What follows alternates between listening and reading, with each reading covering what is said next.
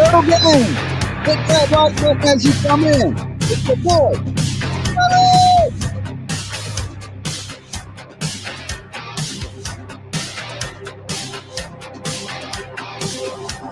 Cold winds across the concrete. Cold shivers on my skin. Shades that cower in the darkness. The walls that couldn't keep us safe.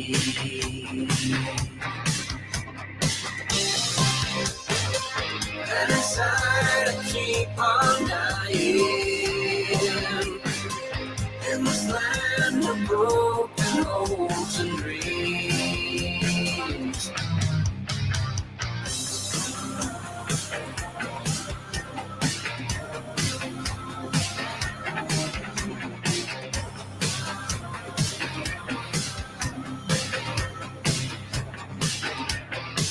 Someone cries out in the distance. The smell of burning tires and gas. Evil dwells in every valley. Despair has conquered every home.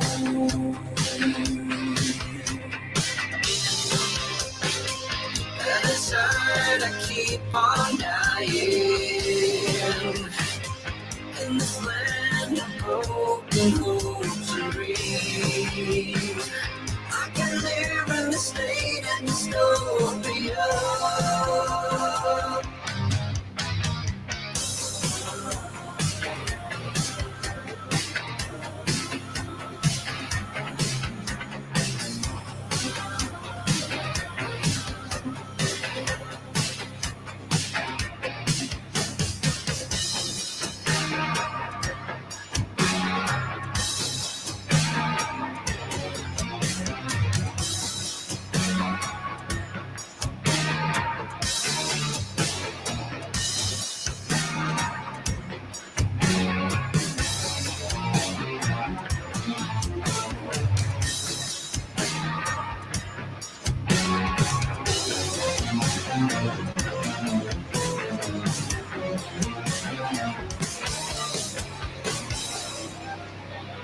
What is up, my people? Hit that like button as you come in.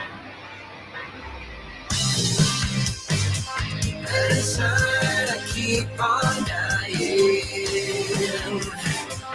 in this land. What is up? What is up? Crazy Nurse Sassy. Yo, Tony. I can live in a state of dystopia.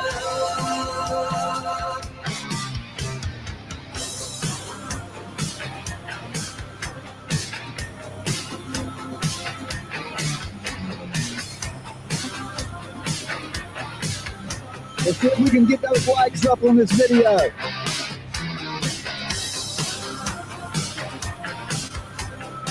What's up, Zircon?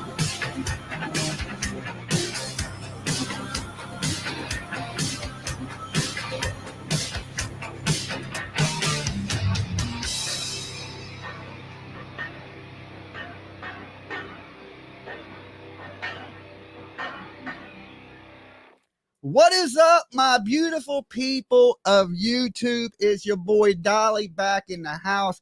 I had a little bit of free time and I figured I would come up here and catch a child abuse charge for beating on this 47-year-old baby Gap. Again tonight, we highlight the one and only, our favorite idiot on YouTube, little peanut head himself, you know, better known as the glare. Okay, some people, that's a little strange for another man to be looking into the eyes of another man, but he is a glare, a little strange, and a whole lot of change. And we're going to go over some of that stuff today. You can't debate an idiot. Okay, you just can't. You can't have a discussion with somebody that thinks they know everything. Okay, you just can't, because they can't be wrong and they won't accept the fact they've been wrong. But today, well, yesterday, he actually sold out his turtle riders a little bit because he likes to try to cover both bases. He tries to cover both bases. Look, you can't say there's a conspiracy and then say, I'm going to wait to the end of the trial to say, if Karen Reed did it or not. That's covering both bases. So that at the end, you can come out and be like, yeah, I told you I was right. See, I waited to the end. But no, you jumped aboard a train to try to steal some clicks and views from the Turtle crew. So that's what's watching you right now. But little do they know, you the fakest piece of shit on the internet streets. Okay. But I'm here to remind them, just in case you forgot. I know none of y'all forgot, but it's just, a daily reminder never hurts to keep it fresh in your mind. And I know one thing, Santa is skipping right over this asshole's house, and I still want to know what happened to the dog. Okay, now the dog is missing. Okay, we're searching for Clubber. We were in the process trying to find Clubber's parents. We were trying to find the parents of Clubber, but that didn't work out for us. We were working hard, and now the little dog is missing. So I want to see hashtag find Clubber in the chat tonight. Okay, and before I get into reviewing this idiot's video, well, he's reviewing a video, so this is a review of a review. Again, I like these reviews of reviews, because then you get to hear an idiot put his opinion on somebody that actually has some common sense, which was this Yellow Cottage Tales. It's a channel, okay? And this guy believes mathematically, okay, that without a doubt, there's no conspiracy in the Karen Reed case. Now, Baby Gap, he's quick to try to check some credentials. He wants to see your media pass and things of that nature. So he asked this guy, because the guy's in this chat to defend himself. But of course, Baby Gap ain't going to let the man defend himself. Oh, hell no. He's just going to sit up there and shit talk him. Okay. So he asked the man, what are your credentials? Do you have a degree in algebra? Okay. And I'm thinking to myself, that is the dumbest ass question I have ever heard, right? It's like, yeah, I got my degree in algebra in ninth grade, maybe ninth grade. He didn't say, trigonometry. He didn't say calculus. I can't even say it. You know what I'm saying? He went right with some algebra, right? You got a degree in algebra. I'm thinking, dude, this is the dumbest dude. So he goes into this picture you see on the screen here, right? Which is, some people say that it looks like dog bites, right? And I've argued for the longest time that it's not dog bites. And if it is a dog bite, it is a dog that is missing its lower jaw. Now, I've been bit by dogs. Trust me. I've been bit by German Shepherds. The same dogs they're saying made these bite wounds. Okay, I got bit right in the damn gut. Got me good. Quick. Dog was quick as shit too. The owner tried to get it off of me. Believe it or not, the owner tried to run up and kick the dog, which is a little brutal. But hey, he was trying to save me. Okay. The dog ducked the kick like a ninja and bit the shit out of me. Okay. And I'll tell you firsthand, because I got bit by a German Shepherd. 2 of them. Well, the other one was attacking my leg. That ain't a dog bite. Okay. And, of course, the person that did the autopsy, the coroner, the medical examiner, he determined that these wounds, okay, were small wounds. They wasn't very deep. So they're just surface wounds. They're not like huge gashes. They're not huge cuts. They appear that way by the picture. Okay. They look pretty, they look pretty bad. But according to the medical examiner, these are just little surface wounds. And of course, blunt force trauma was the cause of death, because I believe, when she hit him with the car, of course, the taillight broke. He falls, hits his head on the ground. That's what causes the skull fracture. I don't believe the skull fracture to the back of his head was caused by the car.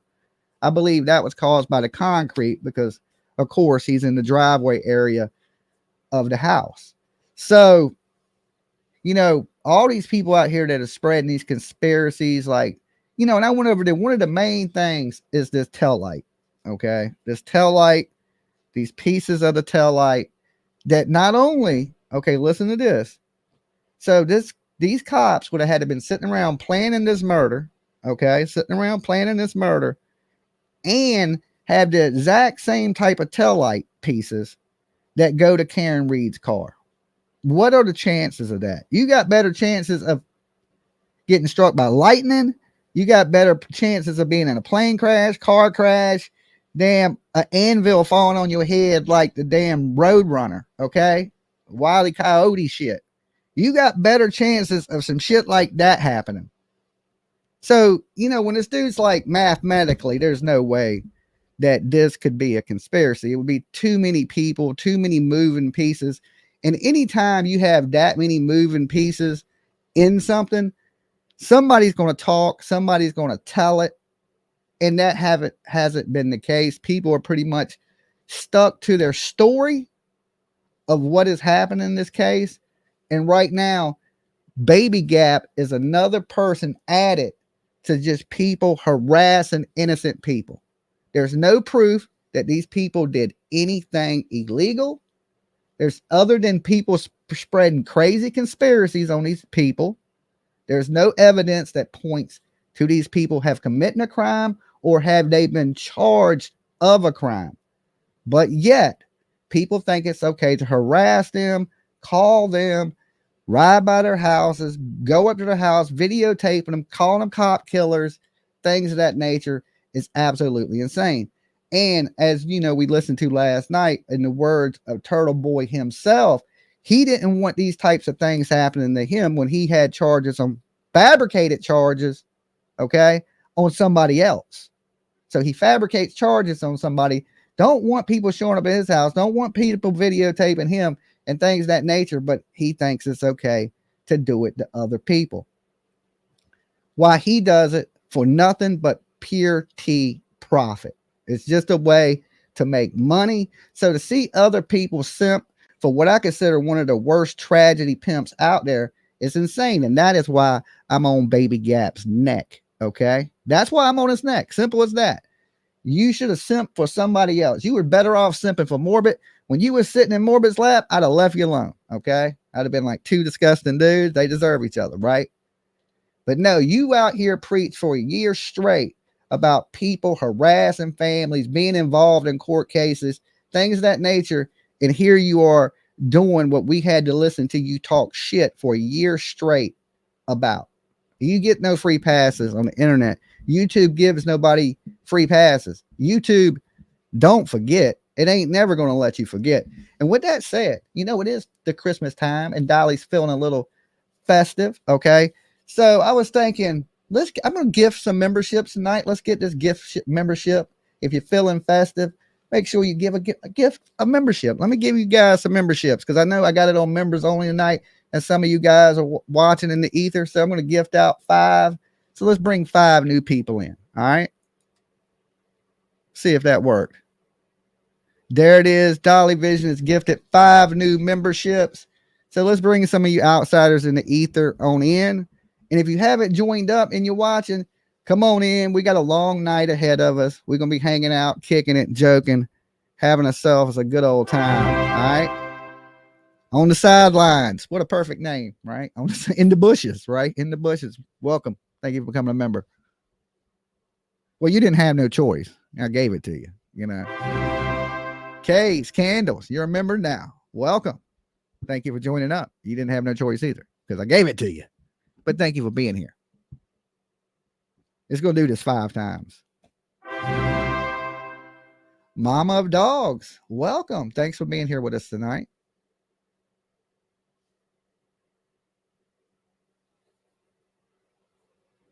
All right, who's next? Bombshell has become a member. Is that what that says? Close enough. Something shell.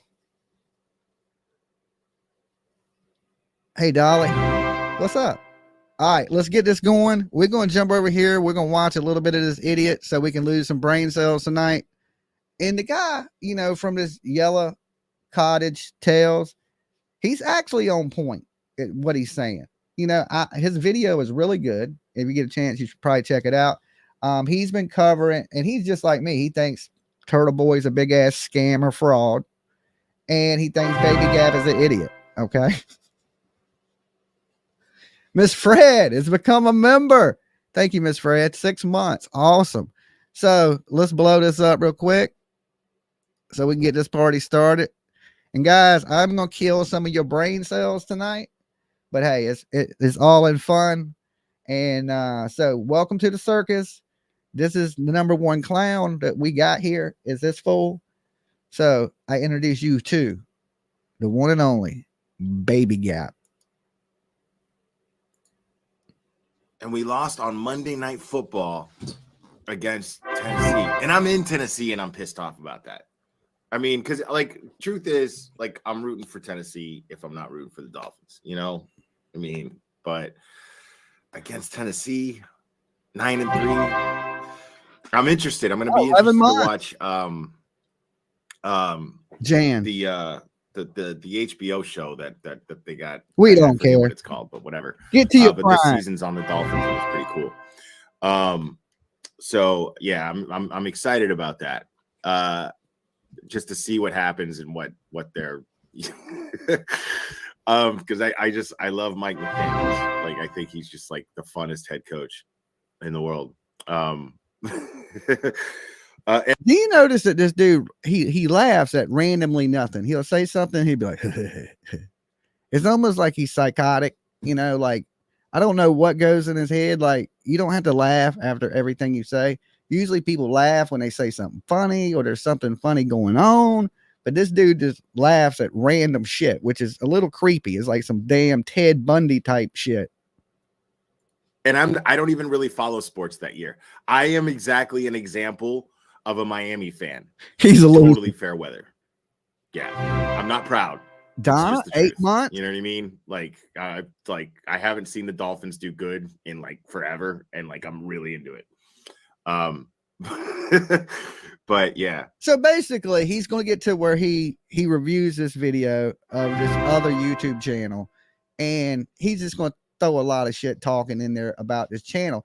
But the channel that's covering the Karen Reed case, I think the man is dead ass on. He's using basic common sense when he goes over it. He's like, yeah, if we throw all these conspiracies in it, you can look at it 1,000 ways. But if we just stick to what the evidence is, and it's basically the same thing I was saying last night. You know, if you look at just the basic facts, it points to Karen Reed.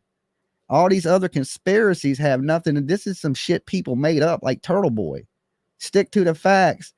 And the person that killed John O'Keefe and is Karen Reed, and who needs justice is Karen Reed needs to go to jail. That would be justice for John O'Keefe.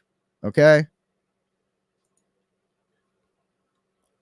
But a lot of it, all the new members, he welcomes you. Tyreek Hill being hurt most of the game. He didn't come into the last quarter. And about your football, it was a little too late. Point. All right, but yeah, a little bit. So, all right, here we go.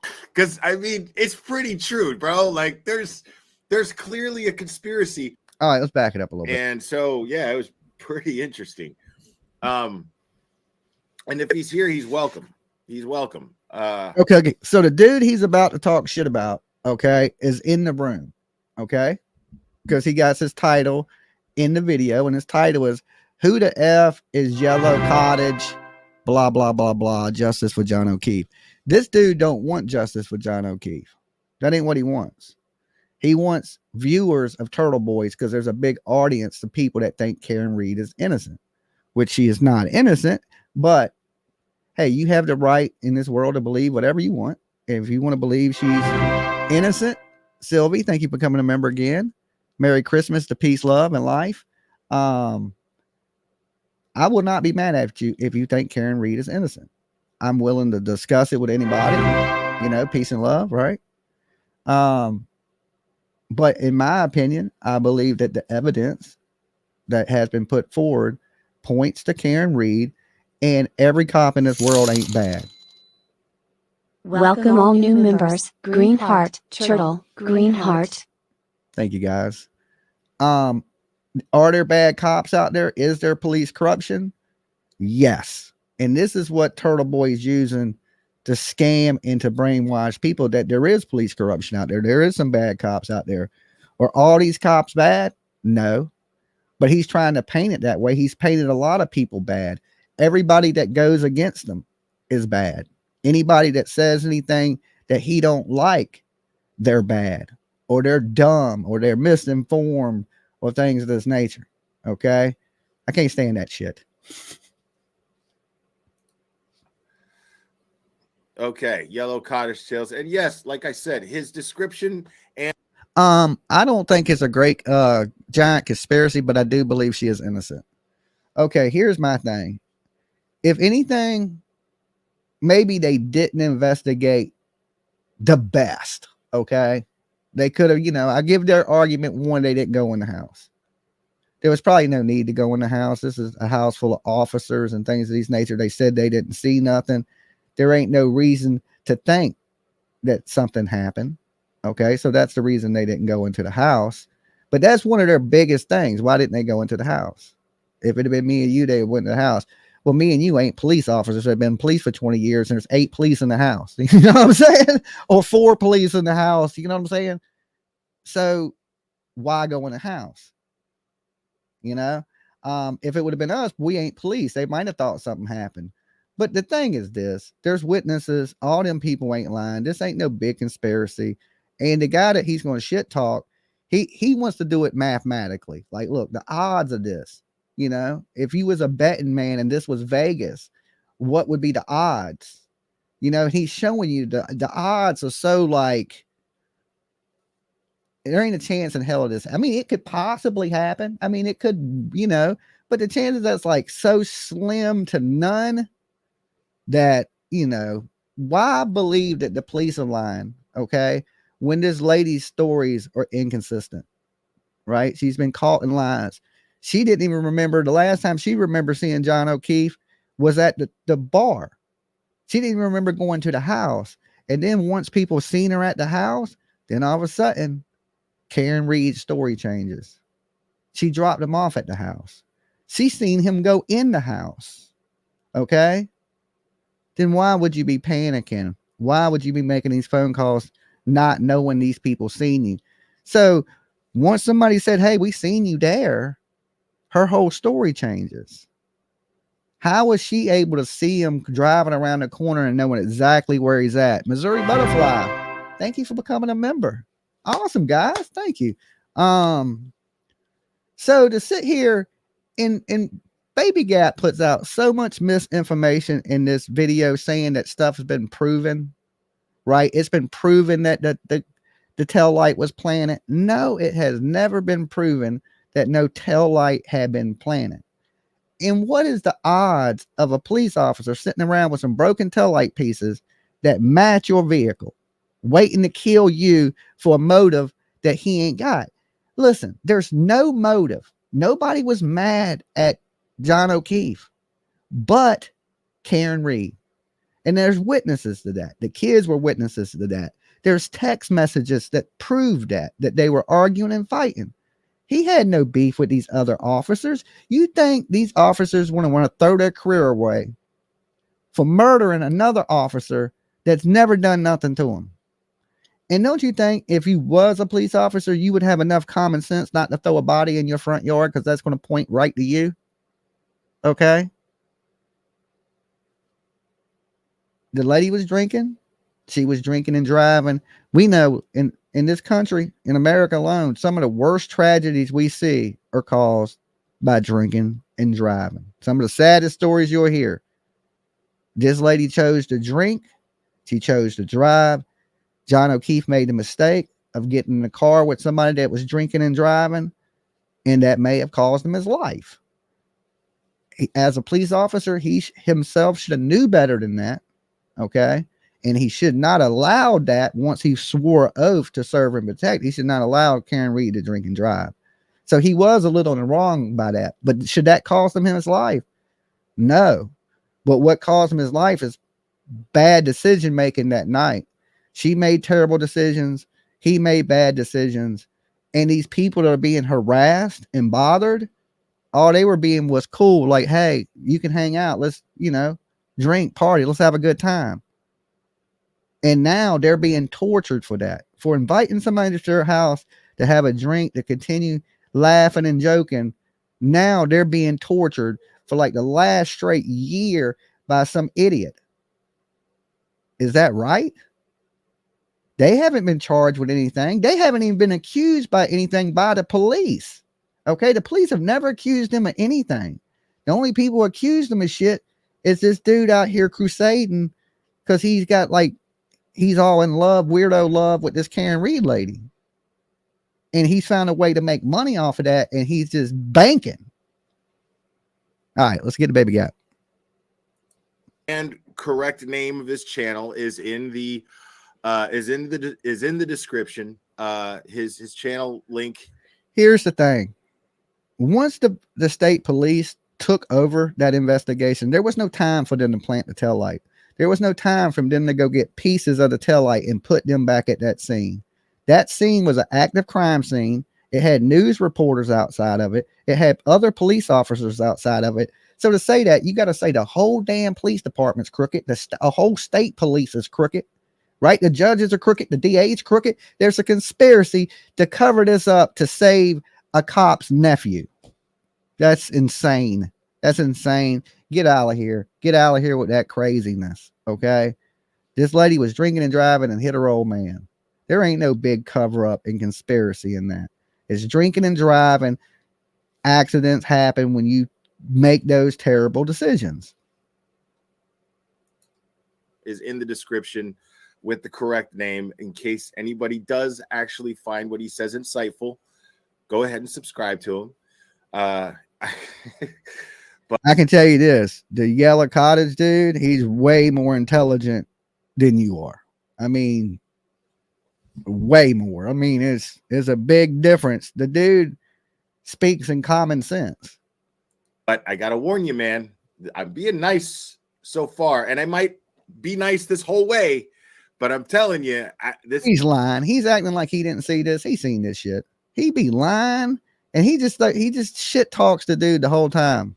His reaction. I have not even watched your shit yet, so we're gonna find out what you're all about, my friend. Okay, listen. So when they found him, he wasn't dead. Okay, it wasn't dead. It wasn't a murder scene at the time. All right, he wasn't pronounced dead. He was still alive. They took him to the hospital. He was on life support. He passed away. Okay, at that point, now it's a homicide investigation. Okay, at first, it's an accident investigation. Now it's a homicide investigation because he's dead. Okay, and he didn't hit his own head on the concrete. You know, so at that time frame, the police were still at that house. So it wasn't like with the media and the police presence, you could walk out there and sprinkle some taillight dust. Here, let me sprinkle some taillight here. Let me, in front of everybody, okay, to plant evidence. It's insane. It is insane. Think about what you're saying, okay? With all these people around after this happened, somebody went out there and sprinkled taillight particles underneath the snow, okay? And not only this, if this big fight broke out and dogs were attacking this man, okay, a big dog barking and growling and biting at 2 o'clock in the morning, why didn't any of the neighbors hear it? Why didn't the neighbors hear a disturbance? Right? Why didn't they hear anything? They didn't, because it didn't happen. That's why. Because they didn't hear it. All she did was he got out, she backed over him, took off, and that was the end of it. That's why there was nothing to hear.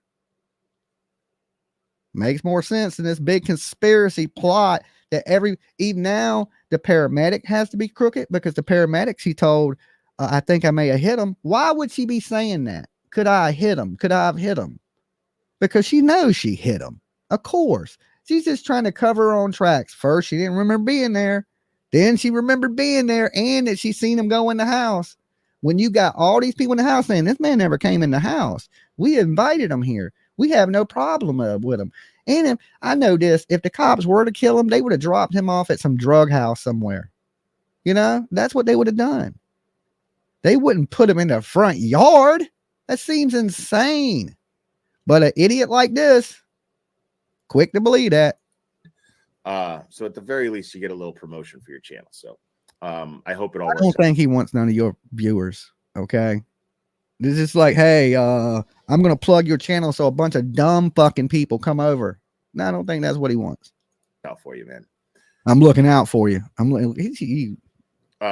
This was the one that I That's a hell of a lookout. That's a hell of a lookout. was told to review. I was asked to review. So let's check that out. If it proves true that there was a conspiracy to frame Karen Reed for the murder of her boyfriend, Boston cop John Could O'Keefe, speed it up a little I'll bit. quit True Crime Analysis. That's a promise. I'll do a live Wait, murder of what? her boyfriend, Boston cop John O'Keefe. I'll quit True Crime Analysis. If it proves true that there was a conspiracy to frame Karen Reed for the murder of her boyfriend, Boston cop John O'Keefe, I'll quit True Crime Analysis. That's a promise. I'll do. Okay. My man, you haven't quit yet? Look, he think he's slick with that. See that big ass smile he got on his face? You ain't quit yet. Listen, you idiot. You should be the one quitting, right? Because you the idiot that believes anything you hear. And not only that, but you doubling down trying to cover both bases, right? You're like, oh, well, they might have some smoking gun at the end, so I'm going to wait to the end. Nah, you can't pick both sides of the fence, okay? And right now, you got this dude on you, you're like, you ain't quit yet? You ain't quit yet? You are the one that needs to quit. This dude speaks with intelligence, common sense, okay? And you got to talk shit because he don't agree with what you're saying, right? So you're going to force your narrative on the people. That's the kind of person you are. Like, oh, if you ain't down with what I'm saying, you know, then I'm going to shit on you. Okay? That's you just a shitty person. That's what it is. I mean, Shitty friend. Look, like I got something on you. Look, you so damn stupid. And you the big old dumb. Okay? You say it. You the one yourself, you know you a dumb. At least you honest about being a stupid ass. He's like, yeah, I just got a GED. I didn't, you know. You could not have made it to the 9th grade. You asked a man, did he have a degree in algebra? Who the fuck would? You are super stupid. Okay? Get this motherfucker a cape with an S on it. And it ain't for Superman, it's for fucking stupid. you haven't quit yet? You ain't quit yet. Because I mean, it's pretty true, bro. Like there's It's not pretty true. There's no proof that says there's any conspiracy. There's no evidence that points to there is a conspiracy. So you're up here looking like an ass, and this dude most likely is right. Okay? clearly a conspiracy. Now, all right, let's break it down. Let's break it down for like specifics here, for the sake of specifics. He said, if it proves true that there was a conspiracy to frame Karen Reed, okay, all right. I'd say that there's proof that there's a conspiracy to cover up a shoddy ass investigation. Okay, let me address this. Investigation, the best? Probably not the best investigation. Okay. Shoddy investigation? I don't think it's a shoddy investigation because, Baby Gap, you don't even know what they got yet. You state that yourself, right? So you're speaking before the outcome to know what they even have. But you're an idiot. Okay. That's your more of the fucking story. I can just stop him every few seconds and be like, he's an idiot. He's an idiot. Right. But just some of the shit that he says, right? Like, listen, dude, you should never try to argue with somebody that's smarter than you. This dude was clearly smarter than you, right? He's talking mathematics. You can't even add. Okay. We still curious to where the damn dog is, where the damn dog missing to. Bullhorn Betty's in the room. Bullhorn Betty, we're going to need you to get back down to Tennessee. Now we got Summer Wells missing. We got Layla Santinello missing. We got Clubber. Okay. Clubber, the dog, is missing. So, and you know, he could be a victim of e-spanking, and there's a whole, he could be human trafficking. stuff. I mean, it's bad. We're gonna need you down there, Betty, with the bullhorn, and see what you can do, right? We need justice for Clubber. All right, definitely. We need justice for John O'Keefe. All right, for both of them, Clubber and John O'Keefe, because this dude out here with justice for John O'Keefe in his hashtags while he attacks the people. And you got to remember, some of them people are John O'Keefe's family.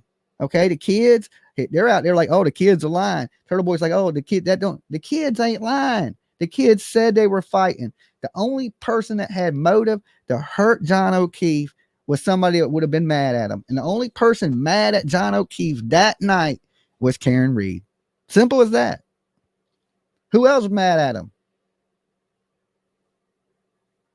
Nobody else seemed to have a problem with him. There's no motive. Baby Gap's like, yo, the biggest argument is there's no motive, but there don't need to be. What if he was? No, because now you're going into theories. He's like, well, we don't know what happened in the house. Well, we don't know if he went in the house, right? We know the evidence states he didn't go in the house. So if he didn't go in the house, everything you say past that point is a conspiracy. It's some theory you came up with that has nothing to do with it. If you look at the evidence, it points to Karen Reed. It don't point to a whole bunch of bad cops and all these things. So to harass and to bother and try to intimidate, which is the key word, intimidate. All right. You a grown ass man, you getting up in a woman's face, calling her a cop killer and saying weirdo shit to her. That's a little intimidating. Okay. And that falls right under intimidating a witness. Now, what you're doing is you're picking up right where he left off. And when his ass gets sued and you get sued right behind him, I'm going to laugh in your face. Okay. I'm going to make a video every day laughing at you because listen, I know you dropped out of high school, Baby Gap. All right. I'm going to fill you in. Dolly didn't. Dolly graduated, went to college. I'm going to let you know this man is going to get sued. He ain't getting sued for a little bit. He's going to get sued for a lot. First, they're going to prosecute him. They're going to use that to sue him in a civil suit. So all that money he's collecting, that's why I said last night, you better hide it. You better bury that shit in coffee cans in your backyard somewhere and wait, because they are coming for your money and they're coming for your assets, everything in your name. If I was Turtle Boy, I'd be getting everything that I own out of my damn name right now before they freeze everything you got. I hate to help you, but I would take that advice because they coming for every nickel, every dime. They're going to pull up every drop of money you made. I know you didn't make 5 million, but what you did make, you can believe this, they coming after. They throwing out high numbers. So when they come after you, they can come after high numbers. That's just facts. I hate to burst y'all's bubble. Baby Gap, you can fall into that lawsuit with them if you want. Go ahead, keep calling these cops killers and shit about their families. Keep doing it. You think it's a game? No, it ain't a game. This is high profile shit. You're trying to insert yourself into like Turtle Boy did. You see what happened to Turtle Boy? He got his ass locked up, right? But what's coming next, he knows. Turtle Boy knows he's getting sued. If he don't think he's getting sued, he's done lost he's dumber than he looks. Okay. He is absolutely dumber than he looks if he does not think a fucking ton of lawsuits are about to come for him. All them people are going to sue him. Every individual lawsuits, they're coming for him. Turtle Riders, y'all better get ready to fork up some fucking money because y'all going to be offending this dude for the next. Oh, yeah. Oliver, welcome. Wombat. Y'all going to be defending this guy, right? And like I said, I don't have no problems with people that think Karen Reed is innocent, or what I have a problem with is y'all picked an idiot or a really bad person to be your spokesperson. Even if Karen Reed was innocent, this dude is Turtle Boy. That is y'all spokesperson. That shit is insane to me. Okay. if you fighting for something right, I get it. I get it. Look, there's police corruption. You fighting for police corruption. I stand with you. Hell with police corruption. Right? But you're not. You're mixing that police corruption with conspiracy theories. That's what you're doing. Yeah, there's police corruption. Right? We know this. Nobody's stupid in this world. We know the police will whip your ass. You say the wrong thing. Apparently, some people don't know that, right? Apparently, it's real, but they're not covering up the murder and throwing you in the front yard. That is absolutely ridiculous. Okay, you got better odds of going to the beach and getting bit by a shark when you don't even live at the beach. All right, you got better chances of falling out of an airplane when you don't fly. I'm just saying. So he didn't agree to quit based on that, but you got to be a damn fool if you. Well, to me, Turtle Boy seems to be the spokesperson for this whole movement. Okay, that's the people they rally around. You say something about Turtle Boy, they come to attack, right? Because that's their. So to me, it seems like he is the face of that movement. And all I'm saying is, y'all could have picked a better person to be the face of a movement, right? He, to me, it's like picking Baby Gap to do it.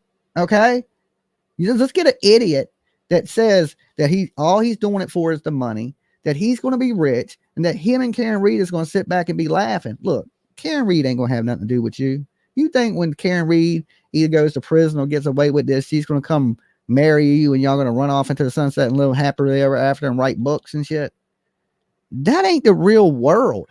Okay, there's one thing I live in, and that's the real damn world. Look, even if Netflix was the day to be like, yeah, we're gonna do a Karen Reed documentary, who cares about you, Turtle Boy? You just a fool out there screaming. Nobody cares about that. They would care about the case and things of that. They wouldn't care about nothing about you. So how do you think you're going to get rich off of that other than grifting money off of it? Selling merch, right? With her name and all that stuff on it, that not one penny of that goes to her. And he's made that clear that he's not giving one penny up to help her. Not all these other people are donating to help her, but he ain't. Make that make sense. Make that make sense. Okay, why ain't he helping? Everybody else can financially help Karen Reed. People are financially helping him, but he ain't financially helping nobody else because he's just a big ass grifter. He don't belong in the true crime community whatsoever. Okay, because he's not a true crime person. He damn sure whatever award he won, it has to be some bullshit award. Okay, he might hold a world winning bullshit journalist, right? Because no real journalist would act like that. Damn, even a bootleg journalist, okay, JLR, he don't act like that. Okay, well, he does act like that, similar kind of, right, with a little less crude mouth, but weirdo actions, and you add that to the way he talks to women and treats people. I'm surprised somebody hasn't slapped his damn teeth out his mouth. And you know why they haven't? Because all he's going to do is run to the cops and play victim. That's it. Right? That is it. You ever came up to a sporting event that I was, and y'all know how quick I'll lose my temper. You did that some shit to me like that, I can tell you what's going to happen. I can tell you. You ain't got to guess. I'm going to jail that day, and I'm going to need a new leg because I'm going to break this one off in somebody's ass. That's what's going to happen. Okay? Have me a prosthetic standing by because I'm going to lose a leg that day, like it's Vietnam, because I'm going to stomp a mud hole right in you. Let somebody do some shit like that to PJ while I'm sitting there. You better hope they don't give me a bond, because I might get out of jail and break the other foot off in your ass. I'll be walking around with 2 prosthetics. So I'm surprised that, and thank God these people are police and they're keeping their cool, right? And that's probably the best thing to do for them, because look, these people have careers. They actually have real jobs. You know what I'm saying? Real shit they're doing. And this man is trying to destroy that by trying to make one of these people lose their cool. Okay? And that's all it is. You know, thank God that, you know, them dudes were there and not somebody like me. Because I wouldn't have let that go. Because I know right off the rip, that violates man law. Man law, the strongest law in the world. That violates the police law. You don't disrespect another man like that. And that's what he was doing. And honestly, you know, if I was a judge, you deserve an ass whipping more than anything, more than the lawsuits, more than anything. One of them dudes need to take you out back and show you just how to a little bit of respect, and you would treat people different in this world. I can tell you right now, Turtle Boy ain't never took an ass whipping. He never took one good ass whipping in his life. You know why? Because he'd show people more respect. He would. Everybody needs a good ass whipping in their life. You ain't never took that good ass whipping. You need one. All right.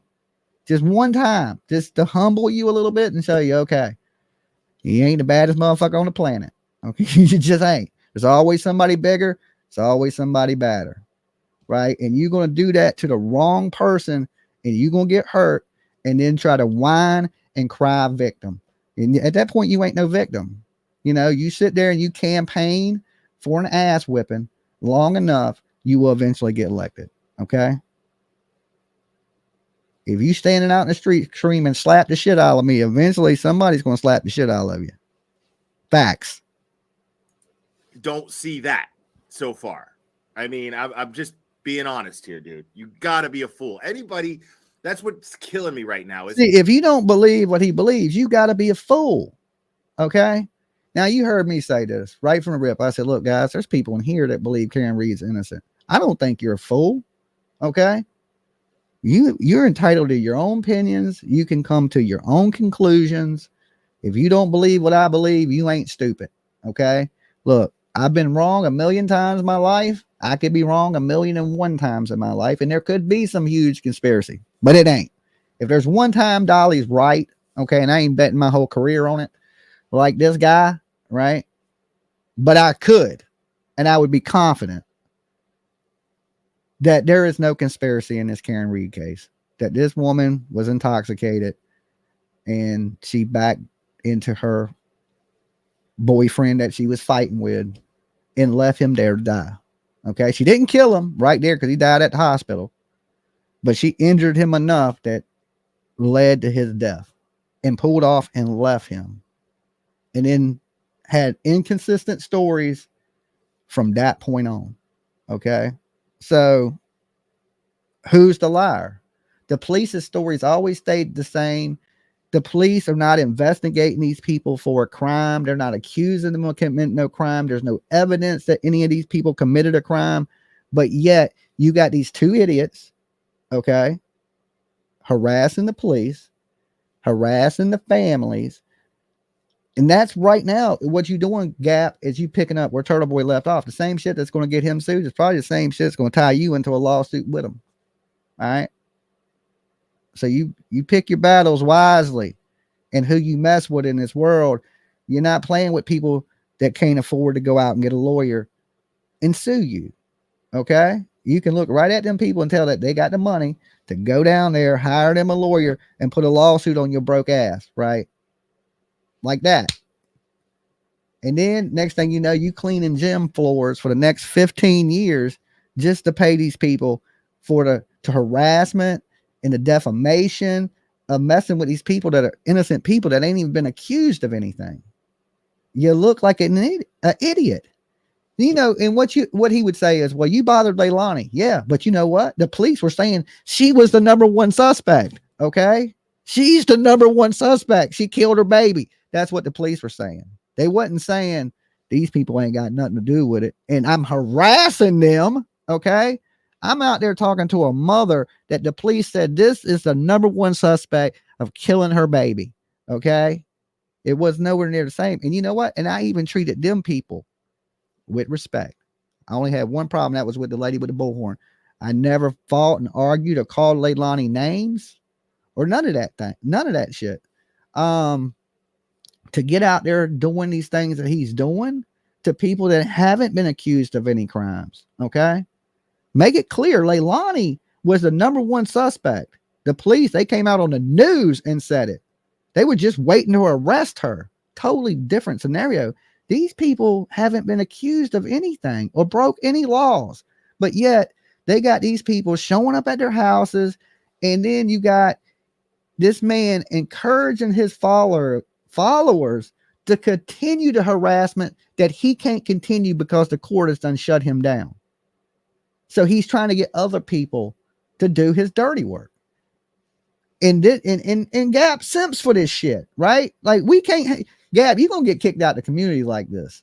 You know what I'm saying? Like, I don't know what you're doing, but you better hope them turtle riders stay with you forever, because true crime, they're gonna be like, dude, you, like, I don't know what the hell you doing, but remember, people don't forget shit. They don't, and what you're doing right now, people ain't gonna forget. I'm just letting you know, other channels ain't gonna forget this shit. When it all comes out and when he's all exposed and all this shit, we ain't forgetting what you done. Just letting you know. Nobody seems to want to acknowledge the fact that there's clearly a whole bunch of, we fucked up, but we're too proud, so we're going to double down, triple down, quadruple down on all of our mistakes. Any investigation, any of them, sometimes there's some mistakes. Okay, any of them. I'm sure in every little investigation, there's some little mistakes. They just happen. Okay. No police force is perfect. No human is perfect. Sometimes little things get missed or things get overlooked. Could the investigation been better? Yeah, but any investigation could be better into any crime. Okay.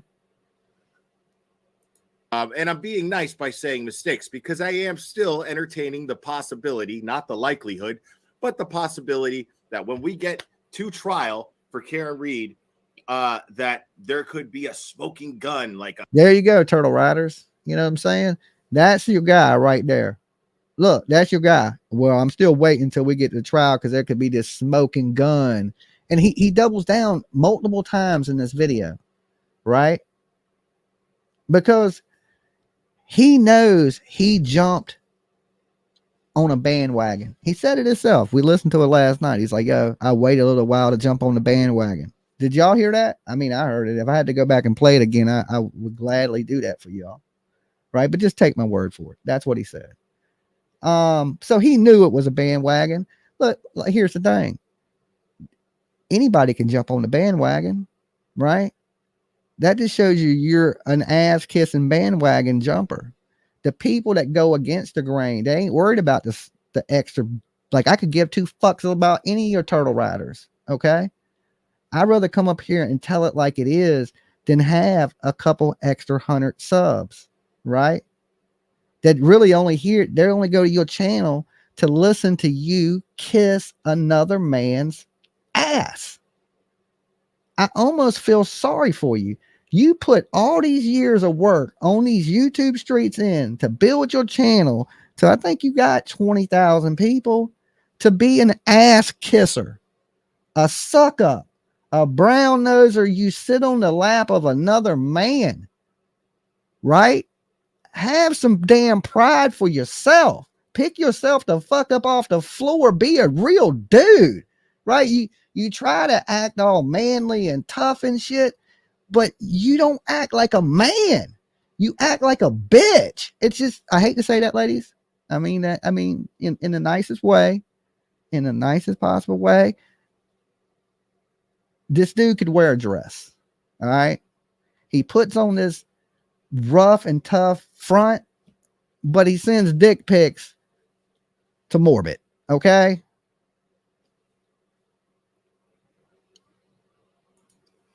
Fucking ace in the hole that the prosecution has. So and again, I don't know that, Yellow Cottage Tales. I don't know that, Kevin. I don't know that yet.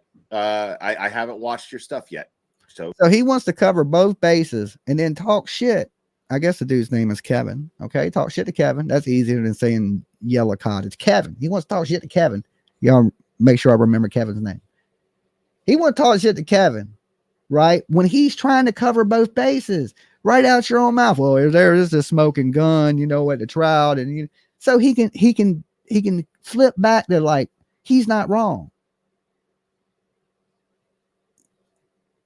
He must have never played baseball as a kid. You cannot cover first base and second base at the same time. Okay, you can't do that. You can't have it both ways. You pick the side when you pick the Karen Reed's innocent side. Don't start being like, oh, well, we don't know what the prosecution got. But you jump to these conspiracies quick without knowing what they got. You say it out your own mouth. Well, we don't know what they got. They're going to smoke a gun at it. But yet you would quickly believe these conspiracies made up by a lady who killed her husband and some weirdo that's in love with her. That's a world-winning journalist. Okay. Of who the fuck knows. I never heard about this till I heard of Karen Reed. Never had a clue to who the clown was. Okay. So I don't know what award he won, but ain't nothing I gave two fucks about. Just in all fairness. I'll do a live mea culpa show. Let everyone hurl their abuse. Take it like a man. Then call it quits.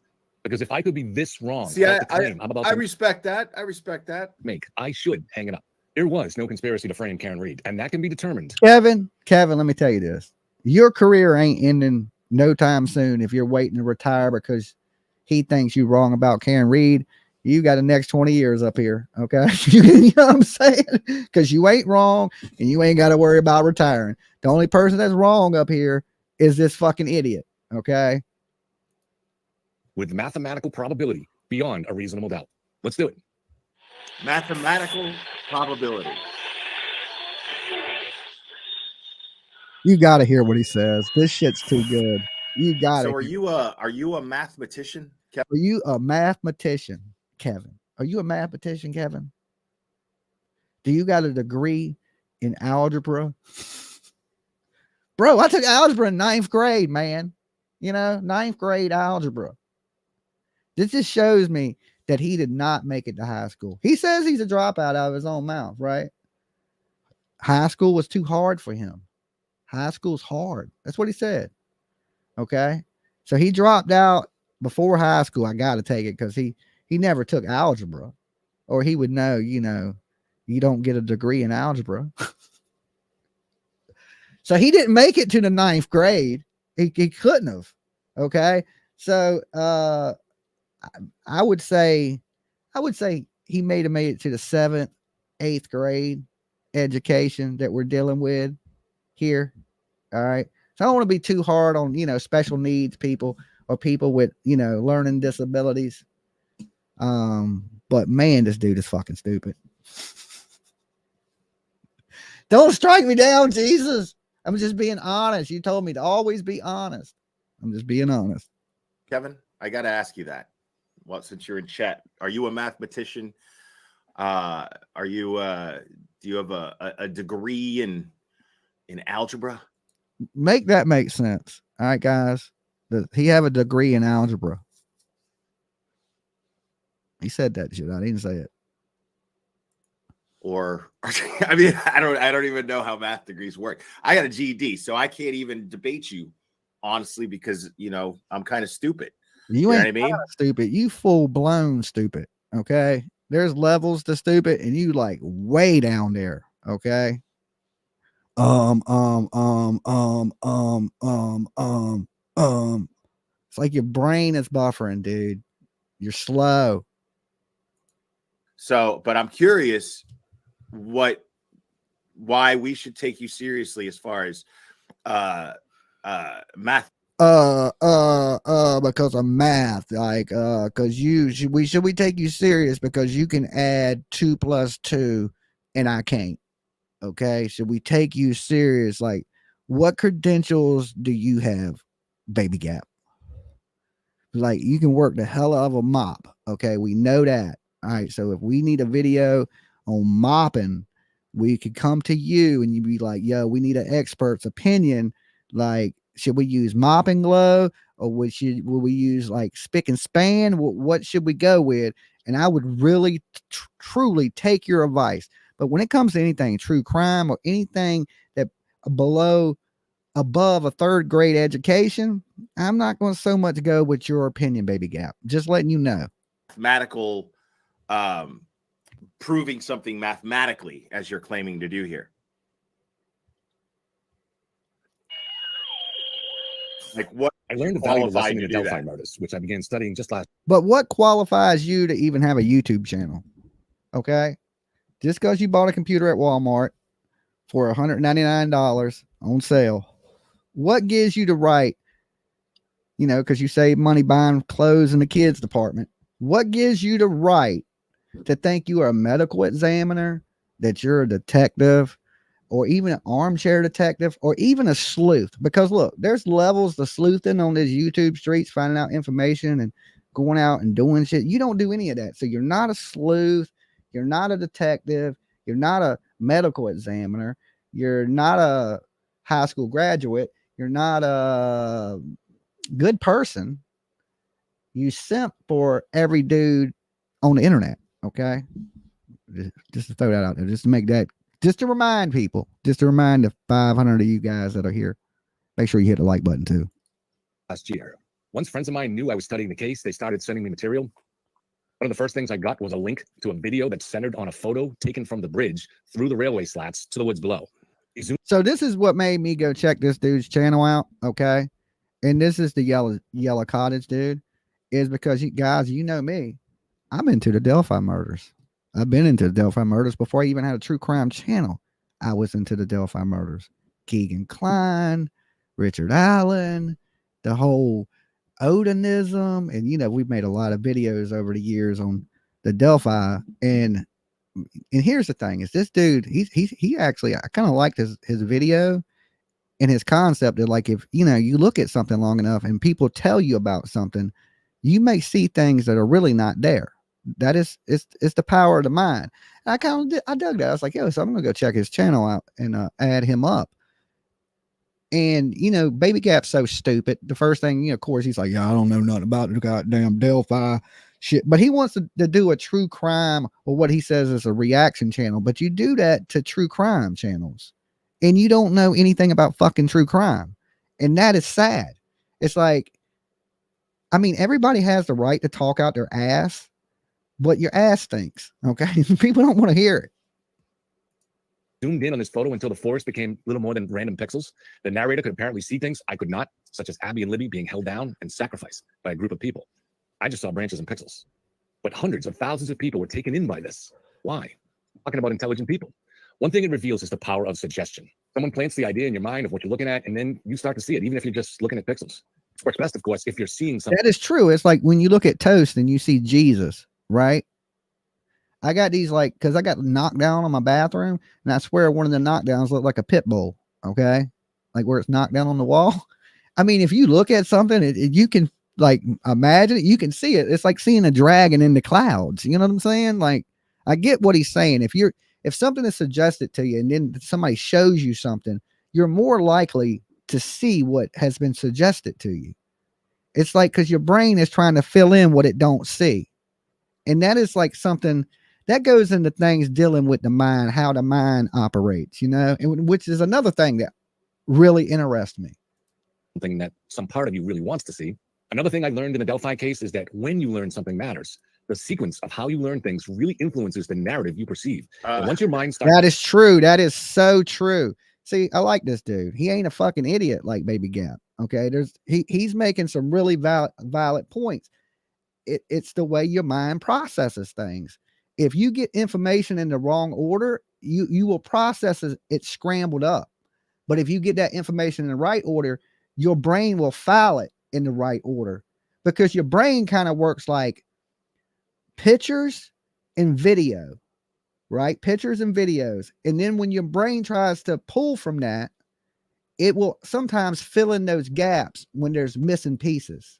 And that's how you get false memories.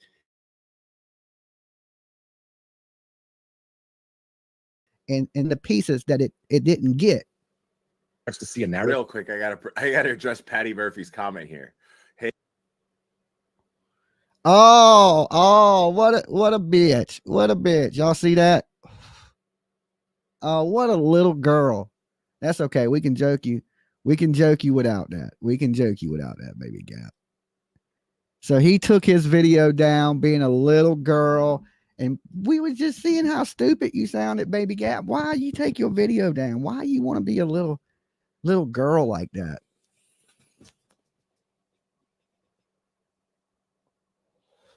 So what we'll do is we'll go over to the yellow, because we wouldn't listen to you anyway. We just joking you. So what we'll do is we'll go over to his channel and we'll play his video. Asshole. Okay. Ass. You see how sad he works? That's a little whiny bitch. Little whiny. He came in here before the show too. Whining. Wee, wee. What? You can't take, you know what we call this on the internet? I learned this from these people, right? I learned these from the same people. We call this criticism, right? You can't take criticism. You don't need to be on the internet. I'm just reviewing your video, okay? Just reviewing. The same thing you do, I'm doing to pass some time, right? I didn't want to do no real work, just like you don't. I just wanted to be easy day, come up here and shit talk you. Easy breezy, smooth night, okay? Now, if I wasn't on your neck before, I'm on your neck, okay? I am on your neck because you know what that made you look like? An even bigger biatch, okay? You couldn't take the heat. You couldn't take the heat, right? When you came up here in this channel, I let you come up here and live and debate me. You can't even take me talking about you. Coward, sissy, run privatize your video like a little girl, okay? That's why you a simp.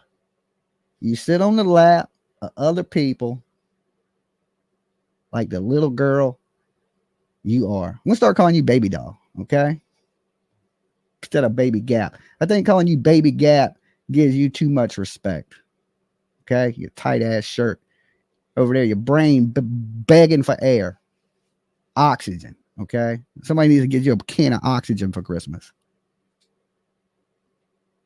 You have been, Dumpling says you've been on this dude's neck. Because he's a simp. Okay, listen. When you got to prove a point, you don't forget what this man did all last year. Don't forget what he did.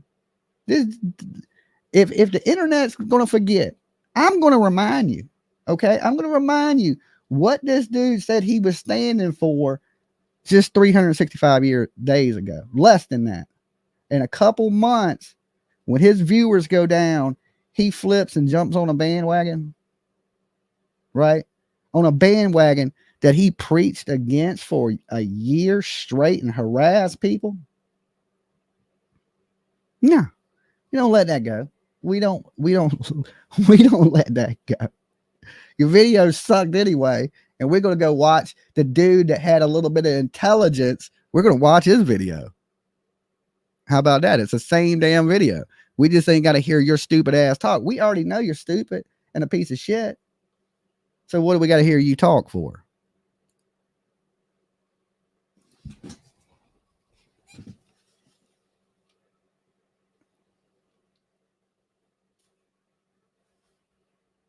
All right, so we'll get right back to where we was at. Like we didn't even miss a beat. He actually did a video, I think, tonight replying back to Baby Gap, but let's see, which video was it?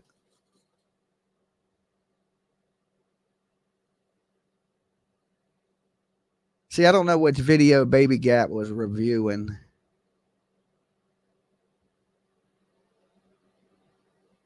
Okay.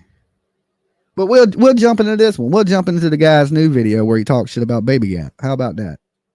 And I think he goes over some of the stuff. I don't know. I haven't really had a chance to see it, but we're going to go over it because Baby Gap was a little bitch and couldn't take the heat.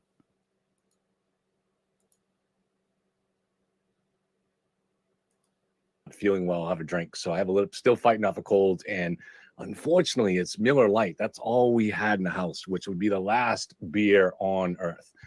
So we got a lot of good stuff to go over tonight. I watched Dave's show earlier with the Glare, who is a new guy to me. I hadn't actually seen him before. I saw until last night, of course, I got informed that he was covering my show.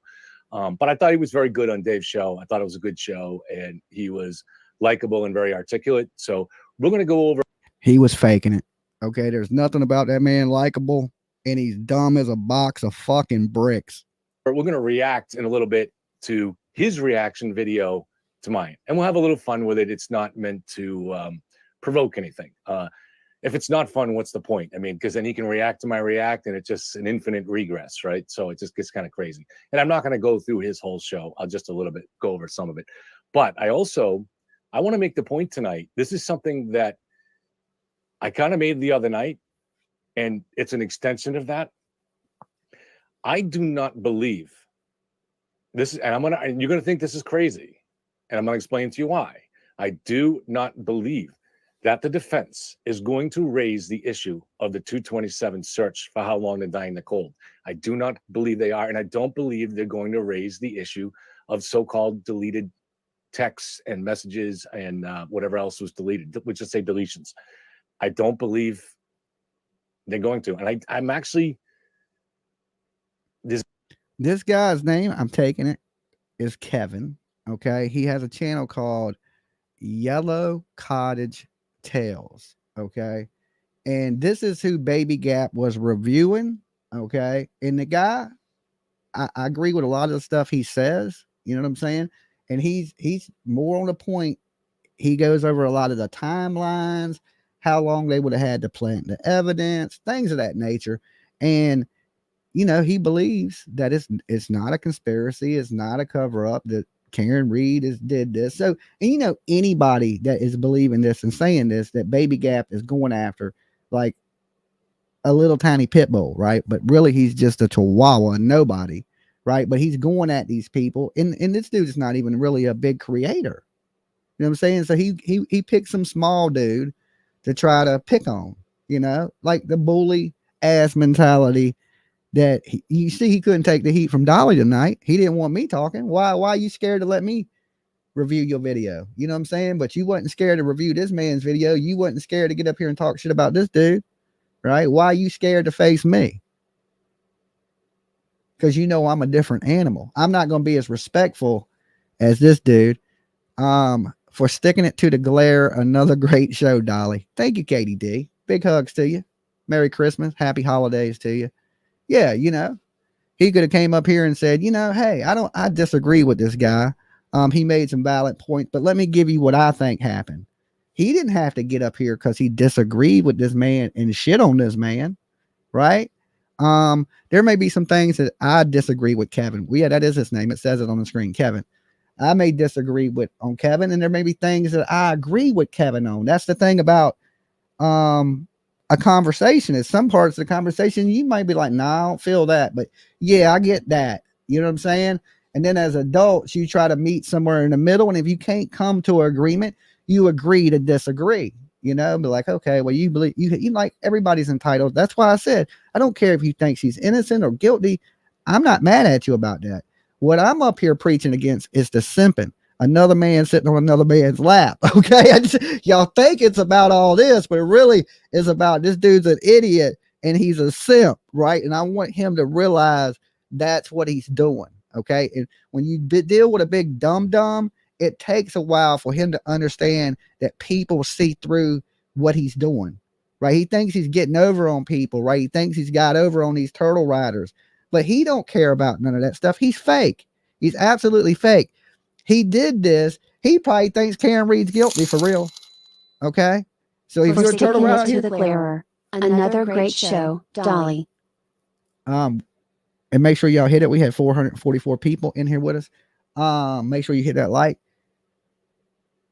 So yeah, and you look, my biggest problem with the Gap is he always thinks he knows everything and he can't be wrong, right? And he won't he won't agree to disagree with you. He will just leave it with he's right and you're wrong. There's a chance that they won't even have their expert Rich Green testify. And I'm going to make that case to you later. And I know that sounds crazy, but listen, I think it's a case. It's something that's going to be worth considering. And people that are much smarter than us in legal circles right now, maybe they could chime in, because we're talking about, I'd love it for a trial lawyer, not just any lawyer, no disrespect to any lawyer. There's different types of lawyers, and trial lawyers have a very different way of looking at things and of studying juries and stuff like that. So I went over an interesting article the other day by Kevin Mahoney, and this has kind of sparked a whole series of thinking for me, and it's led me to conclude that I don't believe that the defense is going to bring up how long to die in the cold. They're not going to. So I'll get back to it. Also tonight, I want to discuss, there's a few topics. All right. What is a simp? Oh, a simp is somebody that kisses ass, sucks up a sympathizer, is a simp. Kevin's a good guy and a good creator. He just swung and missed a lot on this case. No hate on him. I see, Deets, we have a difference of opinion there. You know, I'm not mad at you though. You know, I'm willing to discuss it with you. I think Kevin is dead on. You know, I think Kevin knows his shit. I think he's even with the hate, with him, you know, getting the, you know, Baby Gap shitting on him. I think he handled himself well. He still comes off as a respectful dude. He still speaks with common sense. He didn't get angry about it. I think he held it together pretty good, especially for a small YouTube creator. I've posted over the last couple of days the topic of YouTube grifting. And I think it's worth discussing. But it's not going to be from the perspective of pointing a finger at somebody else specifically, or that's not the goal. It's actually, the goal is maybe even partially self-reflective. It's kind of look, I've been doing this now for 2 years. So you kind of look back over your own decisions, mistakes maybe you made, and things like that. But it's a chance for anybody else who might watch this channel that is considering starting their own YouTube or is doing their own YouTube to maybe listen to what I have to say and look in the mirror and see I got you. If you're meeting your own standard for what you think is right. Because it's important in life when you're involved in controversial things that affect other people to always be looking in the mirror, right? To always be looking in the mirror and deciding if what you're doing is the right thing, if what you're doing is the best thing, if it's a positive thing in your life, not just in your life, but in the world. I think that is excellent advice, Kevin. Excellent advice. Okay. Then also I want to go over a little bit, and you guys can give your opinion here on, I would say, the amazing Olivia. I don't know her. I've never heard her before. Turtle has said she's been on his show, I think, or something. I'm not sure. I haven't heard her speak, but she's, over the last couple of months, she's become very prominent posting on Twitter. And the interesting thing about her is she stands out for not only for her intelligence, she's very intelligent, but also for her knowledge of the case, which is beyond just it seems beyond insider to me. So we'll go over that. All right. So we'll go over her comments. All right. So let's get over to the Glairer. Like I said, I think he was pretty entertaining tonight. Okay, so this dude is about to do a review of what Baby Gap just took down. So either way, we still get to watch it. Now, don't you feel like an ass, Baby Gap? You took your video down for nothing. This man already had it. This is the first time I've done a reaction video. And the thing about reaction videos is, let's see, I don't know why it takes no work. It's gonna come up. All right, yeah. I don't know why I'm getting that. I've shared it, and it doesn't seem to show. We know what's in that blue cup. I don't know why the screen looks like that. So, let me know. The game, he didn't come into the last quarter, and you know it was a little too late. But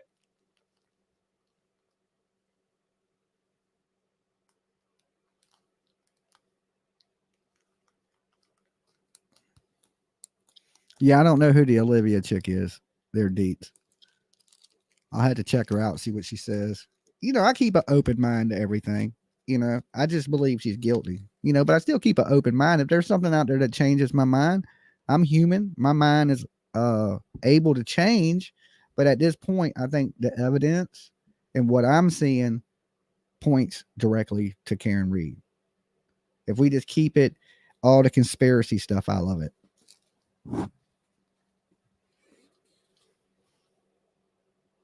You start muddying the waters, you end up in the damn Summer Wells case. You know what I'm saying? Let's jump a little ahead in this. I think he's having some freezing problems or something. Didn't take a picture. I don't understand why the Dighton cop didn't write a more detailed report, and I don't understand why Michael Proctor didn't do those things either. Or if they did do that, I haven't seen it. Maybe that'll show up in trial, but I haven't seen anything that looks like that on the discovery list. I also don't understand why the plow driver was not into. Oh, I want to do a correction while I'm here too. Lucky reached out to Dave, and I always want to get things right. So I had been given information that, let's just make it easy. So Lucky has been plowing for more than that. I think the job didn't become maybe full-time until that point or whatever it was. It was not Lucky's first time plowing that night or his first year plowing. Okay, so I want to correct the record on that. So I'm not saying at all these a bad plower or anything like that. Lucky, reach out anytime, reach out to other people directly, however you want to do it. If you're doing live shows for a couple hours when you get on, you're going to make mistakes. You're going to get things wrong. And I was just given that information that day, and it turns out to be wrong, and so I'm happy to correct it. So let's go back to the glare. Far.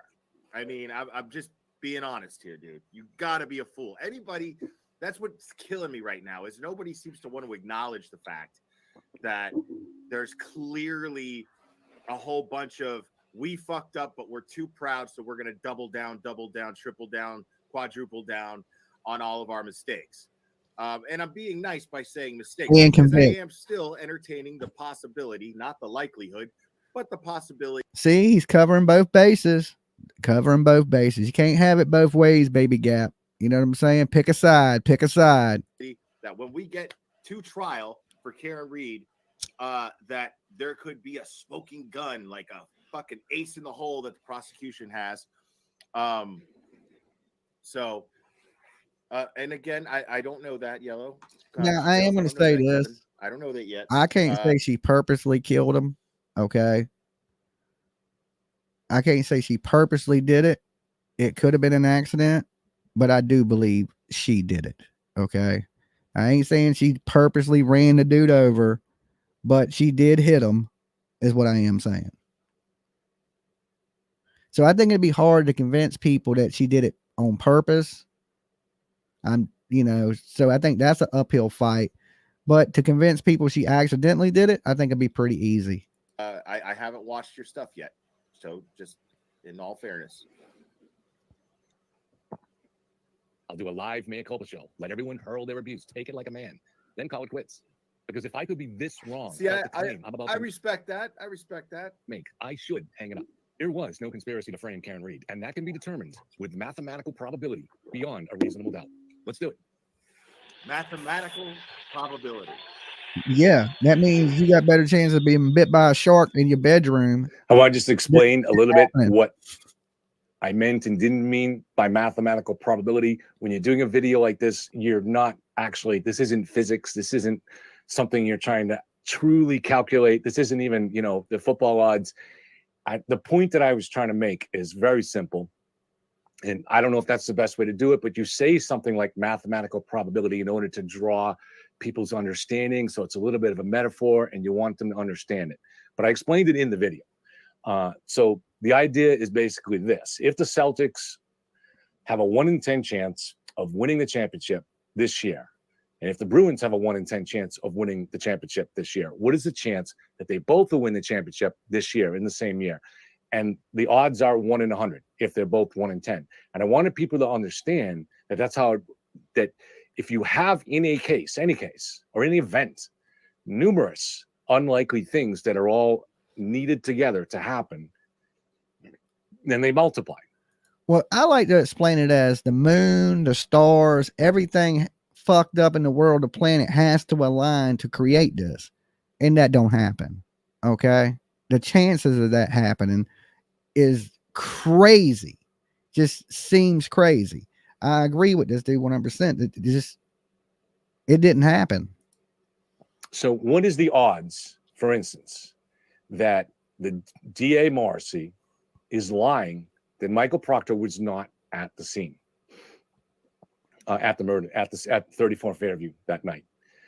He could be lying, right? I mean, I'm not someone that gives anybody the benefit of the doubt. The prosecution, DAs, the FBI, nobody gets the benefit of the doubt. People all have their own motives and strange things happen.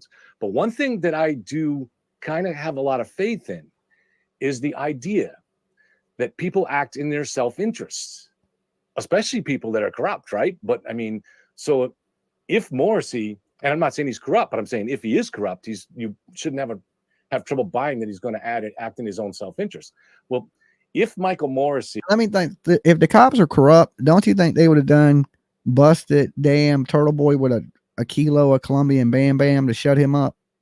Right? If they were so corrupt. If these police were so corrupt, his ass would be under the jail. is lying about Michael Proctor being at that scene, it's going to be uncovered.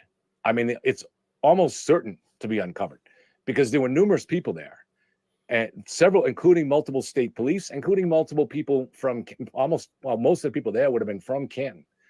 Michael Proctor is from Canton. Michael Proctor is a state cop. Somebody would have recognized him. So unless they're all in on this, somebody would say the DA's lying, and they'd be able to prove it. And so the DA he'd be in trouble. So it's extremely unlikely to me that the DA would lie.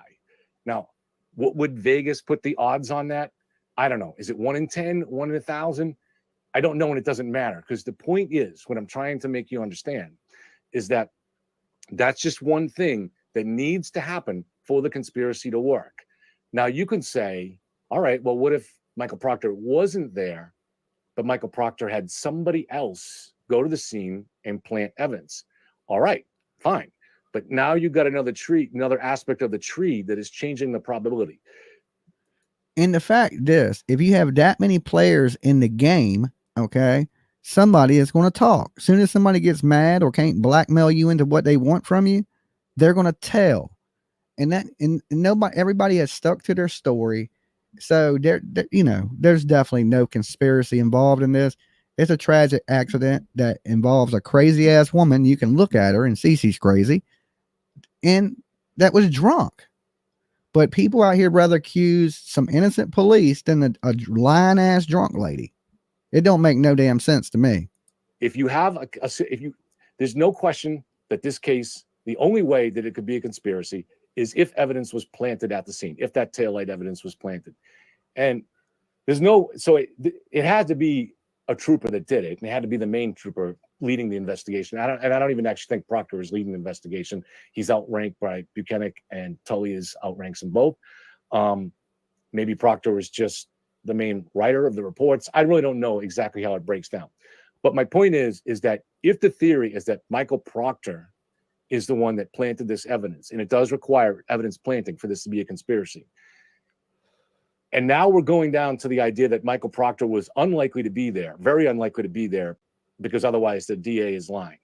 So then now Michael Proctor has to enlist somebody else to do the job. Well, now you have multiple people that are involved in the conspiracy. And the more people that you have. How does she look crazy to me? Oh, you can look at her eyes. She got some crazy ass eyes. Look, Dolly's dated more crazy women than anybody on this planet. Okay. I can't think of anybody that's dated more crazy women than me. I can look at you and tell if you're crazy. All right. Trust me on that. I don't have a lot of skills in this world. Okay. Picking out crazy women, I'm a master of it. I have a degree from Harvard. Okay. Have co-opted into this a murder. It's not just any conspiracy. It's a murder conspiracy. You're conspiring to frame an innocent woman. So and everybody that's involved in that is risking their life. And any cop that's involved with planting evidence is going to go to jail for a very long time if he's caught. So and there's a pretty good chance he's going to get caught, because she can be intelligent. Don't mean she ain't crazy. The more intelligent, the more crazy the bitches be. She's intelligent. What does that mean? That means she'll stab you more times, or is she going to hit the artery when she stabs you? That means she knows how to kill you. Intelligent, right? That's scary. When you get a crazy woman that's intelligent, then they know how to cover it up. They know how to kill you. That's what I fear in life. Okay. That's like the real life boogeyman. there's so many ways that this conspiracy could have unraveled, right? So if somebody goes to that scene and plants evidence at 5:30, if anybody had snapped a picture of Karen's SUV in the preceding 15 hours and it showed the taillight intact, the conspiracy is going to be uncovered. If any one person in that house breaks, and none of these people are criminals, and most of them are, some of them are wives, and they're just regular people. If any one of them gets nervous about this and decides to go to the police, then all those troopers, or any one of those troopers that's involved is going to jail for a long time. So it's super high risk. It's the stakes are really high, and all of that makes it extremely unlikely that any one trooper is going to do it. But now, if you're expanding that to this trooper has to get other troopers to do it, again, the mathematical probability goes up substantially. Now, See, Baby Gap didn't understand that, because he can't add 2 + 2, right? But he mop a hell of a floor. I'm talking about that bitch will shine. It will shine. And tonight, he showed his true colors, being a little baby bitch, little baby wine ball. He was like, yeah, they reviewing my video. Let me take it down, because he can't take the heat, okay? Can't take the heat. Because he knows he's wrong and he's on a conspiracy trip, and all his information doesn't come from facts. It comes from a weirdo that he's been sitting on his lap playing touch butt with. Okay. Facts.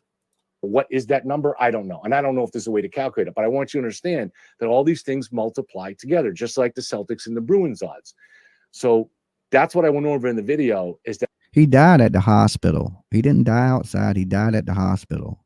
He was taken to the hospital. He wasn't pronounced dead when he got to the hospital. They put him on life support and he died in the hospital. He wasn't dead. Okay. He didn't die at the house. He died in the hospital. that there are numerous things. Some people call it touch, some people call it grab ass, but he's definitely playing it. Yeah.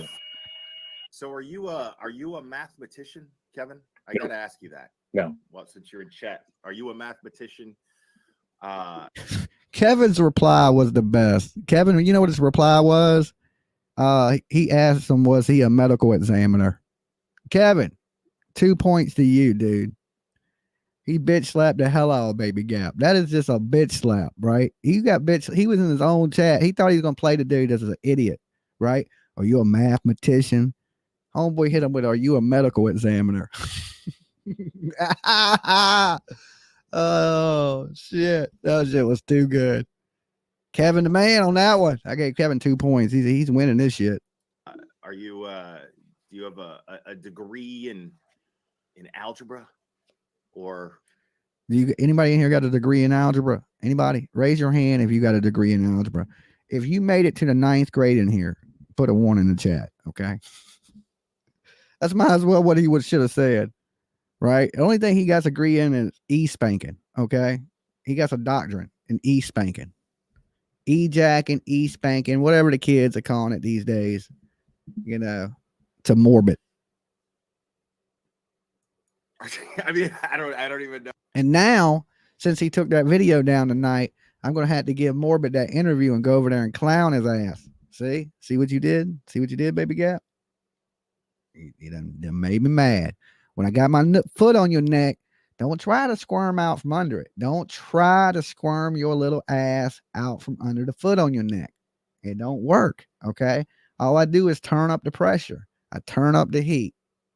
Know how math degrees work. I got a GED, so I can't even debate you, honestly, because I'm because you're stupid.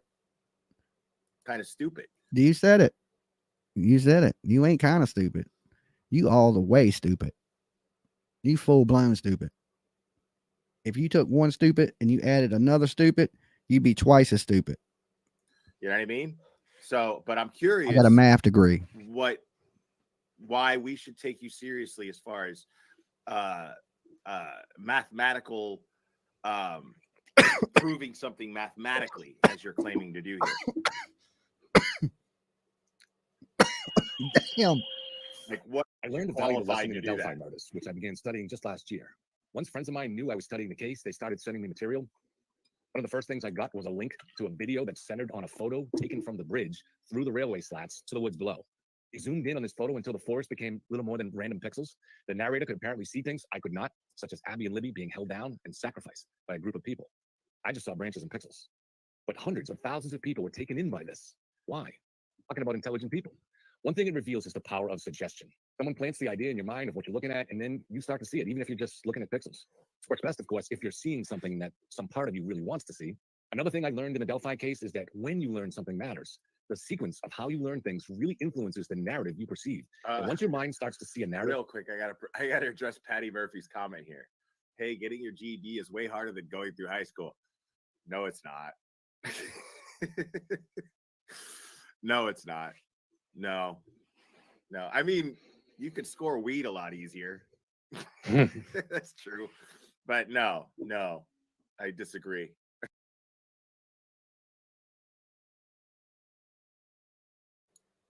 He had to have dropped out in the 7th or 8th grade. There's no way he made it past that. This dude's like a junior high school dropout. My GED was cake. It was very easy. Narrative, it starts to twist everything to fit that narrative. It's very hard to resist that. One advantage I had in Delphi was actually in that I came so late to the party.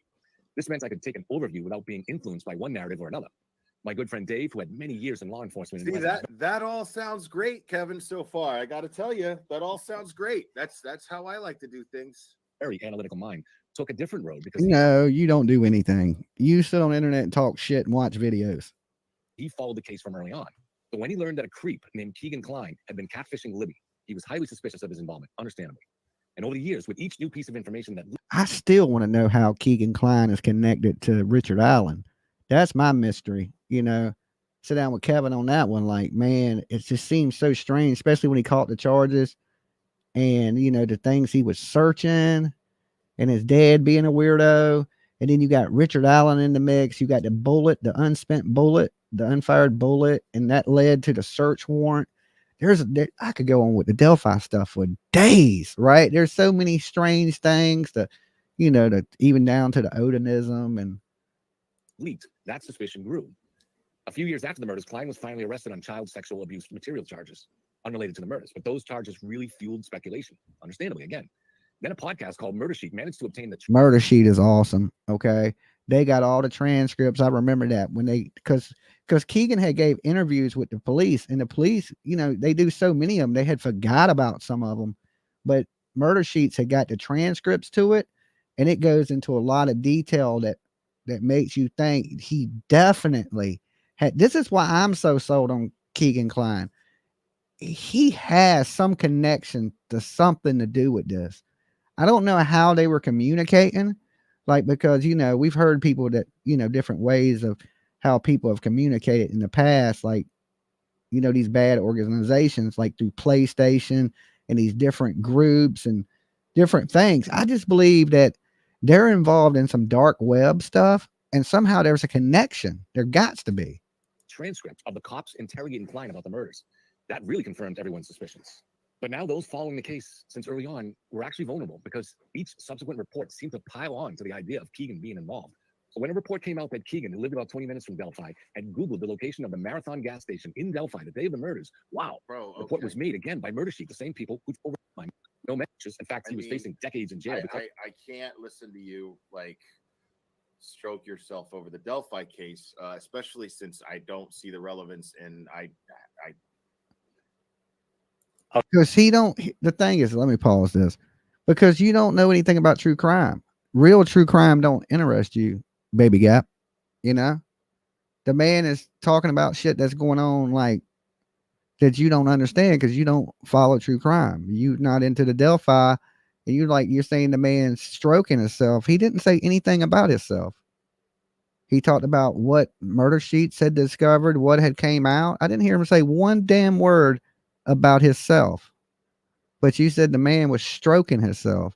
Look, the only person e-spanking and e-jacking on the internet that we know of, proven facts, evidence out there, is you. I'll explain the relevance. All right, it's pretty simple. I came into the Delphi case late, very much like the Glare came into this case late.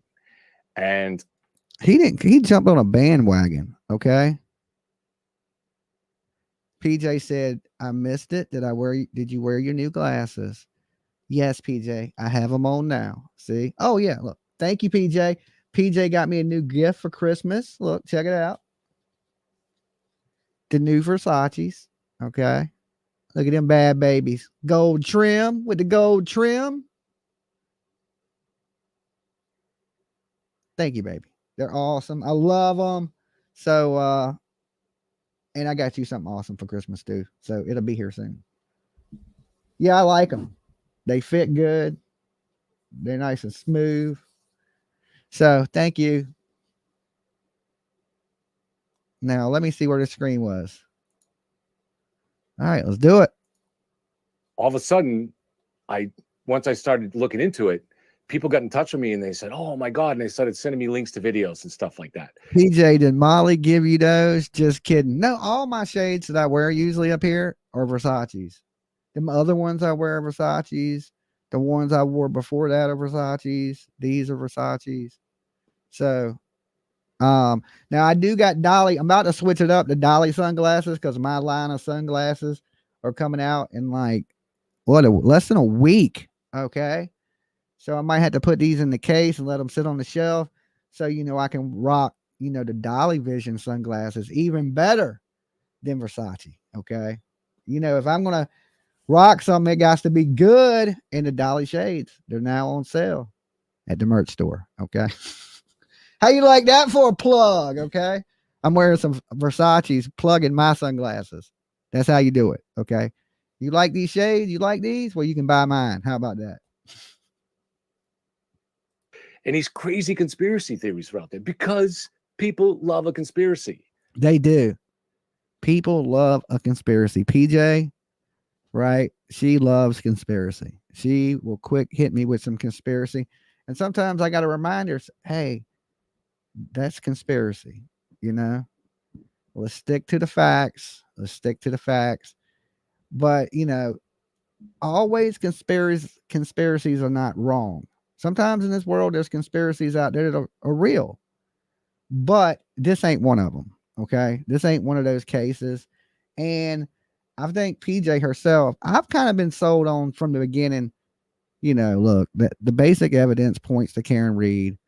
I think PJ has kind of went back and forth on it. We've discussed everything that don't add up. And sometimes in this world, you can have 10 people in a room and somebody can run in and rob somebody, and all 10 of the people may have a little bit of a different story, or they could all have exact same story. So it varies. Like when you listen to people that may be a witness, how credible is that? Because, we look at like top attorneys, even in the OJ case, said that, eyewitness testimony sometimes can be flawed and easy to fight in court. All right. Like, how Dylan seen Brian Kohlberger type situation. Even DNA can be fought pretty easily in court sometimes because you can go back and start showing that the lab that tested it has made other mistakes. And let me tell you this, apparently all these labs make a certain number of mistakes, right? But that don't mean they made a mistake. It just means they all do make some mistakes. So when you bring that into court, that these DNA labs, they've made mistakes in the past, it puts in that little bit of doubt on the DNA, and that's what it's about for a defense team, is just creating doubt. If you have a little bit of doubt and you can convince somebody, hey, I don't believe that, because what about, the DNA might not be legit because that lab could have made a mistake. They could have handled the DNA wrong, and it's happened before, and you're just like, no, I can't do it.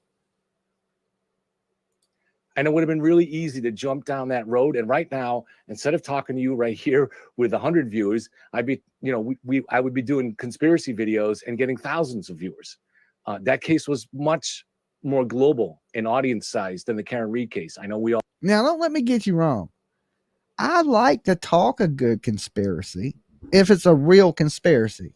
The moon landing, who assassinated John F. Kennedy, Bigfoot, UFOs, government cover-ups, things that I love talking that stuff. I mean, I started my channel with that stuff.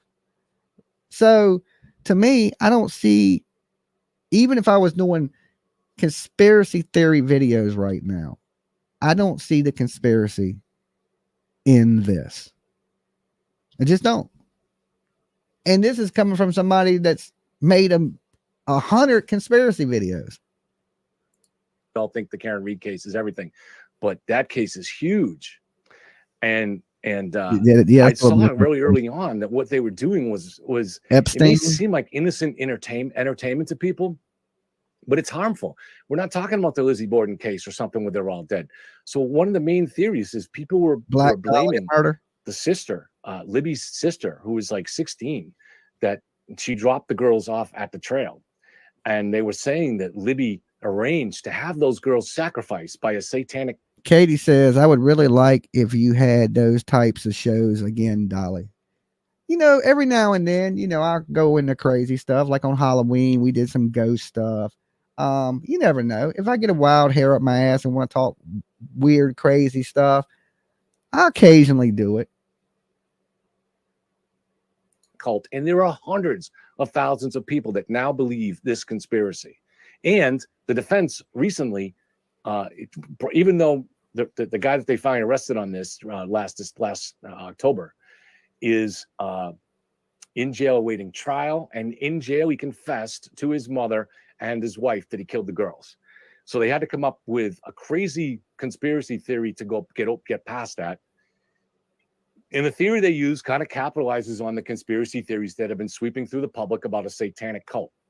Except in this case, that was crazy. In the Richard Allen situation, you know, they did do that. They absolutely, they came out with the craziest conspiracy theory with the Odinism, that he was being tortured in the jail, that he was forced to tell his wife and his mother that he killed Abby and Libby.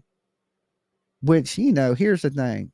I know you can say things, sleep deprived and things of this nature. And I've been a person, I've been in jail. There ain't guards sitting around beating you, you know, worshiping the devil while you in jail. I didn't see it. Not in the jail I've been in. None of the jails I've been in. And I've been in a few of them, okay? In different states. Okay. For some reason, everywhere I go, I get locked up. And I ain't seen nothing like that. I ain't, you know, you get on the phone and you confess that you killed somebody and they have it recorded. What can I say for you at that point? How can I defend that person as a lawyer? They have you on audio saying you killed those girls. Like, why would you say that? Let me tell you this. I'm convicted of a crime or something. Just say I'm accused of murdering some girls. I would never be that, but if it just say, for instance, it was, I would never get on the phone and say I did something I didn't do. I would never confess. I'd be begging for my freedom, screaming, "You got the wrong dude." You know what I'm saying? Upset, crying.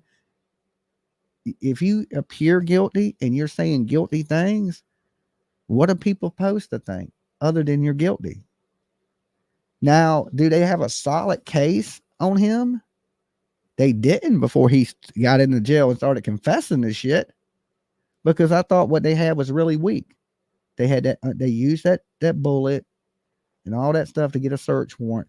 And here's the thing, when he went to court, you know, this is a little off topic from dumbass Baby Gap, but when he went to court, he was getting ready to fight that search warrant. And if that search warrant got thrown out, then they didn't have a reason to arrest him. And he was probably about to get out of jail. With all the shit, with the firing, the attorneys by the judge, they didn't put him back in prison. Now, prison, they put him in prison for his own safety. Okay. How the hell safe are you in a prison? I think you'd be safer in jail. Okay. You're definitely more safer in jail than you are in prison. I hear about a lot less people getting shanked up in jail than I do in prison. But apparently this dude has not been convicted of this charge, right?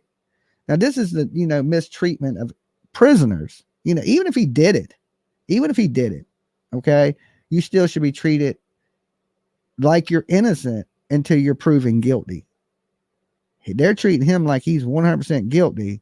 You done skipped jail. You went straight to prison. And they're trying to use this as like it ain't fair. I mean, I don't care what the man did. You know what I'm saying? You got to treat everybody with the same fairness. If they used illegal means to obtain a search warrant, you know, or bad police work to get the search warrant, I mean, I would say, yeah, that could be thrown out, but still you run into you confessed. So to me, you guilty, even though you're being done wrong. I can't really feel bad for you because you confess to a crime. Now you're saying you know you didn't do it, but out of your own mouth to two different people, your mother and your old lady, you said you did. So you shouldn't have said that shit. You're gonna pay with your life. Defense threw together a conspiracy that was based on an Odin cult. And they basically said the guards had been part of the conspiracy and forced Richard Allen to confess to his mother on the prison phone and to his wife. So that's what we're dealing with here. And you have a choice. If you're grifting, you jump on the conspiracy. If you're not grifting, you follow the truth and you don't get as many views, but you do what you can. Yeah, like I'm so lost in that one, man. Like, I mean, I followed it so hard, like especially at Delphi. I know we're kind of going over Can't Reach It, but if you do not link Richard Allen somehow to Keegan Kline, I don't think you get a conviction. Okay. Keegan Kline catfished him. He was the Anthony Shots. He led those girls to that trestle that day. And let's don't even count after that. Somebody showed up with a ski mask at another little girl's house that was talking to Anthony Shots. Okay. So who was that? Was that Richard Allen that showed up at both houses? And if that's the case, and she was talking to Keegan, how did Richard Allen know where to be with no connection? It's impossible. You know, mathematically, you know, I'm going to use his term. You know what I'm saying? Mathematically, this shit's impossible. Something is connected. There's a piece of some puzzle piece somewhere that's missing. Look, and I know the FBI is way smarter than me, and the people investigating this stuff way smarter than me, but I don't think they've been able to figure it out. I think they need to look into video games and things of this chat rooms that are not your typical chat room, right? Where most people don't go to chat, but some people do. And I think you're going to find a ring of bad people. I think Richard Allen, Keegan Kline, and there's some other people connected. I don't think it has nothing to do with Odinism. I think it has something to do with some dark web shit. That's just my opinion on it. Once they find that connection between these people, then I can say, okay, yeah, Keegan led these girls to be butchered. Okay, and Richard Allen did it. But you got to make that connection for me. You got to make it. I believe that they got what's going on, and I have faith in the police there. And here's one thing I liked about the Delphi police is before this came out and they made the arrest and all the stuff they were doing, everybody was pretty sure, you know, the sleuths on the internet, they already had Keegan Kline picked. You know, they kind of had their perception that it's Keegan Kline, just like he said. You know, even me, I think Keegan Kline has something to do with it. Once you hear everything and all the little small details, it's like, there's just no way he didn't have shit to do with this. And he's facing these other charges, and he's going to spend the rest of his life in prison either way. Okay. If he did it or if he didn't do it, it really don't matter at this point, because with the charges he has for child exploitations and things like this, he's going to spend the rest of his life in prison either way. But you have to prove to me that Richard Allen did this. Okay. You have to prove it. He confessed. That makes me believe it. But you still, at that point, you got to have a little proof, because sometimes innocent people confess to crimes they didn't commit. It happens. I know it sounds fucking crazy, but it does. People confess to crimes they haven't committed. Why? I don't know. They think it'll just get it over with. It'll go away or whatever it may be, or they just are confused and they confess to shit they don't do. So you got to give them a little bit on that, you know, but should have confessed. And this was kind of one of the early cases that I was doing. And, you know, those are the lessons that I took for that. And to me, that's easy to apply to the Karen Read case for obvious reasons. And Karen Read, should have never said, did I hit him? Okay. Did I hit him? Because she put that in people's mind. Okay. That she hit him. She did that. She planted that. Could I hit him? Did I hit him? And if she said it and didn't, you said the wrong shit, because now everybody believes you did. Right. So when you say things, some things you shouldn't say. Okay. At the wrong time. When you sit in jail on the phone, you shouldn't say you killed people. When you sitting there with the paramedics, you ain't looking when the motherfucker's dead. You shouldn't be almost dead going, did I hit him? I don't think that's the right time to be saying that. Okay. So if you didn't, you made it look like you did. Really haven't followed the Delphi case all that much. Of what they found on his phone. So if it was there, they'd have it. It was then a false report. He never searched for the gas station. Okay. Yeah. It might also be Here we go. there was, in fact, a conspiracy. Once you have that 227 search in mind, it colors everything else you see. But if that search becomes uncertain, then you might start to see other aspects of the case in a different light. However, it might also be too late. Once you started down the road on a certain narrative, even if you take away that original piece that set you on the road, everything else you've seen has already been colored by that narrative. And I think this as a jury. Say I'm sitting in the jury pool, or you're sitting in the jury pool, and the defense starts throwing out some conspiracy stuff. And that's their defense. They're not basing their defense in reason. I'm going to instantly think you guilty. I mean, like, they came up with some crazy shit. You know, at this point, what, aliens land, you know? There's a cult and all these things. I think it's just a lot easier to say, hey, this lady was drinking. Inconsistent statements, right? Karen Reed. She hit her boyfriend. She's the only person that, you know, the last person that seen him, okay, was her. She was intoxicated. She was clearly breaking the law. Why ain't she ever been charged with DUI? Okay. On top of it, she should be charged with DUI because we know she was drinking. There's video evidence of her drinking. We know she had 7 to 8 drinks and she got behind the wheel of her Lexus. Okay. That's intoxicated in any state in the United States. 7, 8 drinks, you're intoxicated. You can legally have maybe 1 beer. That's it. Every 4 hours. Okay. So at the point she drank, she was at least twice the legal limit. And she wasn't drinking beer that you're going to go piss out as a man. I hate to say it like that. She's drinking liquor. Hits you quicker. Okay. So that liquor's strong. It hits you a little faster than beer. Some people might argue the point that's not true, but I've drank beer and liquor, and let me tell you, beer, I don't go to jail. Liquor, I'm going to jail. Okay. There's a difference in the two. Okay. And there's a difference in the amount you can drink of the two. You try to drink 8 beers, you're going to be bloated as hell. You're going to be this big walking around the bar. Okay. You drink 8 shots, 8 mixed drinks. It ain't going to do much damage, but to your brain. Okay. And I ain't a big drinker. I'm not. I'll be dead honest with you. Y'all never see me up here drinking. You don't see no blue cups like the Baby Gap, right? Always sipping the bottle. I don't do that. I'm more of a smoker, toker, midnight joker. Okay. All that drinking shit makes my head hurt. So when I drink, it don't take much at all. I do drink occasionally. And when I do drink, it takes very little to intoxicate me. Okay. It don't take much at all. Like a couple of drinks in, I'm like, yeah, bitch, let's party. And then it's all on from there. Okay. Then there ain't no stop. Once I got that buzz going, you're in trouble at that point. Okay. But like I said, I don't drink much. Maybe once every 3 months, 4 months. Just enough to give me a good hangover one good time so I can hate life. I don't know what that's about. I don't know why I punish myself and just ain't completely stop drinking, because I drink so little that I could just never drink. But I don't know. Maybe I just want to punish myself sometimes. Not following chat. I see you in the chat sometimes. All right, let's get through this. I got a little while to hang out with y'all. I've been here a couple hours.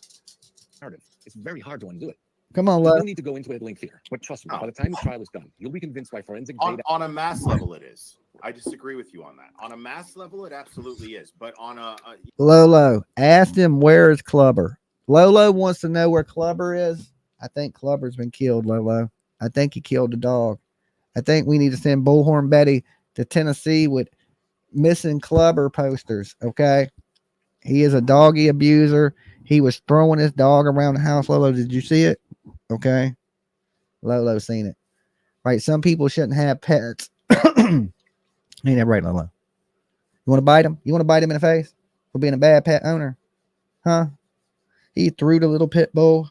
He slung him. I seen it with my own eyes. I seen it. Now he's missing. And then he was live and he had the dog locked up, Lolo. He had him locked up. He couldn't just run up in the studio like you. He was locked in a closet, being tortured. And that's after he kidnapped that doggy from a family at Christmas time, love. At Christmas. He's like Ebenezer Scrooge, right? And his girlfriend is Cherry the Grinch. So it makes sense. All right. We got to be careful. There are animal abusers on these YouTube streets. Okay. Why are you licking my hand, dog? I'm going to throw you. I'm going to throw you. All right. Lolo is mad at the Gap. He said, don't abuse your dogs. Okay. Hashtag where's Clubber? You know, like a logical, independent individual level, no, not at all. Like if somebody is rational and they're a rational, critical thinker, like myself, that I pride myself as, if you prove to me straight proof, my ego, which is prominent, by the way, I'm not denying that, but my ego is going to get checked. My ego is going to get checked, and I'm going to go, well, fuck, I can't argue that. I mean, it's right. You can't argue anything because you're a big dumb dumb. You know, plain and simple. Because I know for a fact, and everyone here can attest to this. Look, you know the funny thing about this is Baby Gap was such a bitch that he took the video down, and we still watching the video. I wonder how that makes him feel. He's like, damn, they got me. We had a backup. All right. Thank you, Kevin, for the backup. All right. That dude thought he was getting away with it. He's like, yeah, I'm going to take this shit down. They ain't going to be able to talk shit about me. Nope. Didn't happen. Not tonight. The universe didn't work in your favor. I went into this case with an absolutely open mind. When I first started even exploring this case, I did it on a live stream so people could see. So they could see that you was an idiot. So I went into this with an absolutely open mind, and I was not ready. I wasn't even ready to even talk to Turtle Boy when I first started talking about this, because I was like, I don't want any influence at all. I wanted to stop your line. That man was kissing Turtle Boy. You kiss more turtle ass than anybody I ever seen. Okay. You shining that man's shell as we speak. You pay that man to shout you out. Damn. Okay. Just think you wouldn't have no viewers right now if you wasn't kissing turtle ass. You would have like 30 people in your chat room. just look at the evidence and then make up my own mind. And that's exactly what I did. You don't have a mind. Okay. Somebody else made up your mind for you. Okay. They gave you a little battery, put it in your back. Now you all charged up on a mission. Data experts that the 220. I'll give him the benefit of the doubt that he did that, because it sounds like he's a pretty rational guy, a pretty intelligent guy. You got that wrong. So he's probably done that with other cases. And now he ain't done nothing in other cases. He lives in Tennessee. He ain't even put out a missing flyer of a kid. Okay. He sits up here and talks about summer wells and things like that. Can't put up a flyer. Can't do nothing for his community. Ain't did shit for nobody on Christmas. But sit up here and talk shit about you. Okay. And talk shit about anybody that don't go with his narrative that Karen Reed is innocent. But this is the thing here. So he's back with this evidence in a place that we were in the early part of the summer on 227 and many other things. And it's not his fault that he's behind, but that's where he is. And we were super convinced by this stuff back then too.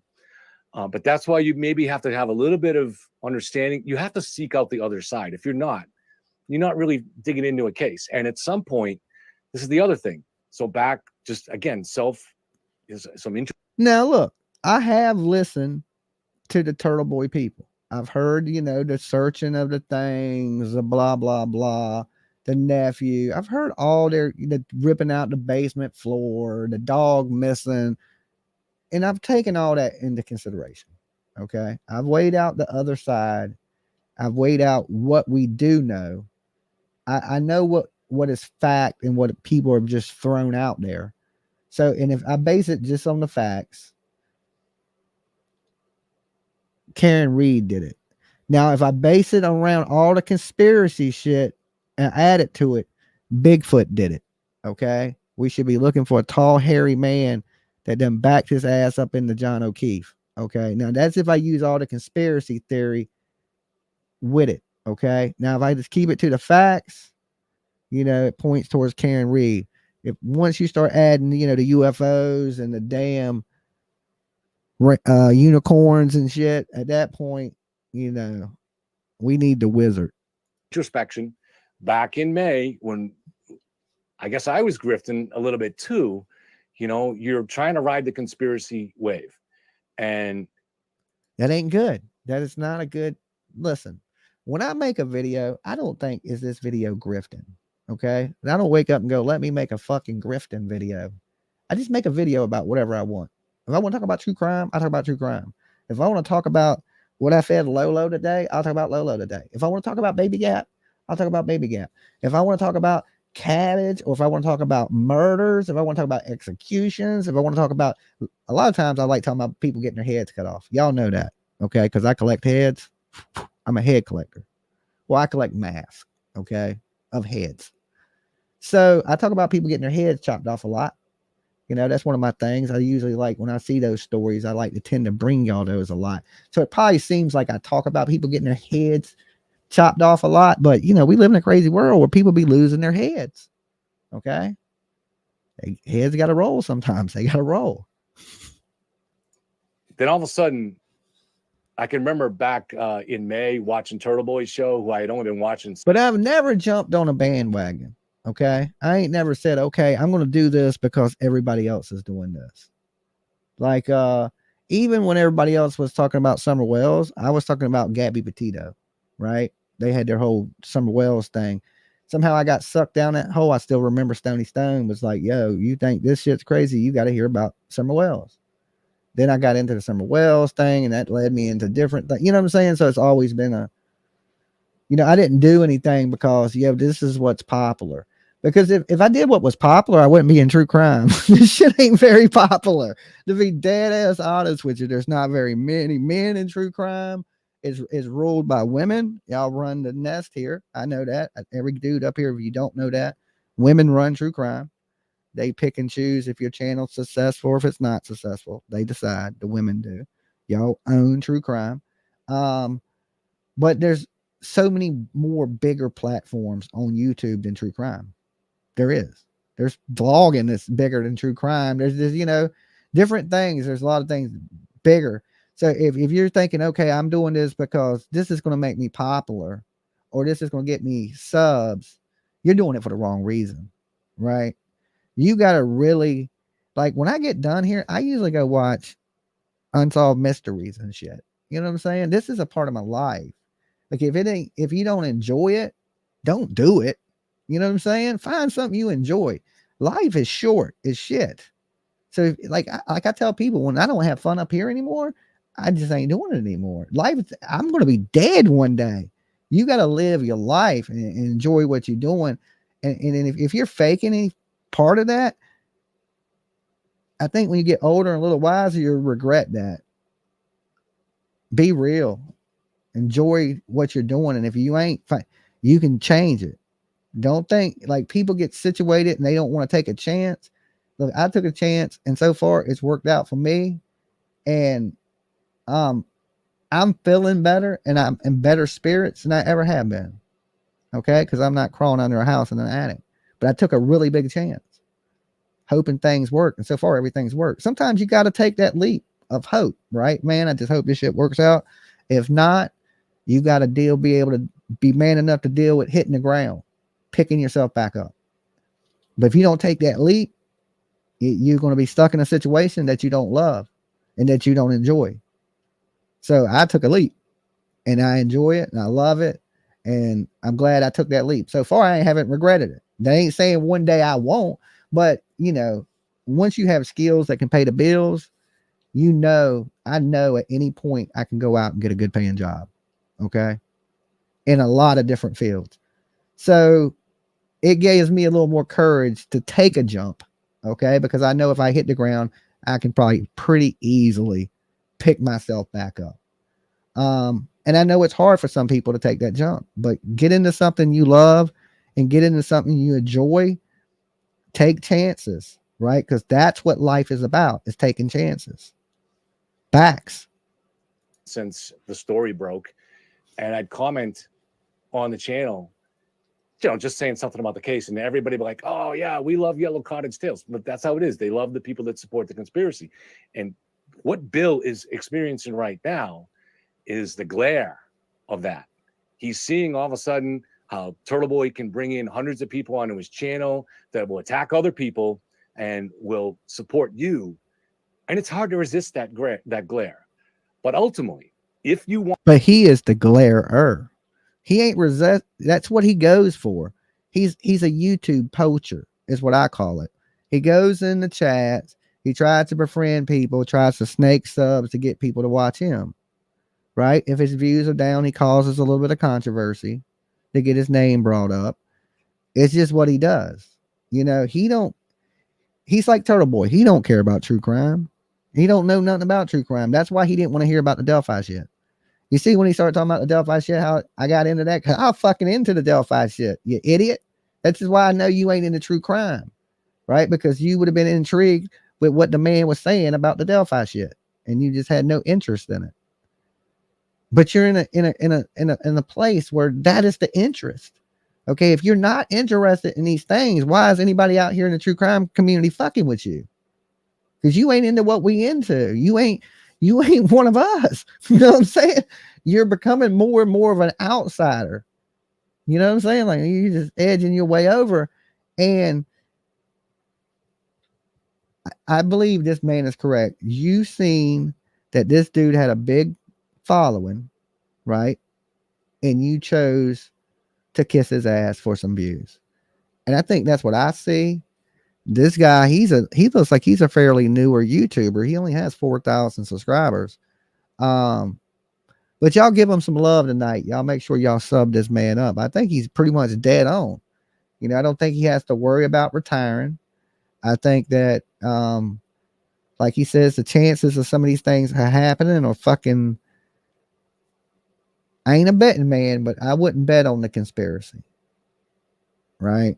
So, and then for Baby Gap not to know shit, and then to go at anybody that disagrees with him, instead of keeping an open mind, right?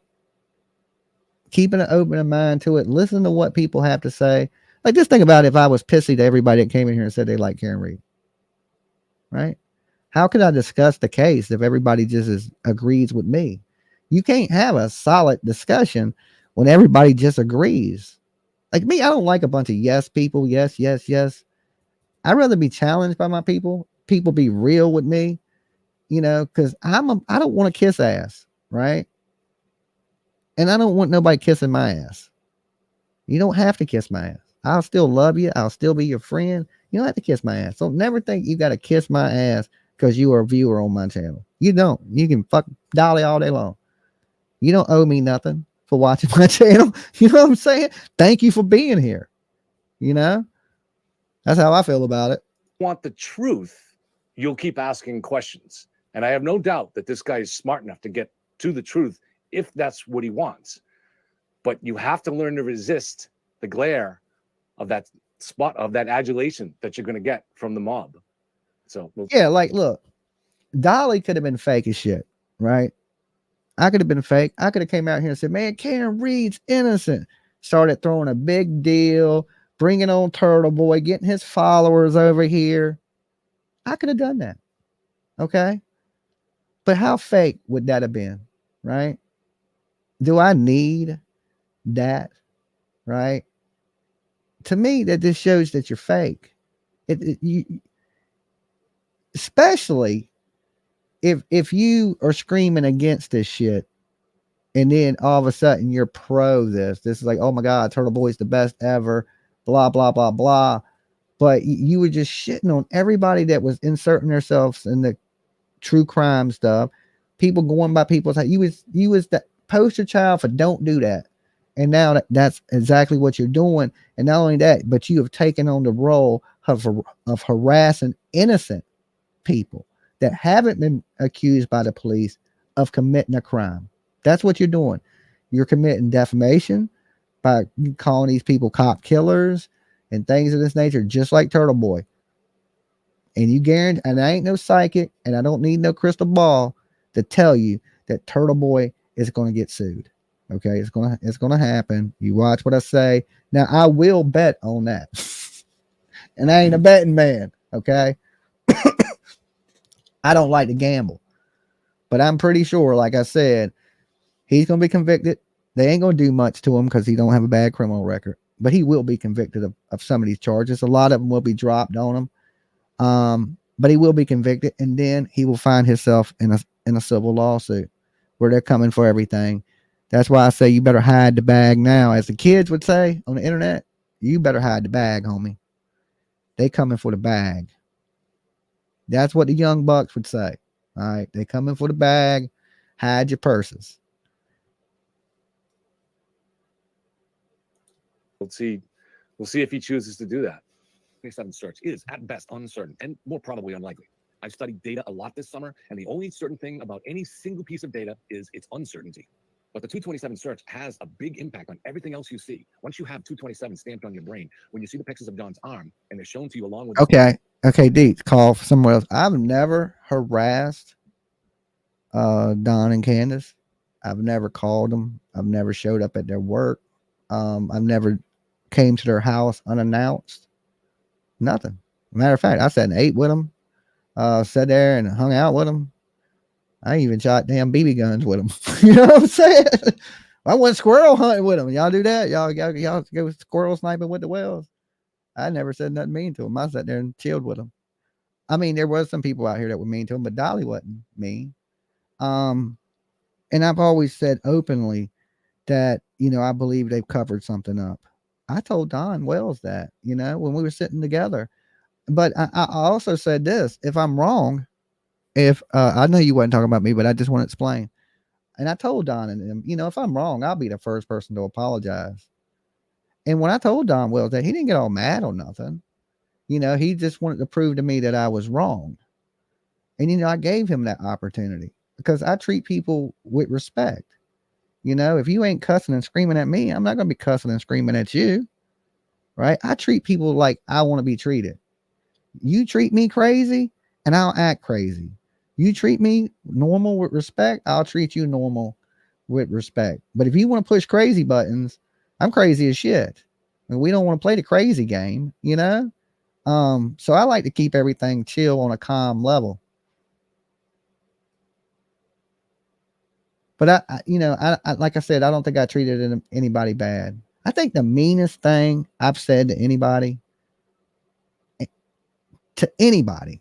and it was the Billy Joe. It was the Billy Joe. And I'll tell you what I told her.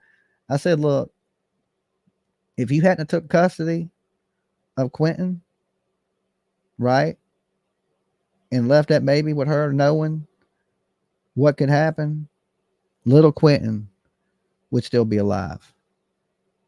And that enraged her. And I think, I shouldn't have put that blame on Billy Joe. Okay. I probably shouldn't have, because in her mind, she probably never thought that something like that would ever happen, So that's probably the meanest thing I said. Okay. Technically, I just want to throw that out there that I feel that I said. Okay. That you was like, if I could go back, I probably would have worded that a little bit differently. You know what I'm saying? Because, she shouldn't have done that. Right. But, then again, like anybody, Billy Joe, she's only human. Right. She made a mistake. She made, like Karen Reed made a horrible mistake. You make one little mistake in this world can lead to great tragedy. We see that a lot. It don't take but just a little tiny fuck up and everything could go to hell in a handbag super quick. Right. So if you're just talking about like things I could take back that I said, I'd probably take that back, suggesting that they are dog bites and animal scratches. Bro. That's what you see. And I love that he actually. You're right. It could have happened if she was there. That's why I'm saying, like, openly, I think if I could take something back that I said, I would take that back. You know what I'm saying? Because it kind of put the blame on her a little bit. You know what I'm saying? When she couldn't have known that was going to happen, but you got emotions, you got a lot of things going on, and you say things, and like I said, I would take it back. I would apologize to her for that. That I know you couldn't know, but damn, you raised 2 killers. So you know what I'm saying? You did raise 2 killers. That shit is a fact. So actually posted the right pick, because this isn't the pick of John O'Keefe's arm that even the defense used to present the idea that this was a dog bite or a dog attack.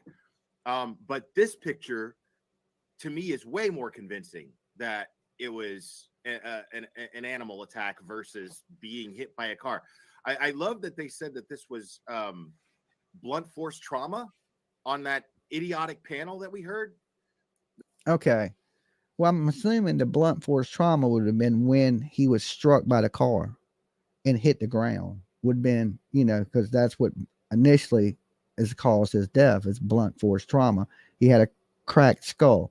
So I think when they're saying blunt force trauma, they're talking as a whole. His wounds definitely are scratches. And from what the medical examiner said, is they're not very deep. Okay. These are not huge dog gashes where dog teeth went into you and cut you like that. They're saying that these wounds are very shallow wounds. They look, they look bad, but they're not very deep.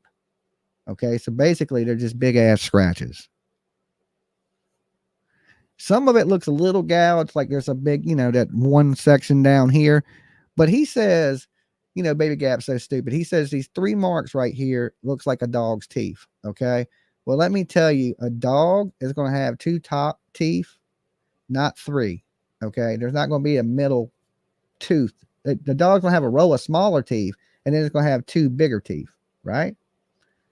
That's 3 in a row. Where did the dog get a 3rd tooth? A 3rd long canine? That didn't happen. Them ain't dog bites. Like I said, I've been bit by different dogs. These are some type of scratches from where he was hit by the vehicle and may have went up under it a little bit, or it's when he hit the road and maybe some rocks or something of that nature. But I don't believe this is any type of animal attack whatsoever. Like, they straight up said those injuries were blunt force trauma. How in the fuck are those blunt force trauma injuries? Because he was hit by a vehicle, okay, with a busted tail light. So when a vehicle hit him, it probably hit him on that side, okay? And that arm, that is probably what busted that tail light, that area of the vehicle. Go stand next to a Lexus SUV. Let's see how tall John O'Keefe is. Let's go stand next to one, and let's see where our elbow sits at. I guarantee it sits around the tail light. Let's try it. Little experiment, little Dolly experiment, right? Anybody got a Lexus SUV? Okay. But if I have to, I'll go to a lot. We'll find the SUV. We'll find out how tall John O'Keefe is. And we'll see where his arms sit in comparison to them taillights on that vehicle. And I guarantee you, it's going to line up with that taillight. Or that's where he's got caught up under the damn, the skirting of the vehicle. Okay. Because most cars got the plastic skirting on them now, usually in the front and in the back, like his little plastic cover that goes over the bumper. You know what I'm saying? And they bolt it on at the bottom near the muffler. And, most of y'all, that's why when you push on your bumper, it's kind of like plastic and it goes in a little bit. But behind that plastic is the actual bumper. So he probably got caught when he got hit. He probably went up under that something, and some of that shit probably gouged him up. But to me, definitely don't look like dog bites. And I'm sure the state's going to come in there and have experts say that them are not dog bites. That's going to happen. Please explain to me how that's blunt force.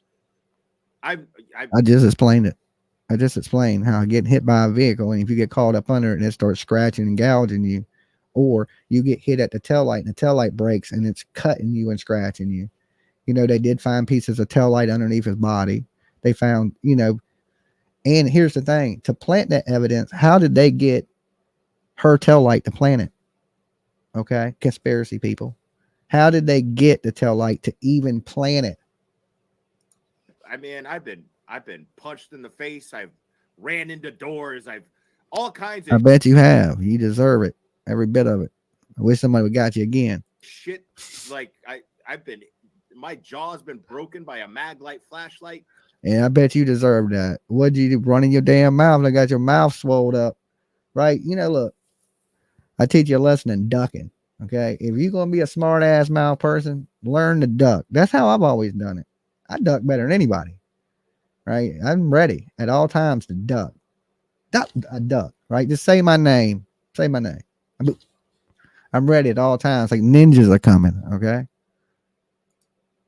Dude, I have taken beatings and we can tell to the head. Apparently, you took some beatings to the head because I get why you wear the Rocky shirts. You dumb as fucking a box of rocks. I've been scratched. I bet you have. I ain't even tell you what people accuse you of. I've even been bitten. That's odd. That's not blunt force trauma.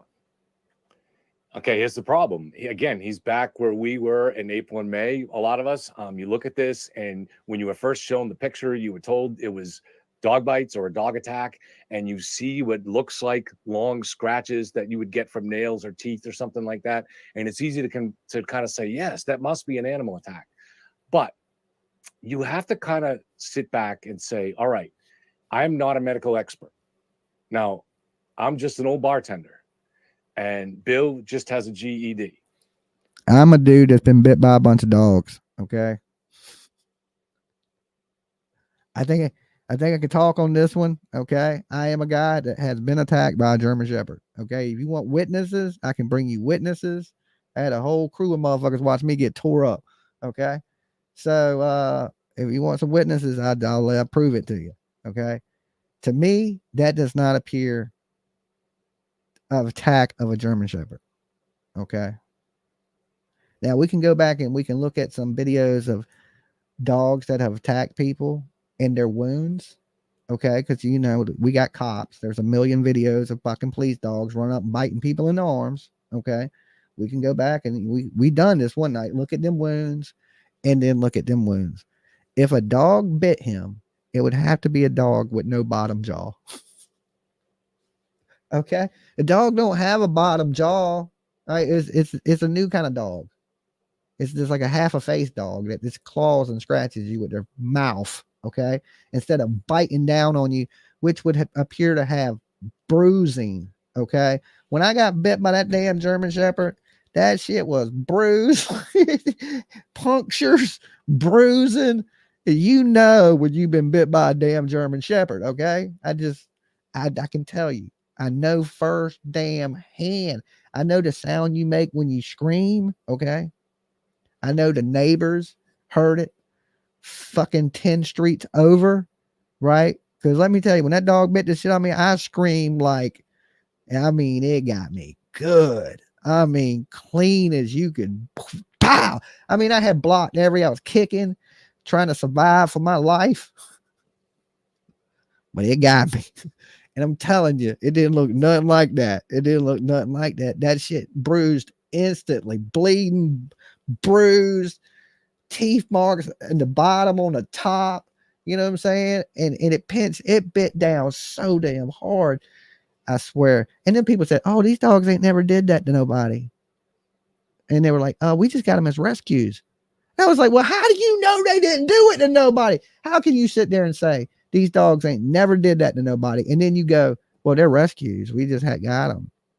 Well, maybe they rescues because they bit the last people. Okay. Maybe that's why somebody got rid of the damn dogs, because they attack people. Okay. They attack people. That's probably why they got rid of them. That's why you had to rescue those dogs, because they're mean as shit. Okay. I was there to hook up a hot tub. Okay. You think they got their hot tub hooked up? I can tell you who didn't hook it up. I didn't, because after that dog attacked me, I got in my fucking car and left. Okay. It was 2 dogs, and the Doberman was running up on me. It was about to be 3. Okay. And I'm thinking, this is the worst nightmare ever. It ain't just 1 German Shepherd, it's 2 attacking me. While this one's biting me in the guts, this other one got my leg bit right through my brand new shoes. Okay. I think I paid like $150. They were like some Nike SBs or something. I had just got them. And the damn dog rips a hole through my shoe, bites me all in the fat. Okay, got me right in the jelly roll. I'm a little skinny now, but back then I had a little chunk, right?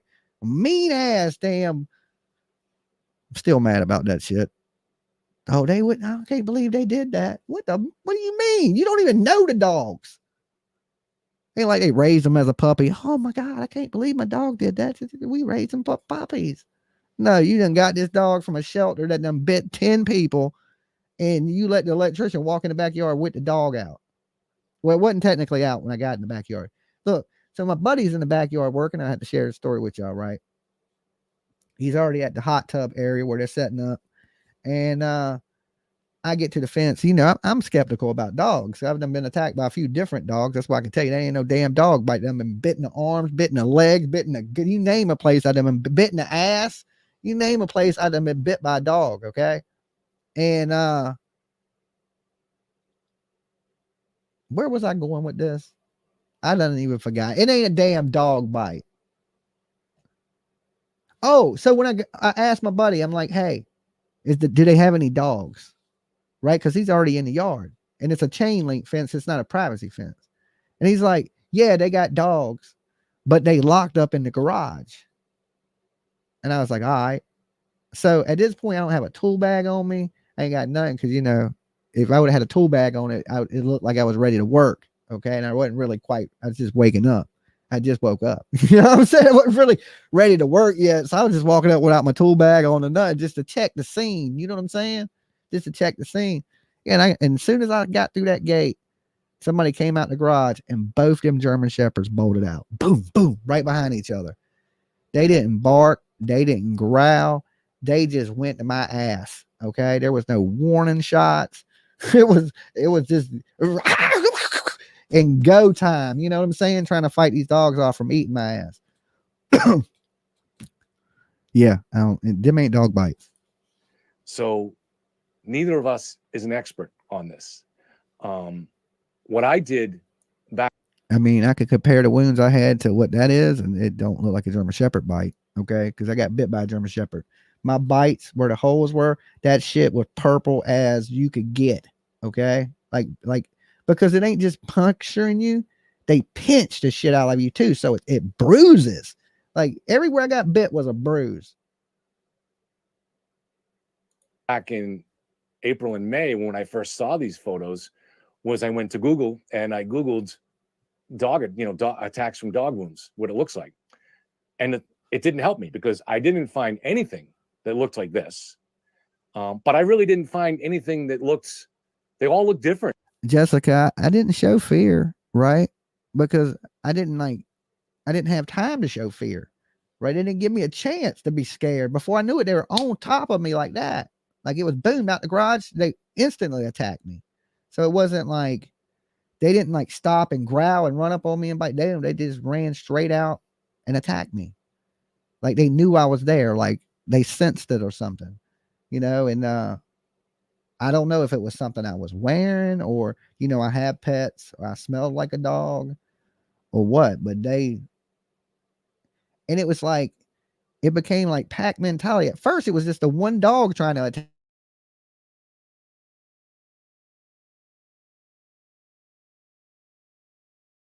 attack me. Then the second dog moved in. And then when I seen the Doberman, I wasn't, believe it or not, 2 German Shepherds off.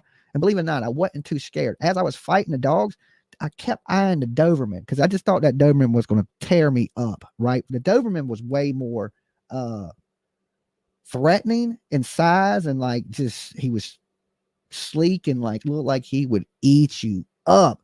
And he was the only one that didn't attack me. Okay. But he looked like he was about to. right? But he kind of like seen the situation. He was like, yeah, they getting him on it. They don't need no help, right? I guess he seen the other shepherds eating my ass up and was like, yeah, they don't need nobody. They got this one under control. But the whole time I'm fighting these dogs, I'm just eyeing the Doberman because I think the Doberman's going to run up and get me. And these dogs are biting the shit out of me. So I can tell you them ain't German Shepherd bites. They were very, very, it was amazing how different each attack looked. And the other thing is you're looking at wounds on a corpse. So it's probably going to look different. And I think if this was taken during the medical examination, this was 2 days after John died. So I don't know how that affects all this looks. But if we go. And not only that, but this is after his body has been cleaned, right? Because you can see the cuts. There would be blood on him. And you can see a little bit on his hip right there where the blood is smeared. So what they've done is, they've wiped him down so they could take the pictures of his wounds. So these are wounds that have been cleaned. These ain't wounds. I mean, they ain't been scrubbed, probably cleaned out like real good, but he's been wiped down. That's for sure. Or he would have blood all over him. I mean, I ain't no expert, but that's what I would think. Go by the actual experts. I believe, well, there's one medical examiner that signed off on it, but I believe there were two present. And so they both looked at it and they said they were shallow, blunt, shallow abrasion. Did I sue the people? No, I didn't sue the people that dogs bit me. No, I didn't sue them. You know what I'm saying? I just went home mad, okay, with a hole in my shoe and like a bunch of bite marks on me. So every time they got me good too. They didn't half-ass get me. Like they got me, I've been bit by some dogs like, bam, like, and it might draw a little tiny bit of blood, but nah, they sunk teeth. Every time they bit, they were sinking the teeth deep as they could get the teeth. You know what I'm saying? So a German Shepherd going to bite you. They're going to be deep. The wounds in my belly, they look like the teeth touched. It looked like it bit like a piercing. Almost like it looked like it went through my belly a little bit. I never went to the hospital or nothing. I just band-aid that shit up and kept moving. The one on my leg was pretty good, but other than that, I thought, fighting two German Shepherds with nothing to defend myself with, I did all right. They didn't latch on to me, they were more like snapping. They were like, bam, bam, bam. They wasn't like grabbing nothing. They were just hitting, boom, boom, boom. So not quite like a police dog where they grab and try to hold you. These dogs were just biting the shit out of me. They wasn't like biting and locking down. Nah, they'd bite you, let go, and keep trying to bite. So they just wanted to snap your ass, Dogs are different though. I'm assuming they wasn't trained police dogs because none of them went for my arms. The one dog went straight for my torso and the other dog went straight for my legs. So when they ran up, they kind of circled. So one was on this side of me and one was on this side of me. So you're kind of fighting them like this, Created by a blunt object, nothing to do with a sharp object, nothing of depth that would come from teeth or a nail. And I've seen no indication that the medical staff at the hospital has disagreed with this at all. Yeah, teeth are going to be like, a dog's tooth is like an inch. It's pretty good sized tooth. There's nothing that deep there. Okay. There is some cuts and some scratches, but according to the medical examiner, these, like I said, are all surface wounds. So nothing really deep. Like there's no puncture wounds. Okay. Cause a puncture wound would be a deep wound. These are all like little cuts and scratches. Kaylin, I'm way behind. Lolo is so cute. Good morning, everyone. Good morning to you, Kaylin. Hope you're having a good day. Happy holidays. Merry Christmas to you. I know we still got about 10 days or so. But it's moving in quick, man. Santa will be here. Who's ready to get Christmas over with? I know there's some of you guys out there just ready to get this shit over with. Like, I'll be glad when it's over. Bring in the new year so we can get drunk. Okay. I ain't going to drink on New Year because that's the worst day to start your year feeling with a hangover. Terrible. And now he's talking about there's been experts on several channels that go on that are medical experts that all say, no, this is not results of an animal attack. Now, I don't know, okay? But I do know that there's something wrong with me as a bartender or him as a GED guy looking at that and say, I'm certain that's a dog attack. Yeah. Okay. Well, me as a high school graduate that went to college, okay, I look at it as anything's possible, right? I'm way behind. Lolo is so cute! Exclamation mark. Good morning, everyone. Thank you. Thank you. Thank you for the donation. That's awesome. Thank you for the super sticker. And thank you for everybody that's been joining up tonight. Like I said, I ain't no medical examiner. I can't say for 1000% certain that that's not a dog bite. But to me, like I said, it didn't look like any dog bites I had. It don't look like any dog bites I've seen. It don't look quite like an animal attack to me. So I don't know. Could a vehicle cause those injuries? I don't know that either. You know, and like I said, we would have to do some little tests. I mean, that's the only way that, you know, to see where how he could be standing for that tail light to be broke, and where did the tail light hit him to break? Okay, because you're going to have to hit bone to break that tail light. And I'm thinking that the tail light was probably broken with his arm right here. Right there. That elbow bone is probably what broke that tail light. Now, I don't know the exact height that a tail light sits on them SUVs, but I know some of them sit kind of high. So maybe we can take a look at a Lexus SUV and see where it sits. And if it's about that height, then I would think, hey, well, if his elbow's about that high, that tail light's broken, it's about that high. She backed into him on that side, and that elbow has broke that tail light. I mean, that's just, you know, something I would say, suggest, you know, to see if it's in the range. Now, if she backed into his hip or something where it's not a pointy bone or a hard bone, I don't really see, unless you hit him hard as shit. But then you would have knocked him through the house. You know what I'm saying? So she couldn't have hit him but so hard, or he'd have ended up in the fucking house, you know, through the wall, you know. So where he was struck is kind of important in this, because the taillight breaking. Okay. And I'm thinking, I'm just thinking this, I can't say this for certain, you know, that he was struck somewhere on that side, and that arm, either it was down and the car hit him there, and you're seeing where the light is broke and scratched him all up and things of that nature. And then he flew back and hit the ground, hit his head, you know, and she pulled off and left, and he laid there. And well, he didn't lay there and die. He actually made it to the hospital, and then he died. But of course, that is what caused his life, is the events. But he did die at the hospital technically, but he lost his life, I believe, there. He just died at the hospital. You know, if he would, like me and PJ, you know, and we discussed these things, and PJ was like, you know, sometimes that, you know, if there's a scene, because, you know, PJ worked as a paramedic. Okay. And she's been to school for PI shit. So we were talking about it, and she was like, you know, I worked as a paramedic, and sometimes if somebody's, you know, DOA at the scene and there's a big group of people around, they won't pronounce it right there because they don't want chaos, and we don't want people acting crazy and shit like that. So they won't do the time of death right then. They'll wait. Okay. And then get down the street or to the hospital and pronounce the person dead. Okay. But I got to tell PJ, I was like, that's not what happened. I was like, because she's saying that the time is because they pronounced him dead at the hospital. And I'm like, PJ, that ain't the case, because here's the thing. If they would have pronounced him dead at the hospital, they would have never put him on life support. Okay. So when he made it to the hospital, he was still alive. Okay. And they put him on life support trying to keep him alive.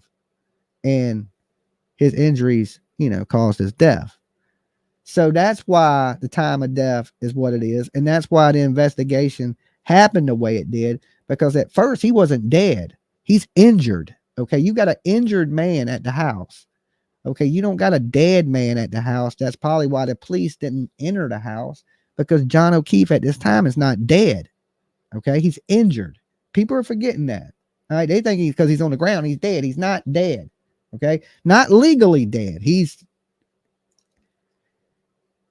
on his way of checking out. Okay. The easiest way to say it. He's probably brain dead because of his injury. Okay. But he's not, he still has a pulse. He's still alive. Okay. Which is sad to even say because the man laid there for hours alive. And if he would have got hit by that car and somebody would have helped him, he may be alive. But this woman chose to pull off and leave him there hurt. He wasn't dead.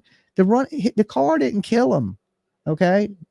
The injury and not being treated killed him. If she would have just got out the car and helped him, there's a good chance. And I can't say for certain, right? Because he did hit his head and crack his skull. John O'Keefe might be alive with us today if she would have just did the right thing and just took the DUI and called the ambulance and things like that. What if she hit him and didn't want to get in trouble and then was like, let me take off, you know?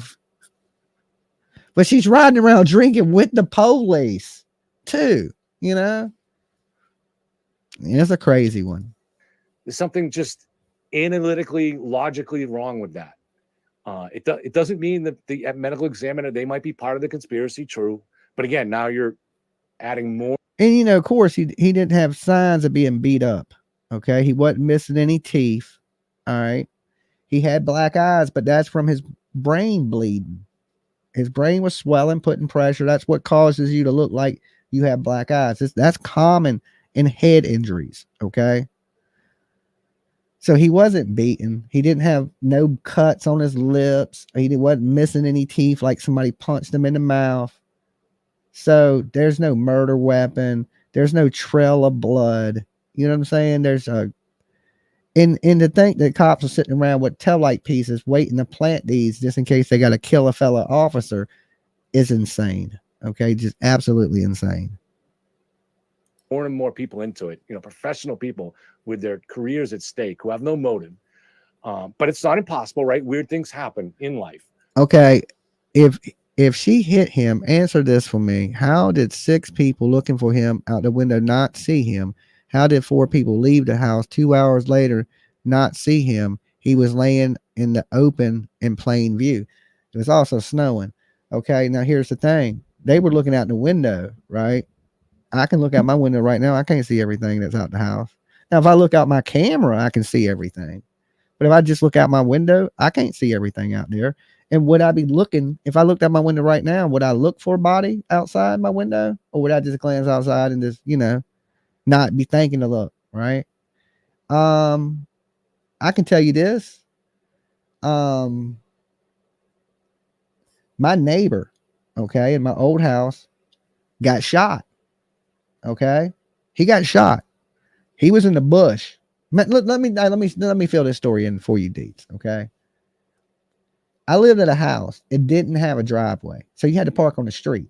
Okay. And the houses were really close together. I mean, you could literally reach out and touch the other house. That's how close the houses are together. They're like shotgun houses. They're just boom, boom, boom, boom, boom, boom, boom, boom in a row. And you had to park on the street. So the neighbors would always fight about spots, but everybody had them worked out their spots on the block. You know, everybody parks in the same spot every night. So I pull up and there's somebody in my spot. And, you know, Dolly, like, hell to the nah, you ain't in my spot, right? So I'm beeping the horn. I'm throwing my hands up. And all of a sudden the car just pulls off, almost hits me, like backing up to pull out and takes off. And I'm thinking, okay, let me pull up in my spot. I get out, right? I'm walking the house. And my baby's mama at the time, Tiff was just a baby. Okay. And she goes, hey, did you hear gunshots? I was like, when? She was like, just now. And I was like, no. And she's like, she's like, I just heard gunshots. And I was like, well, when I pulled up, there was somebody in my parking spot. And I pulled up blinking the lights out there screaming. And she's like, no, that ain't what I heard. She's like, I've heard gunshots, like right next to the house. She said right next to the house, right? So I was like, how many gunshots you hear? She was like, I heard 4 or 5 gunshots, and it sounded like somebody standing next to the window. I walk outside, the neighbor is in the bush, shot. I walked right past him, walked right past his ass, laying there shot. Okay, in the bush, not dead. Right, he lived. Okay, he lived.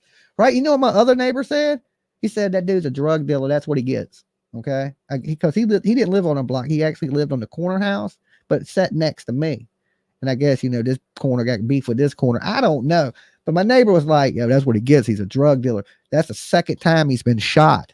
And I was like, what? They were like, yeah, that's the second time people shot him. And I was like, so the dude that shot him was the dude that was in the car in front of me. Okay. So he done shot the neighbor. You know what I'm saying? I'm pulling out, flicking the lights, throwing my hand. I'm lucky I didn't get shot. Okay. And not only that, I got out the car and walked right past the dude on the ground shot. Tell me people see shit. Look, I mean, most people ain't looking for fucking people shot on the ground. How often do you look at your feet? Okay. I'm usually looking at what's in front of me. I'm not usually like, to make sure I don't trip over nothing, but I'm not surveying the ground like the Terminator. I ain't got a computer like body over here. You see what you would commonly see. Most people, it's just human nature, like if I'm driving down the street, am I looking for a body on the side of the road? When's the last time you drove down the street looking for a body? Somebody tell me. All right, because that's going to scare me, right? If you've drove down the street looking for a dead motherfucker on the side of the road, fill me in. When's the last time you done that? Because I can tell you, I can't remember the last time I drove around and let me look on the ground for dead bodies. I mean, or how many times I walk out in the yard and look for dead people in the yard. I don't do that. I usually walk out the door, get in the car and pull off, Sometimes I'll tap the horn to make sure I don't run over one of PJ's cats, and then I'll just fucking keep it moving. You know what I'm saying? But I don't go inspect the yard for dead people before I leave. When's the last time you walked outside and looked for a body before you got in your car? Somebody tell me. Anybody check? Y'all don't need to check your back seats when you get in it. It could be a strangler in your back seat. You don't even look. Okay? I don't even look. You know what I'm saying? What if somebody's waiting in the back seat like in the movies? Nobody goes out and does all that shit. When I hear a noise outside, I don't even check. I just think it's a raccoon. I'm like, that's them damn raccoons. You could be 15 dead people outside. I wouldn't know. Right? You can come out here, there'd be 20 dead bodies. They'd be like, Dolly had to do it. I'd be like, bitch, I was in the house. I don't know how them dead bodies got in my front yard. Don't try to put this on me, Satan. I ain't killed nobody. But to just reject and just dismissively say, no, again, that's back where we were. You can't miss a guy laying in the spot, and you can easily miss it. What if he's laying out of view? Look, when you usually go to your drop window, he might have just been out of view. He could have been wearing dark color clothes. You might not have seen him. It was snowing, right? Yeah, they might have looked out there for a minute, didn't see him, and said, okay, and then they went about. You think they stood in the window and just looked for him? Okay, there's a party going on, and everybody's just standing in the window looking for John O'Keefe. Like, I wonder if he's in the yard. Maybe he's behind the trash can. Maybe he's behind it. No, they're not doing that. They're taking shots and partying. They're probably playing fucking half-naked Twister. Okay, smoking a J, taking bong rips. Say the police. They got the good shit. We're in April and May, but everybody got a fucking 8-ball of cocaine, and they getting it in. They ain't worried about John O'Keefe.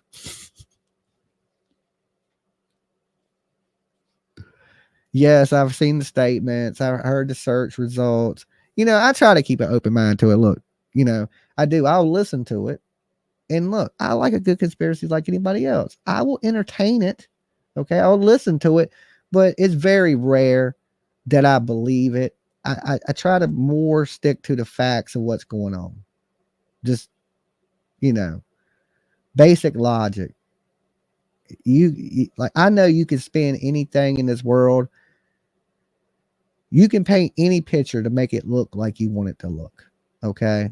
Like, I could come up here and paint this narrative that she's guilty, and just start painting a million things that say she's guilty. I think that, and I probably have done that, but that is not to convince people that she's guilty.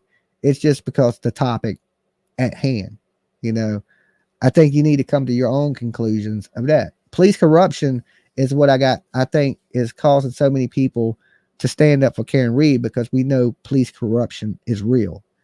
But in this case, I don't see that being the case. Make a long story short, innocent people are being harassed, bullied, and things of that nature. Leslie, thank you for joining. Thank you for becoming a member. Most of us that really were not religiously worshiping. Bullhorn Betty, I can't even believe you're still up, Bullhorn Betty. It's like 2:00 in the morning on the East Coast and you're still awake. I'm going to try and sleep for a bit. Take care, all. Get you some rest, Betty. I can't, like, this is usually the time you're getting up. What the hell are you just going to bed for? All right. Good to see you, Betty. Take care. Get you some rest. I know you ain't doing coffee club in the morning. If you do, you're going to be bedhead Betty. Okay. Don't know why you haven't looked into the case more. Tail lights were never found the day the murder or the second day. The clothes were submitted for testing for weeks, and that's when they had the tail light. Okay, so where did the tail light come from? That match or stuff? You know, they didn't have time to plant this tail light. I mean, but you're entitled, you know, and you know, anything you want me to see, just shoot it over to me on Facebook. You know, as long as it's valid, you know, don't send me some old stupid shit. But if you want to put up an argument for it, and you know, I can even open the phone lines, we can discuss it or something. I don't know if I'm going to do that tonight, but later on we can have a little group discussion on it for all the people that, you know, disagree with my opinion on it. I'd rather have some people up here that disagree with me so we can actually have a real good discussion on it. You know, I'm not trying to force people to believe what I believe. Okay. Go do your own research, come to your own conclusions. Okay. That's, you know, you shouldn't blindly believe people on the YouTube anyway. You know, if you don't dig it out for yourself, don't just believe everything you hear, because you know how quick some shit turns into some bullshit on YouTube. Taillights were found the day of the murder. They were just found in the second search after her vehicle was impounded. Yeah, but her vehicle was impounded and that area was coordinated off. There at that point, there was other police there. There was news photographers there. Okay. So you're saying that if you're saying that they planted it, they would have had to come there in front of other police, okay, and the media, and plant that stuff there at the scene with all these people around, with the neighbors around, other people. They would have had to done this. Could that be done? Yes, it could be done, because you're right. They had the vehicle, right? But also, it was two different locations. The vehicle's here. The pieces are here, buried under the snow. Okay. So you can say, yeah, they took the pieces when they had the vehicle and then they set them there. Okay. But that ain't the case. That's just involving saying every cop in the whole state is corrupt. Okay. If the cops were that bad, Turtle Boy ought to be in jail. They didn't plant something on them and shut them up. Okay. So the cops can't be but so damn bad because they letting him get away with all kinds of fucking shit. That's how I look at it. Do I 100% trust the police? No, but I don't think every police is bad. And the chance of you getting that many bad police together, and then their families being bad, and everybody there being bad, the paramedics being bad, the DA being bad, it's just too much. It's the probability of that is insane.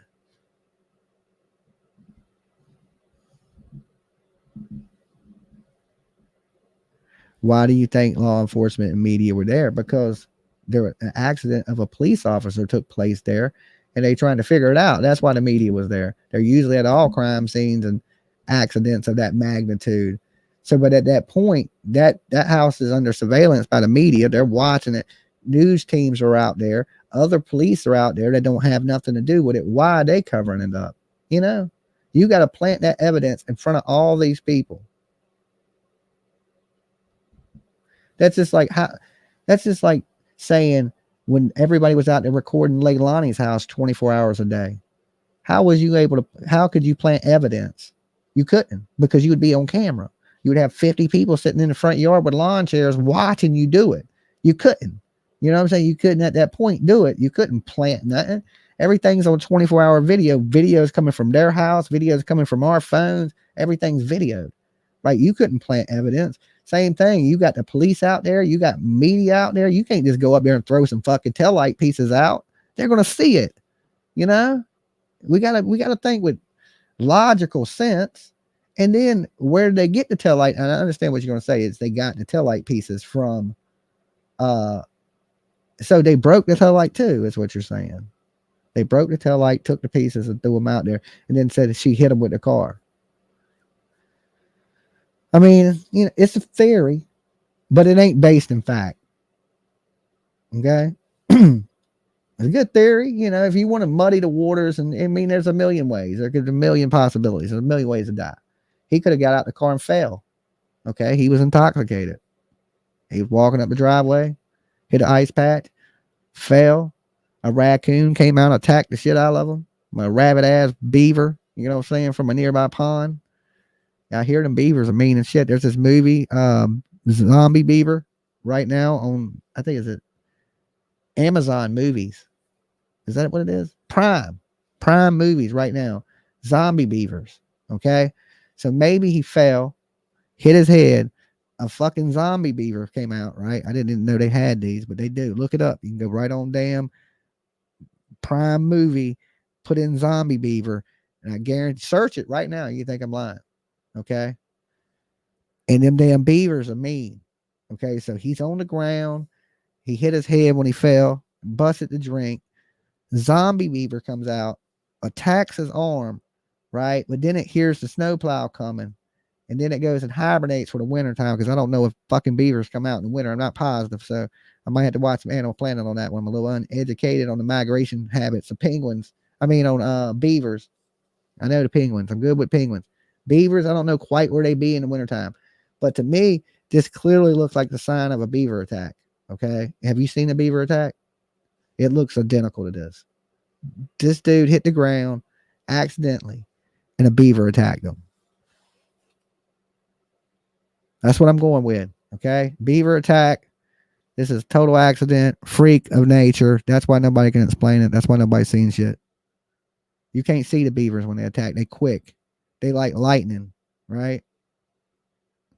So what they did is they, like, the reason the people in the house didn't see it, because the beavers, they had put twigs around them, right? They built like a little beaver wall so you couldn't see them. And then snow had collected on the beaver wall, and now you got John O'Keefe out there. Okay. That's how crazy their fucking conspiracy is. Okay. You might as well tell me beavers did it.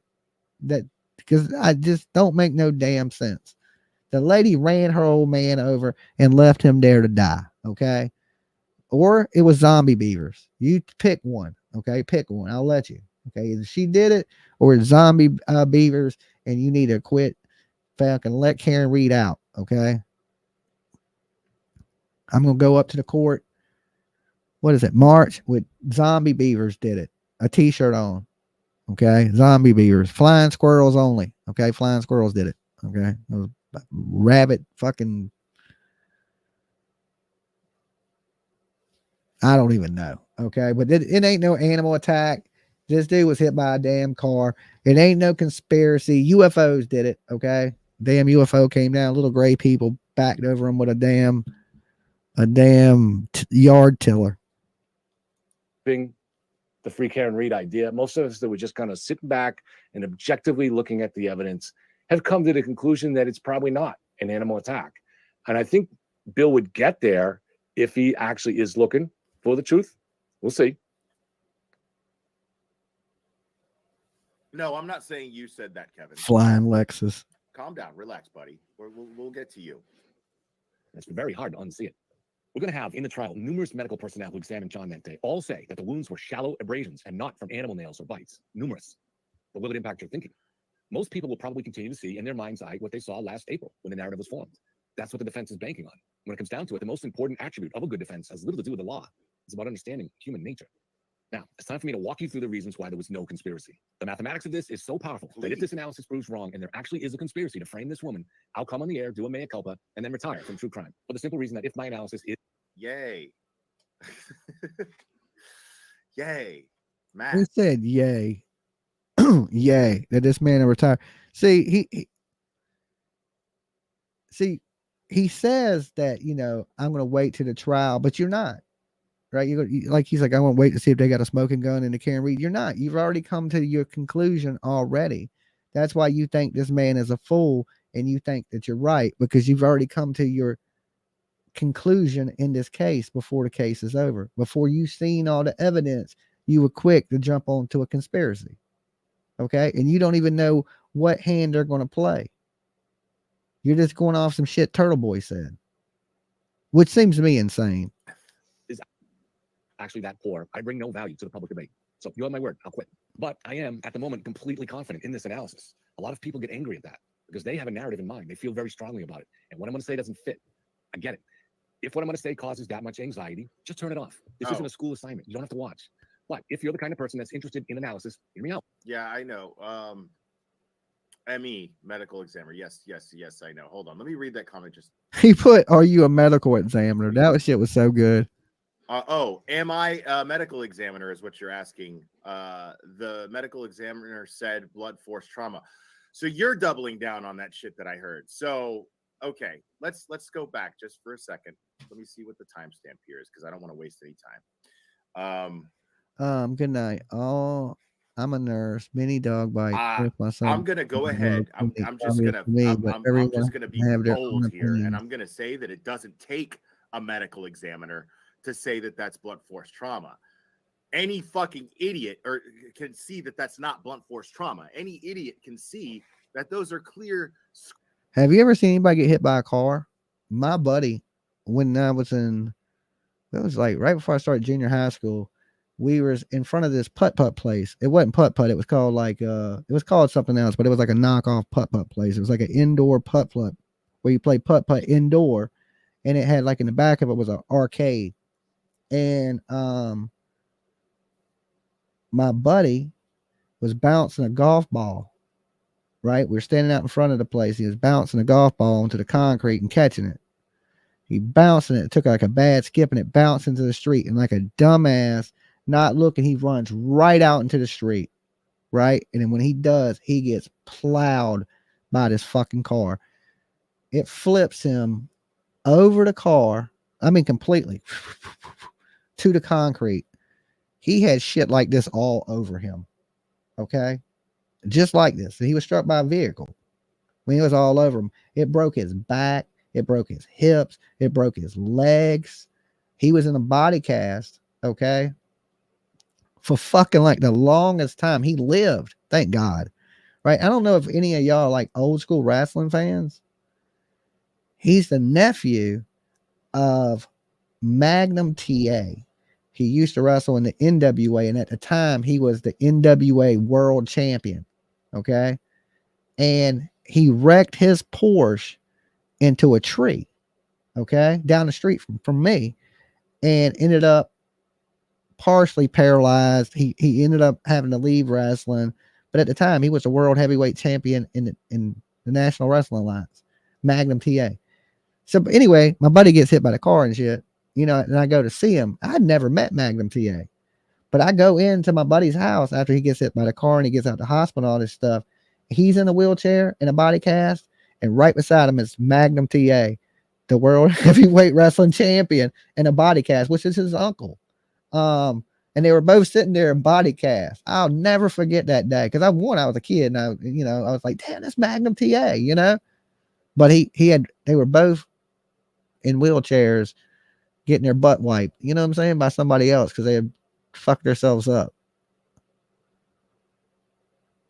Scratches and abrasions, if not bites. Now, arguably scratches and abrasions by not necessarily a dog or an animal even. I'm leaning towards an animal because it sure as fuck looks that way. And it sure as fuck looks that right here. That's probably what Clubber looks like. Where's Clubber at, Baby Gap? That's what we want to know. What did you do with that dog? Okay. Why did the dog one day was there so you could get a bunch of super chats? You know, get your dog a treat, get him some food, get him this, get him that. And then all of a sudden, this dog vanishes. Did he borrow a dog to grift off the internet? That man be like, yo, can I borrow your dog? And now the dog, he done took the dog back. He done got him some super chats, enough to buy him a bottle. Where the hell is Clubber at? Okay. Free Clubber, where's Clubber? I ain't seen the dog since. Okay. Has anybody seen that dog since it knocked over the Christmas tree? Anybody seen the dog since he knocked it over the Christmas tree? I think he's gonna hurt that little doggy, and we might have to send in the SWAT. I don't know. Animal control. Where's the damn doggy? Does animal control got a SWAT team? Right? You need to go over there and save Clubber because that dog is missing. All right. Like I said, told Betty she need to get some flyers together. I'll print them. That's the conspiracy. He should be like, that's the conspiracy we're talking about. Where did Clubber go? Okay. We want to know that. To hell with Karen Reed. Where's the dog? That poor innocent dog you stole at Christmas time that now has just vanished. I bet he won't show him on a stream tomorrow. Okay. Where's the Christmas pictures of you and damn Clubber in your ugly Christmas sweaters? I ain't seen that, right?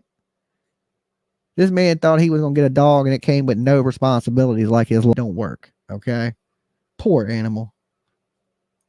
In this area right here on the elbow. You should be bit. That's what Clubber should have did to you. Okay. Girl of the Valley, thank you for joining. Thank you for becoming a member. Mad love to you. Thank you for being here with us. Clubber should have bit his ass like that. Now Clubber's missing. Right on the elbow. That looks like a bite. That absolutely looks like a bite. And it's right where any German Shepherd is trained to attack directly. Okay, so they train German Shepherds to bite people in the elbow. Okay. That's where they train them to bite them. Like from here out, dogs, you got to bite the elbow. Usually when they're running, they'll stick their arm out with the pad so that bites them in the forearm, not in the elbow. Okay, they don't train the dog to bite you in the elbow. That is his elbow. Okay, that's right in the middle of his damn elbow. The dog didn't run up and bite his elbow. The dog would have went for his arm, like a police dog is trained to do. All right. And a police dog, if you learn anything from, remember the guy that escaped in Pennsylvania? The police dog attacked him, and the police dog, once it bit him, it held him in place. It just laid there with him and locked on. That's what them dogs are trained to do. Them dogs ain't trained to bite you multiple places. I got bit by a German Shepherd. It bit me in the gut. You know what I'm saying? Police dogs are trained to hold, to attack and hold until you stop resisting, right? If you stay calm when a police dog's attacking you, it'll calm down. Okay. The more you move, the more it's going to lock and try to hold you into place, because that's what they train the dogs to do. Matter of fact, I live right down the street from the canine training facility. Okay. They got it built like a city so they can train the dogs to search and shit. It's pretty cool, but it's built like a little small city. So every building's like the size of a shed, but they done painted it to look like buildings, and they got little fire engines and shit out there. It's pretty cool, but that's where they train the canines. They got all the ramps and the dog courses, and them dogs are trained to lock onto you and hold you. That dog would have been biting and biting and biting and biting and biting. That ain't what police dogs are trained to do, because they don't want a police dog to do all that damage to you, because then they ain't gonna be able to arrest you. They're gonna have to take your ass to the hospital. Okay. So usually you'll see a couple punctures right around where the dog will bite somebody in the arm or bite him in the leg. So prove to me that that's not just because the medical, you're telling me that just because the medical examiner said that? Well, he is a medical examiner. That means he's went to college. You know, that means he knows what he's talking about. So it means he probably knows more than you, Baby Gap. You're going to laugh, right? The actual professional said something that actually seen the body, that was actually there. You're going to laugh. You've never seen the body. You've never been there, but you know everything. Make that make sense. I know you can giggle, dude, but I mean, yeah, not just the medical examiner, but the two medical examiners, but the staff at the ER. And actually, when I look at this close up, it took me a month to get out of this, because again, you're given the picture and told that, and it's hard to get that out of your mind because you've got that association. But when I look at these, I don't see depth. If you have A German Shepherd is a very powerful animal. Fuck yeah, it is. I'll back you up on that one, boy. I know how powerful that damn thing. He bit the shit out of me. I told you every bite was bruised. It don't just like sink its teeth in you. It locks the hell down. Okay. I mean, it locks. I mean, it ain't no little just it ain't just poke you and go. Oh hell no. They bite. It's a snap. You can hear it. You hear the snap. You know, that the force that the German Shepherds are biting. You hear the teeth. Like if you ain't never heard that, then you don't know what the hell you talking about. Them dogs, I could hear teeth clicking every time they missed. And when they didn't miss, you heard me scream to where you could hear me 10 blocks down the road. You know what I'm saying? That's how you get bit by one of them Germans. Let one of them things lock onto your ass one good time. And tell me you ain't going to scream. And its claws, its nails, and its teeth are going to leave very deep marks. Those actually look like shallow abrasions. They don't look like something sharp that would come from a claw. They just don't. They don't look deep. They don't look like punctures. They look like small cuts, right? They don't quite look like real deep puncture wounds with no bruising around it. So it looks like something scraped it instead of, see, that whole blunt force trauma, I don't know. It looks like they were scraped. It don't look like it was impacted. But like I said, I ain't no expert. You have to kind of take that idea that's been planted into your head. I mean, just look at them. They're shallow. And I don't, but again, you don't have to trust my eyes. Go with the experts. And if you're going to like, look at the two big scratches on the arm at the top of the arm. Like, what dog's teeth look like that? You see what I'm saying? And a dog's claw is not going to gouge you like this unless it's a fucking tiger. What do you get attacked by a tiger? A damn bobcat? I mean, that ain't teeth marks. Some top one. I mean, you may be able to argue the one around the elbow looks like maybe it could possibly resemble something of that nature. It's too many big teeth marks though for it to be a dog, because dog got two big teeth and then little ones. So this don't quite line up as a dog teeth, right? Just like if you bit a person right now, you can bite yourself. And when you bite yourself, you're going to see a top bite and you're going to see a bottom bite. Just like a human. Okay. Bite yourself. Just and look at the mark it leaves. It's going to leave your top teeth and it's going to leave the bottom teeth. Facts. You can't bite somebody with just your top teeth. Be like, you know what I'm saying? You're going to say that ain't going to work. Question that, say, okay, well, then you have to calculate what are the odds of an expert lying about this. And I also have some inside information that I've reported that the canine tests that were ordered from an independent tester by both sides this summer have come back to show there was no evidence of canine material on the clothing. So, so that's from another expert, according to this guy. I don't know for a fact, but no canine DNA on the clothing. So he has wounds. He don't have, there ain't no damn, nobody witnesses heard a canine attack nobody. And if you're going to invite somebody over your house, why would you let the dog attack them? It's still, where's the motive in all this? Where is the motive? I still haven't heard any of these people. What reason would they have to kill John O'Keefe? What reason? None. There's no reason out there. And we'll see if that turns out to be true, because that's not in documents that we've seen yet. But that's information that I have. And I would say take it to the bank. But, again, this is why you have to be careful about certainty. You can't be certain that this is an animal attack when multiple experts are saying that it's not.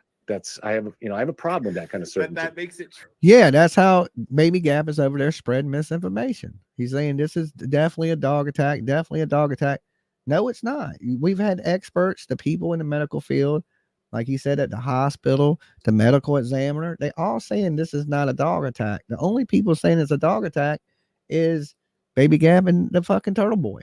Okay. And it's not, that's spreading misinformation like a bitch. The professionals say it's something totally different. But these people know more than the professionals. True. And so far, step by step, this being step one, you're proving to me that this is more likely a conspiracy. Because why the fuck would the medical examiner say that that is blunt force trauma when any asshole with eyes can see that that is not blunt force trauma? That was caused by blunt force trauma. Okay, that's from him being hit. Okay, that's from him being hit. So you are an asshole. You got that right. Okay, but for some reason you can't see it. The reason it's called blunt force trauma is because he was hit by a moving object. Okay, let me hit you with a car and let's see what you look like. People look mauled. They get hit by cars, and that's hit by cars barely moving. Let me hit you with a hauling ass car one time and see what you look like. What kind of marks you got on you? You think you gonna come out of that bitch flawless after you got hit by a car? Because I tell you, I watched my homeboy do 15 flips in the air, hit the concrete, and he had gouges and wounds and bleeding from every fucking where. Okay, it looked all kind of like that, mixed with some road rash and fucking legs sticking the wrong way, and cars can mess you up. If I learned one thing when I was young is don't chase a ball into the street, because I watched firsthand what happens. And this, thank God, my homeboy lived through that. He's still alive to this day. He's good, but he made it. But thank God, it's like I learned don't chase a ball, right? And one thing, if you drive and you ever see a ball go into the fucking road, stop, because kids chase them balls, man. And it's just, you don't think, and bang, it was brutal. It was brutal. And not only that, because when I was kids, what made that accident so much worse was that his older brother was there and he got outraged and tried to attack the driver of the vehicle too. So there was this big thing that went down to, he's mauled on the ground. It was bad. It was bad. It was, so sometimes it seemed like it escalated. Like it was bad enough and then it got even badder, like he's trying to attack the person and shit. It's like, but if you ain't never witnessed nothing like that, you'll be surprised at what damage a vehicle can do to you. It's bad. And like that guy was, when he hit the ground, I thought he was dead for sure. There was no doubt in my mind. I was like, this dude is dead as shit. And that was one of my good friends as a little kid. I was like, he's dead. And he survived it. I could, wasn't his day. Why the fuck would the medical examiner say something so ridiculous? Other than there's a conspiracy. Just too damn easy to make these conclusions. That's the problem. In the trial, numerous and we can have a debate. What's up, Turtle Boy? And I know the car probably was doing no more than 35 miles an hour, 35, 40 miles an hour that hit my friend. And this thing launched him into the sky like, I mean, it's just, I don't know exactly how high he was in the air, but it just like when it was happening, how when things like that happen, everything kind of goes into slow-mo. It just appeared to me like it shot him way up in the air. Like I don't know how many feet, but and that was at like 35 miles an hour. And like I said, it broke his legs, his hips, his back. I can imagine if he was hit it don't take a lot of time to get up to about 20, 30 miles an hour.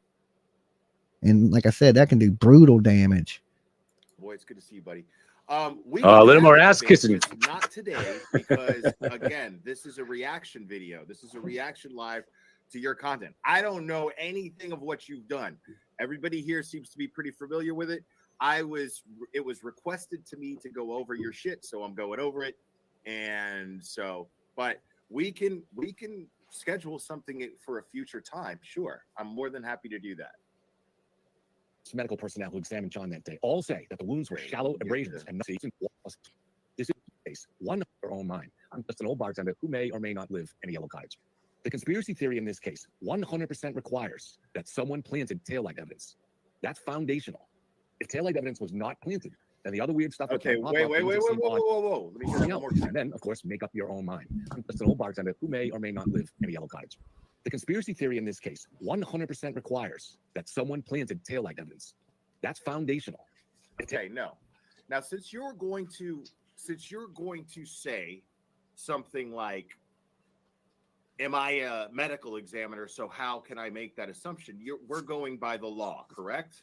I mean, it's fair to say. We're not going right? by the law on that. We're going by evidence. By what the law would dictate, what the law would observe, right? Well, if we're going by what the Kevin's trying to debate an idiot. it's not on the You people can't debate an who suspect the idiot. conspiracy You just got to let them know they're an idiot. It's on the state. It You is. can't argue with this guy. You know, see, because Kevin here, he seems like a reasonable guy. He thinks that he can discuss things with Baby Gap, right? He don't know Baby Gap, so he's under the impression that he can discuss things like a normal person with this guy, but you can't because he's just an asshole. Okay, you can't have a normal discussion with this guy. It's his way or no way. It's on the Commonwealth. It is. Thank you, Queen Nessie. 24 this is kind months. of where around the point where I got Like frustrated 2 and turned it years. off. Damn, Because Queen. Listen, I saw him on Dave's show tonight, and I believe he's a bright guy, but that's not a bright conclusion. That's not smart analysis. That's trying to force something to appease the mob. Okay. This has nothing to do with the law. I'm just talking about analysis of the case. All right. Taillight pieces were found from Karen's SUV, buried in a snowbank, reportedly at 5:45 by a state police CERT team. When they found it, there were numerous cops there. There were reporters there. It was filming. There was news trucks there. I don't know how many people there, but the street from the. That's the same thing I said, Kevin. That they forget that there's news cameras there. There's people there. There's reporters there. There's people standing outside the house. They forget that they've got to go plant this evidence in front of a whole mob of people that don't have nothing to do with it. So not only are the cops dirty in the house, but all the other cops are dirty too. They're all in on it. They're all in on it, Kevin. Okay. How can you not see that? You're a fool, Kevin. No, Kevin, you're right. Okay. You're absolutely right. They couldn't have planted this shit. There was people all around. Every cop ain't bad. And Baby Gap's a dumbass. The news video is pretty jam-packed with vehicles. So at that point, there's only two ways that taillight evidence could be buried inside that snowbank. And that has nothing to do with analyzing the law or anything like that. It's just logic when you're trying to figure out if Karen Reed did this or not. If the taillight glass broke from an impact Thank to you for John, joining. then it ended up there. It got plowed up by the plow. Okay? Or the state police or somebody else, but it really has to be the state police, went there and buried the tail. We'll get into more. I mean, I could explain this to him too, but you guys have heard it all before. Or, so I'm sorry, either the glass broke, either the taillight broke on John's head or some part of his body, or the troopers had to plant the pieces. It's an either or. There's no other road. It's A or B. Okay, it's A or B. And the problem with B is that there was no access to Karen's SUV at all until after it was towed, or during the tow, if you want to go with that.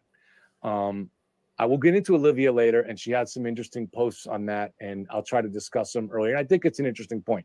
But I think based on the timelines that we know, it's pretty clear that, so Karen's SUV was inside John's house after Karen and Kerry and Jen brought it back. So say around 5:30.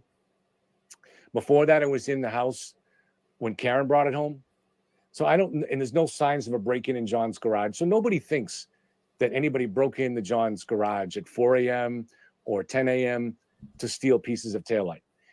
By about 7 o'clock, maybe a little bit earlier, John's family was arriving at the house because the 14-year-old niece lived there and a 10-year-old boy lived there and would be coming home soon. He was staying over with friends that night.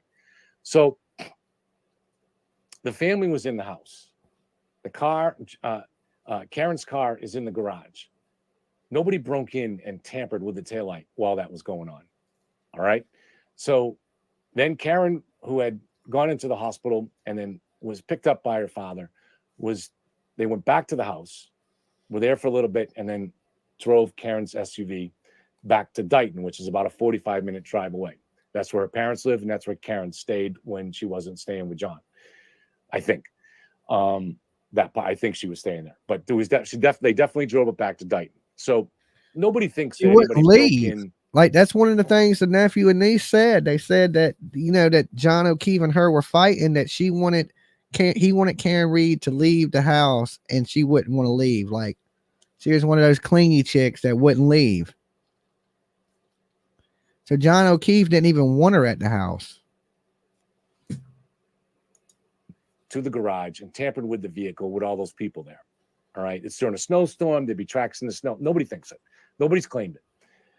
So then it's a 45-minute trip back to Dighton. So I'm not sure what time they get there. Let's say they get there around noon, but it could be 11:30, 12:30. I'm not sure. But they parked it in the driveway, which has Ring camera surveillance. So it was parked under Ring camera surveillance all day.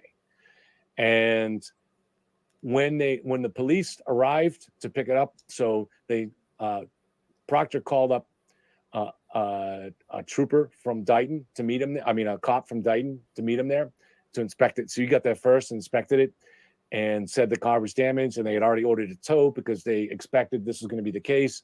And they actually had to get someone to plow the driveway too, because there was like a foot of snow that had fallen during the day. So it was pretty unlikely that anybody went in there and tampered with the car. Yeah, nobody tampered with the car during a snowstorm. There'd be footprints. She didn't hit that car enough to break the taillight out.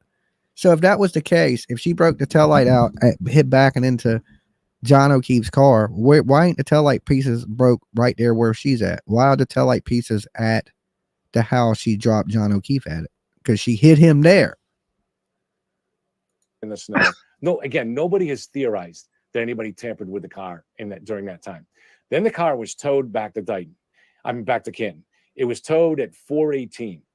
So it's a 45-minute drive. There was a blizzard. It's rush hour. We don't know what time it got back to Canton, but I would say the absolute earliest it could have got to Canton will be 5, and probably at least 5, 10, 15 minutes later. But let's be generous and say it got there somehow at 5.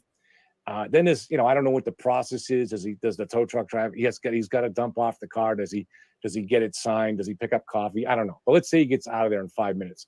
So the earliest that I can imagine that the trooper had access to the vehicle was 5:05. Then he has to race back to the crime scene. So maybe he gets there at 5:10 if everything goes smoothly. And realistically, that's like mission impossible smoothly. But let's say he gets there at 5:10. Now, we don't know exactly what was there at 5:10, but you can see the video of the state police walking out with their shovels to go digging in the snow. And that's how they found the taillight pieces. It was found at 5:45. So it probably didn't take them too long, but maybe they're walking out at 5:40 with their shovels. So see, he's showing you right there, breaking the time frame down, that the police didn't have time to go out there and plant evidence in front of people. Okay, this evidence was there. This evidence wasn't planted, and these pieces of the car match her car. Okay, that's where, Baby Gap, you're out here spreading misinformation, saying that there's proof that this stuff's been planted. That is false information, and it's just a fucking lie, and you sound like an idiot. The news truck and the news crew that was filming that, they didn't just pull in at 5:30. They would have been there for a long time setting up, and you're going to find all this out at trial. You also have the state police CERT team was there conducting it, and there would have been neighbors standing out there, people looking out their windows. And you can see from the news videos a lot of stuff there. So it was very difficult to get in there and plant that evidence in front of all those people, and because you had to bury it in the snow. The idea, we were false, again, so many false ideas in this story. So, the false idea that was sent this summer that this main taillight piece, which it looks to me like it's about the size of a palm of your hand, was found sitting on the snowbank.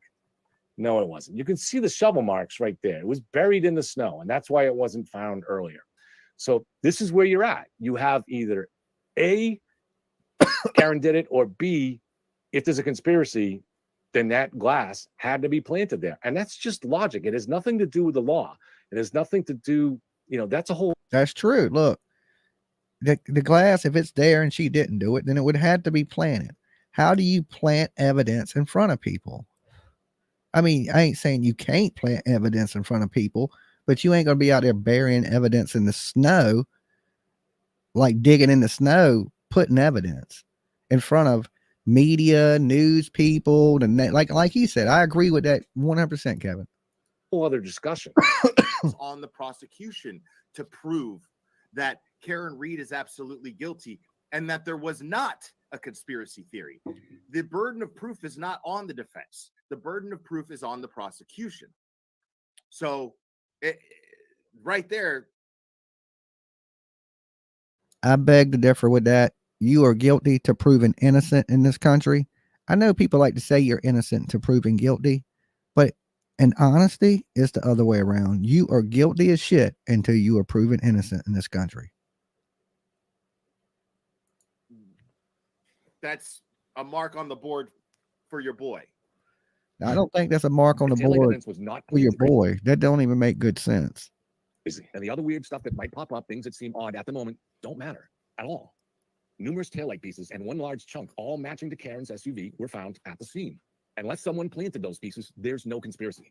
If those pieces were not planted, it doesn't matter why the Alberts did. And what's really funny, though, is because I know some of you guys are boiling it. It's like he laughs. He starts to laugh when he knows he's about to talk some shit. You know what I'm saying? Like he giggle. He gets like he knows he's about to say some stupid shit. It's so stupid. It's almost funny to him. Inside going, Claire, bring up the fact that it has been proven. Yes, it has absolutely been proven. No, it has not. No, see, this is where he's spreading. This is where he's lying to his viewers. This is where he is spreading misinformation. It has not been proven that anything was planted at any crime scene by the fucking police. You are sitting here lying. You're sitting here lying on the police, and you're saying you have proof, but yet you have showed no proof. You've showed no motive for these people to hurt this man. All you sound is like a fucking idiot. He's not going to offer any proof. Evidence to indicate that those taillight fragments were absolutely planted. This is kind of where I don't really watch shows like this because, I'm sorry. He seems like a pretty smart guy on Dave's show, but that's just fucking stupid. I couldn't say it better myself, Kevin. You finally get the point, Kevin. It took you a minute. I don't know how long we're into this video, an hour, but Kevin, I think you fucking bingo. You are on the crab, like they would say in fucking The Deadliest Catch. You are on the crab, my man. I think you finally ding. I think you got it. I think you finally figured it the fuck out. Okay. I hate to say it like that, but ding, that bulb just went off in your head that he's fucking stupid. Okay. And Kevin has been a polite dude. He don't even look like he speaks with bad language. He didn't just say stupid. This man said he's fucking stupid. Okay. That is like that's when you beyond stupid. Okay. When you're fucking stupid, like that's a whole nother level of stupid. Okay. Cause regular people do stupid shit all the time, but people don't do fucking stupid shit all the time. You see what I'm saying? It's a big difference. But I think Kevin, your light bulb finally went off and you're thinking, what the fuck am I even talking? This dude is fucking stupid. You can't argue with stupid people. Okay. You just can't. You can't win because in his mind, in his brain, he thinks he's fucking you up like a ninja right now. Okay. And he's just looking stupid as shit. But in his mind, he's like, yeah, I'm handling this man like he's my bitch. That's his perception of the world. He got a damn marble loose. I mean, there's literally no evidence. You could theorize that it was planted, but for him to sit there and just say it was proven and then not offer us that evidence, I mean, maybe, I don't know. Where does he get that from? I don't even think Turtle Boy. He's worse than Turtle Boy. The only difference is Baby Gap is not a scammer. Okay. He's not really a scammer.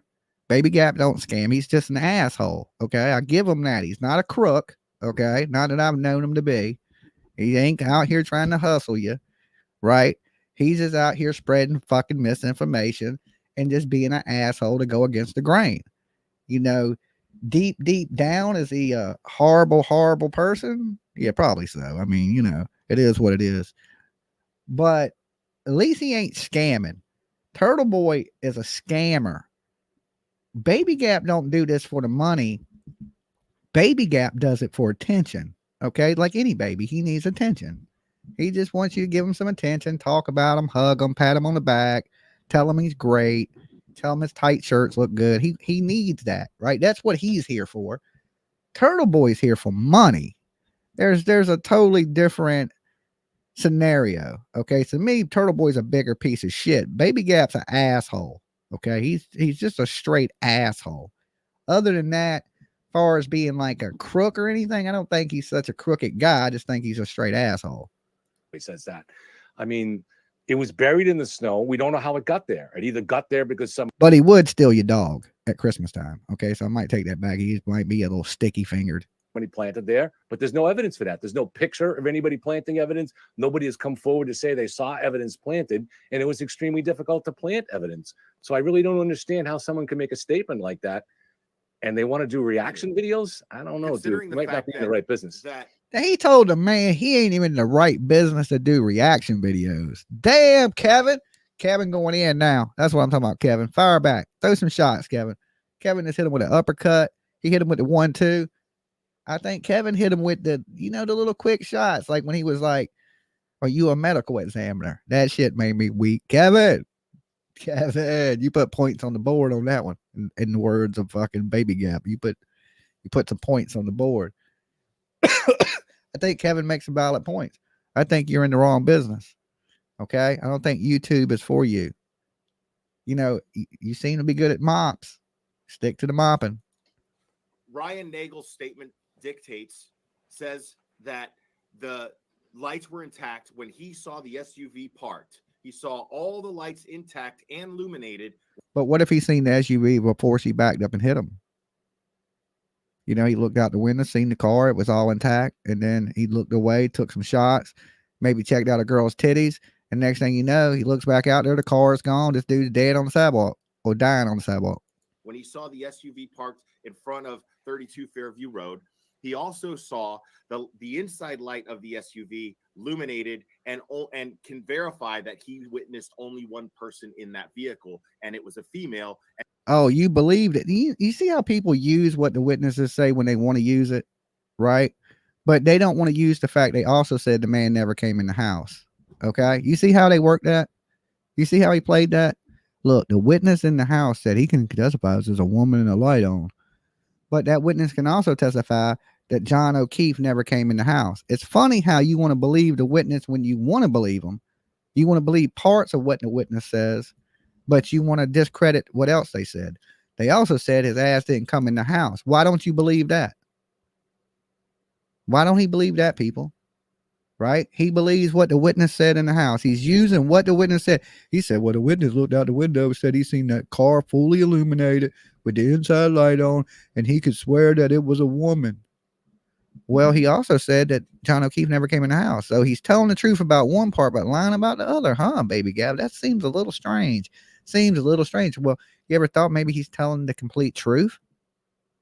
Okay, and the man never came in the house. He looked out the window and he seen the lady in the car because he couldn't have been in the car to get hit by the car. So at some point, he was out of the vehicle. Maybe that takes common sense, something you don't have. Just saying. And that is presumably and assumingly Karen Reed. Who else could it have been? He also said John O'Keefe didn't come in the house. Why are you leaving that part out? Because that don't fit your narrative. That don't fit your story. What fits your story is this person seeing Karen Reed, okay, alone in the car with the light on. That fits your story.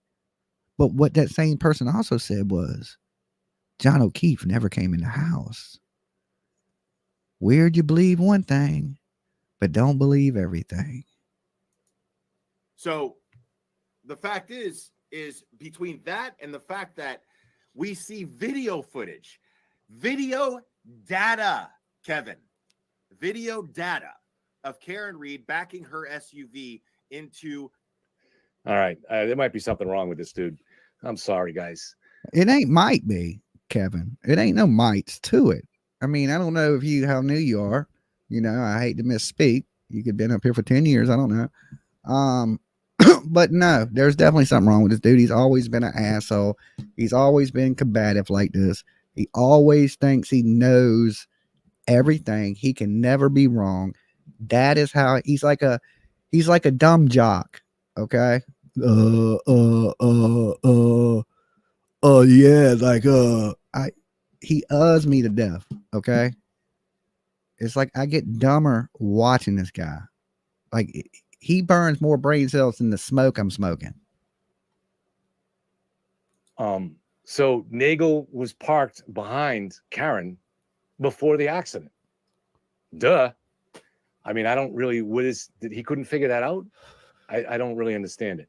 So then Nagel drove by. And so whatever happened, whether Karen hit John or whether aliens came down and did something, Nagel didn't see it. But that proves a conspiracy. It doesn't. See exactly what I'm saying. Like he said, the dude didn't see it. It proves, right?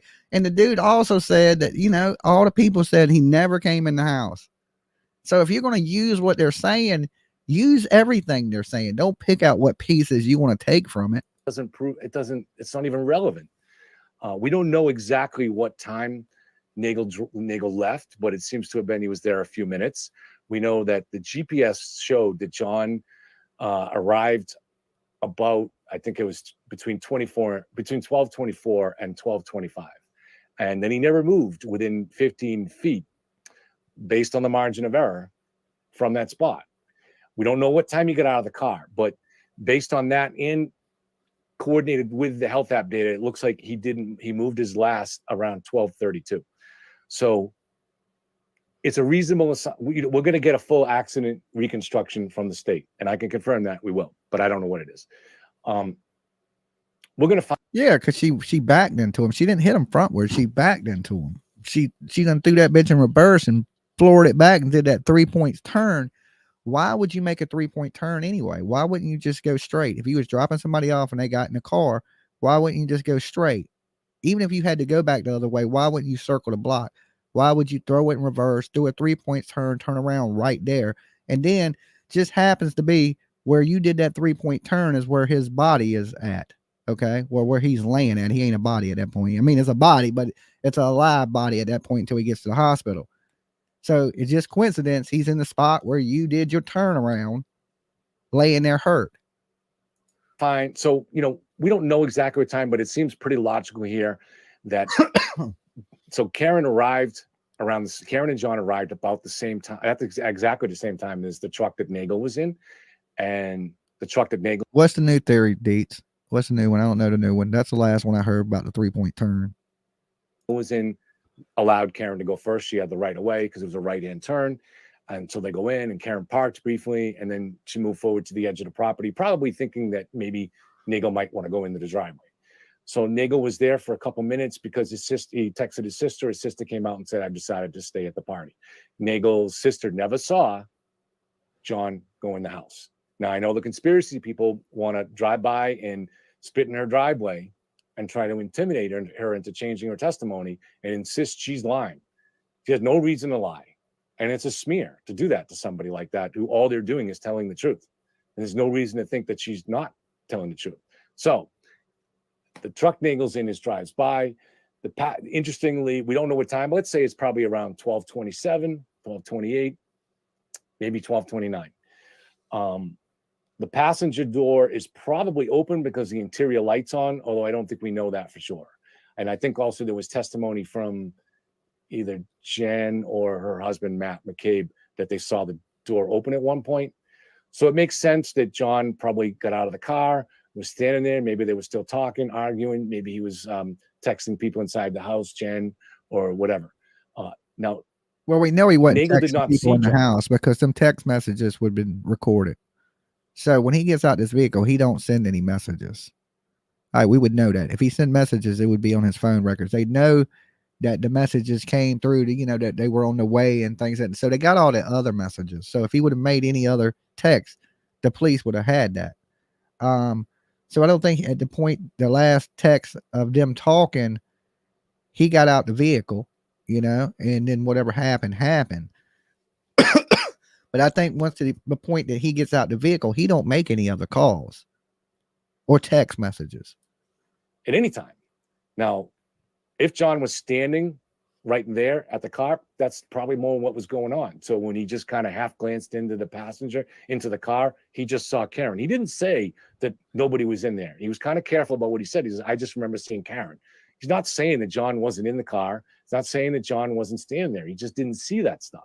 And it makes sense to me that if John was standing there in the dark and the door was open, then all he would notice is Karen. So this is kind of crazy stuff here. I mean, I don't. We are trying to do rational analysis, John right? O'Keefe's vehicle at his house, right where the taillight would have broken. So, yeah, but what? Okay, so what if he did it afterwards? You know, I don't think Baby Gap is taking that into consideration. Was after the fact. This was after the fact. That absolutely would indicate that those taillight fragments were planted underneath John O'Keefe's body. Oh boy, where to start with this dude? I was about to say the same damn thing. Like, oh my God, this dude is such an idiot. Like, it's like, oh, so they were planning, and they just happened to be sitting around with taillight pieces, or once they found him hurt in the snow, then they came up with this, how are we going to cover this up? Let's go break the taillight, put pieces of the taillight in the yard, and they'll believe she hit him by the car. Like so they're coming up with this plan as it's happening. I don't think that's the case. Okay. I think if the police are going to kill somebody, they're going to plan it better than planning it as it's going. You know, that just don't make any sense. All right. This is the problem with coming into a case late and then pretending you know what you're talking about, because it's not his fault that he's not caught up, but he doesn't know what he's talking about. And if you're only going to Turtle Boy for information, you're never going to know what you're talking about. All right. Because he's giving, and that's not even against Turtle Boy. It's giving you one-sided information. And so common sense listen, you go out for the night and you find out a couple of your buddies get into a fight inside your house and you weren't there. You come back. Yeah, the pull behind the car one, tell them where to park. Yeah, that's not what I believe was the last message. I don't even think he sent a message saying we're here. You get just one side. No, you get two sides. So you're presenting yourself as a kind of logical, reasonable person. Do that, dude. Get both sides. Find out more information because you're seriously short of it. So Karen backed into John's SUV in the driveway at 5 a.m. All right. We don't know what damage was done. It was at very, very low speed. Did it crack the taillight? Maybe. Did it do some damage? We do know that no damage was found on John's vehicle. Okay. Maybe they didn't tell you that. Maybe it's in the report. You didn't read it. But Bill, he said, damn, you didn't read it. So look, I've watched the video, and I'm sure most of you have. I'm sure Dietz has. I'm sure a lot of you have watched the vehicle back out of John O'Keefe's house. Okay, when she pulls out, does she tap the vehicle? It appears if she taps it, it is just barely. Is that enough to break a taillight? It's hard to say. You know what I'm saying? Like I'm saying he could have broken on his elbow. Some people are saying taillights are harder than that, but I don't think they're that hard like you're thinking they are. They're just plastic. And, you know, I'm sure the newer they are, the harder they are, but over time, plastic gets a little brittle and maybe they break a little easier. But she was driving a newer SUV Lexus, so I'm assuming her taillight had to be pretty tough. You know what I'm saying? It ain't just going to be a little thin piece of plastic, easy to break. You're going to have to be a little bit of force in it. And it appears that if she bumped the car, it was just, I don't even think she hit it, to be honest. I mean, it might have nudged it just in hair, because I think we looked at it and you can see the wheels of the car that she bumps just barely move. So I think she does tap it, right? But I'm not sure if that's enough. And if she broke the taillight right there, the pieces would be to the taillight right there. Why is there no pieces to the taillight where John O'Keefe's car was? Because the taillight didn't get broke there.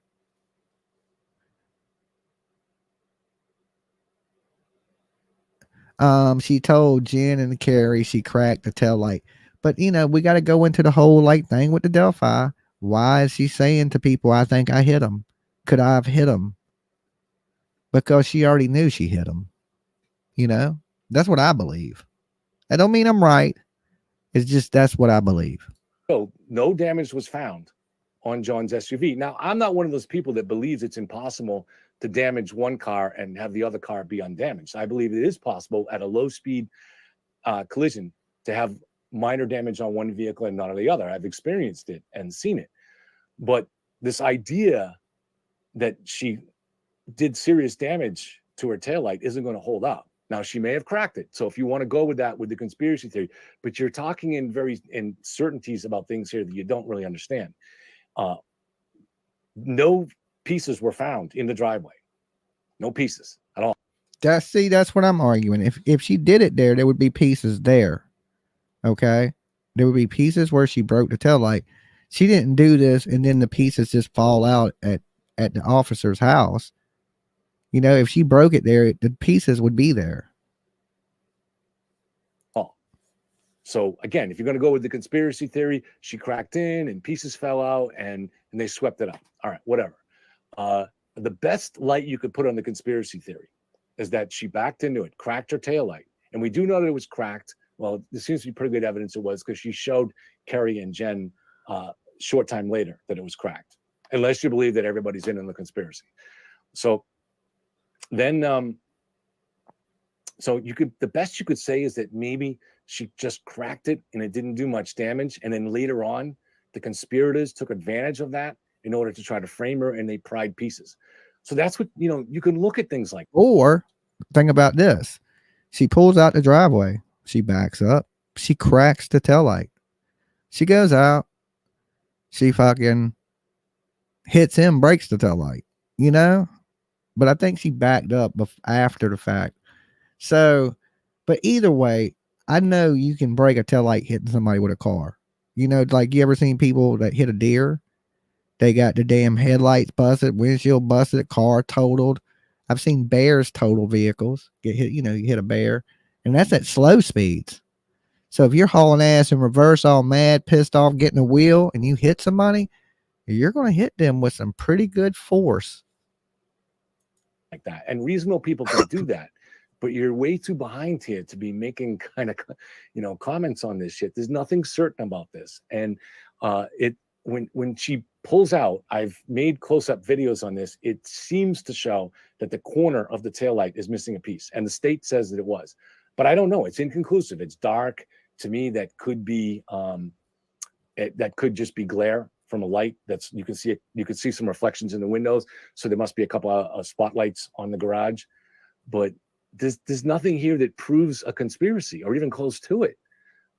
In fact, if you want to analyze, most cops that I've showed this video to back in May, when I was still flirting with the conspiracy, said, dude, she backed into that on purpose because she knew she had a broken taillight. Now, I didn't need them to tell me that because we all had that. Well, most of us had that thought when we first looked at it, like, wow, was she clever enough to do that on purpose? But there is something else I can report on that tonight. How much space would she need to get up to speeds like that?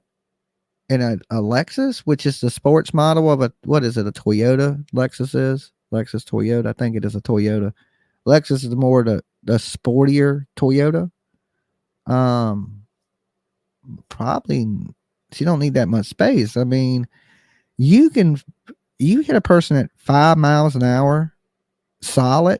If you hit them solid, it's going to do some damage. You hit somebody at 15 miles an hour, you're probably going to fucking kill them. You hit them at 35 miles an hour, they lucky to live. Like my buddy was hit at about 35 miles an hour. He's lucky to be alive. So, I mean, it don't take a great amount of speed when you hit somebody with a vehicle. You got to remember that vehicle weighs 2,000 pounds. You weigh 125. You're no match for that vehicle at any speed.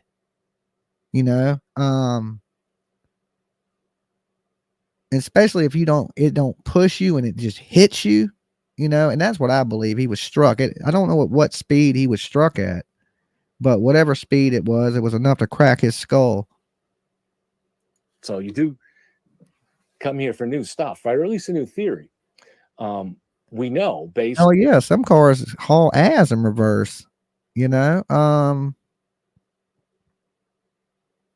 Yeah, you ain't never seen police like when somebody in like police chases throw the car in reverse and police shoot them. You know why they shoot them? Because that car is deadly. That's why they shoot them. You go floor and try to run a cop over, you know, they're going to shoot you because that car is considered a deadly weapon. Why you think the police consider a vehicle a deadly weapon? Because it's a deadly weapon. You hit somebody with that bitch, you ain't got to be going fast. Hit somebody at 10 miles an hour, you'll kill them. Especially depending on what kind of car you're in. On a document that we have that Unetti sent to, I forget if he sent it to the court or if he sent it to the defense team, but it's a one-page document, so it's easy to get overlooked. And I didn't have access to it until very recently. But in January, David Unetti had observed that I don't think to knock somebody 11 feet back, I don't think you have to be traveling that fast, to be honest.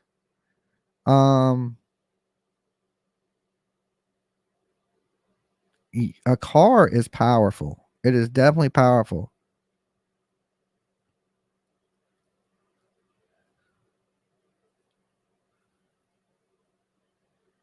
A few feet, man. I'm just catching up on some of your chats. John's vehicle had moved positions, and it's not specific. We don't know. So he was going through the formality of requesting that the prosecution turn over any videos related to that. They didn't have any. And this is what we now know is the missing ring video. So we knew that there was missing video of Karen getting home. I got you, Deets. We don't know who deleted it. All right. Now, people are trying to suggest the state police did it. But what incentive would they have for deleting video of Karen coming home? And some people can say, well, what incentive would Karen have for doing it? Well, I don't think she would have any incentive of deleting video of her coming home because she came in front ways, so you couldn't see the taillight. However, if you're going in and you're going to delete a couple, there is a video in there that you want to delete. So you could ask the same question to both sides. So is there some possible video? Well, see, I don't know about that because my security system's not by Ring. Okay. I have a different security system that videotapes. So I don't know exactly how Ring files everything, and do you got to delete it or does it keep everything? Because my stuff is different. Like it'll start recording if there's motion, and then like you can have it set up to where it will save it, or you can have it where it don't save it. So I mean, I don't know exactly how Ring works. Like, would you have to manually go in there and delete it? Because I think on my security system, if you don't save it after a certain amount of time, it goes ahead and deletes it. But if you go in and save it, then it'll keep it. Something that happened, say, between, 12:41 when Cameron got home and 5 o'clock. He's going into conspiracy mode a little bit. I think what he's doing is he's trying to hey, if you're going to use conspiracy people, these are the tougher questions, this stuff. It's a little bit, it's hard to discuss true crime and not throw in your theories. You know what I'm saying? So, and once you do throw in theories, that does bring it a little bit into the conspiracy realm. So, but it ain't far off conspiracy like their conspiracy is. I think the whole police force conspiracy is a little bit bigger than what old Kevin's talking here. O'clock when she left. Is there something else that happened in between that the state would want to delete? I can't think of anything. I mean, you have to get really Oliver Stoney to kind of think that way, because you'd say, well, maybe they were doing some kind of a Mission Impossible operation in the snow, in the driveway there, and they didn't want anybody to see it. There's no evidence of it. It seems strange. There was no strange footprints in the snow or tire marks or anything like that. There's just no reason to believe that. But I guess you can't rule it out, right? I mean, you can't completely rule it out, but it seems astronomically unlikely that the state police had an incentive to delete any videos on the Ring system. However, Karen very well might have had a motive to do that. Now, originally we were thinking when we started hearing about the idea of Karen moving the vehicle, that this was because maybe Karen had taken John's Traverse out.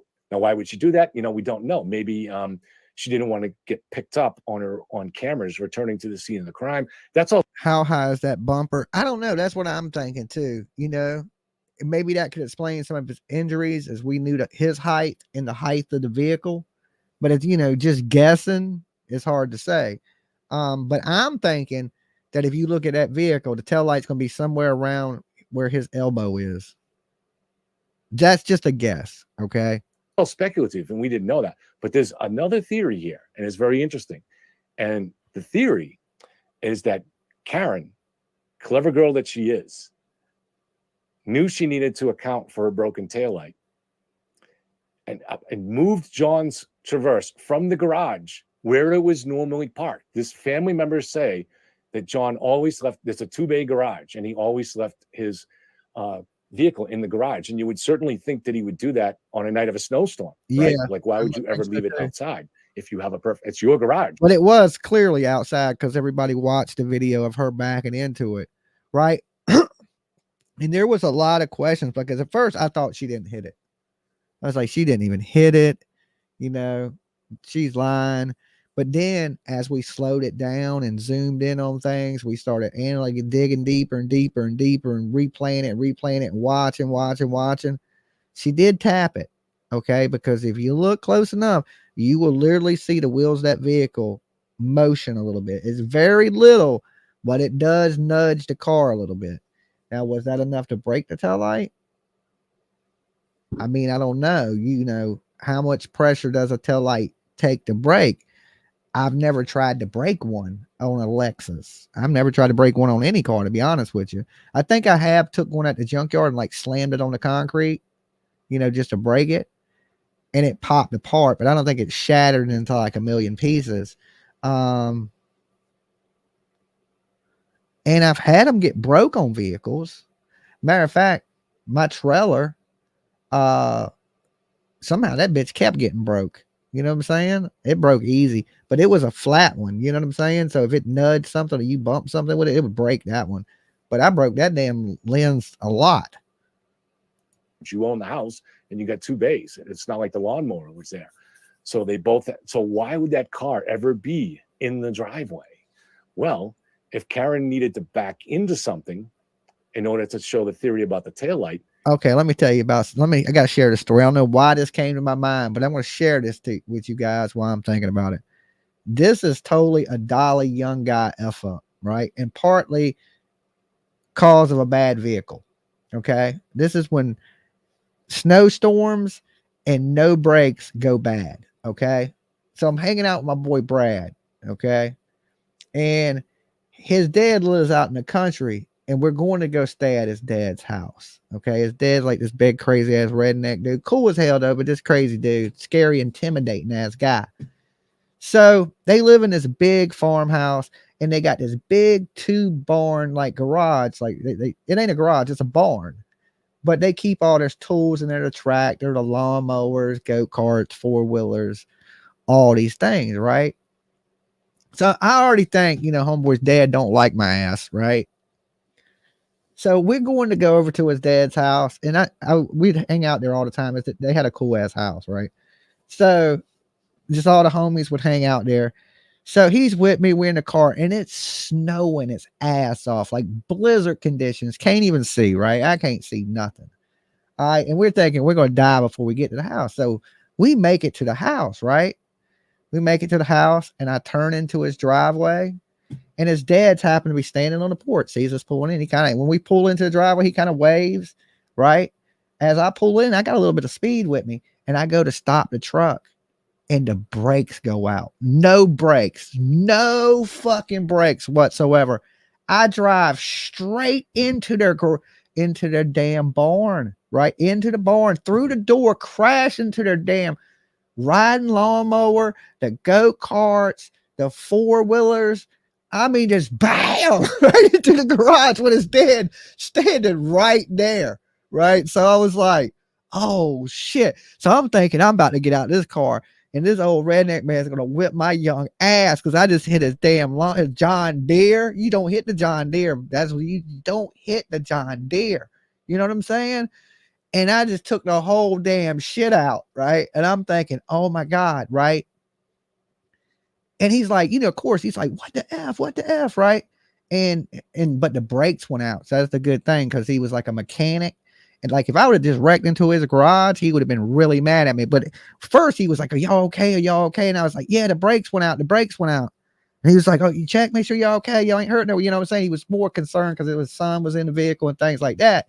But good thing the brakes went out. I just didn't wreck into his garage, because he probably would have whipped my ass. You know what I'm saying? So he didn't get mad at me for messing up the John Deere, and I ran over the go-kart and all kinds of shit, right? But hey, I mean, I hit the brakes and that shit went straight to the floor. Nothing. I was like, oh no. So I couldn't even blame it on the snow. It wasn't the snow that made me drive into the garage. It's the brakes went out in the truck. And thank God, to be honest, that it went out where it did, because we were on major roads doing 50, 60 miles an hour and, riding down these back roads in the country. And if the brakes would have went out, we could have slammed into a fucking tree, so I think everything happens for a reason. We actually wrecked in a place where it didn't damage shit too bad. Like, it didn't tear the truck up real bad. It tore up a little bit of their stuff, their personal things, but yeah, man, they're powerful. Vehicles are powerful. She would have incentive to move that car out there and then back into it. But then now you create the problem of her being seen on the Ring video moving that out there. So what do? You delete it. And while you're doing that, you just kind of, you're in panic mode, and you're intoxicated still, and you just delete 2 videos. So you end up you're not even sure. You look quick, you're not sure which one it is. So you delete that one, and you also happen to delete the one of her coming home. Now, I think that's the most plausible theory out there. But again, nobody should be really certain about this stuff, or taking an attitude. So nobody knows who deleted it. She could have deleted it. What the conspiracy people are saying, that the police deleted it because it would show proof that she had her tail light. You can't win with conspiracy people. Whatever you give them, they'll just spin that. Okay. You give them something, they'll say, well, this is this. What about this? They just going to keep spinning it and only use what fits their narrative. They leave out all the other things because it just don't fit what they're saying. So there's more proof to indicate that the tail light was planted, rather than proof to indicate that it wasn't. That's not true. That is a false statement by Baby Gap. That's how misinformation is spread. You're not batting very well here. All right, I'm actually going to, because it's late, I'm going to move on to other topics, because he's just not doing a good job. I mean, I don't think any serious person looking at this would take this seriously. His analysis is just awful. It's not logical. It's not even logical, just based on looking at my video. Now, having listened to him on Dave's show, I actually found him to be a likable guy and very intelligent and articulate. I enjoyed listening to him. That's fake, though. It's fake. That's not who he is. Yeah, he'll fake it. He'll try to go on somebody's stuff and win people over, but the dirtbag that he is always comes out. He'll get drunk. He'll start calling women cunts. The real person always comes out.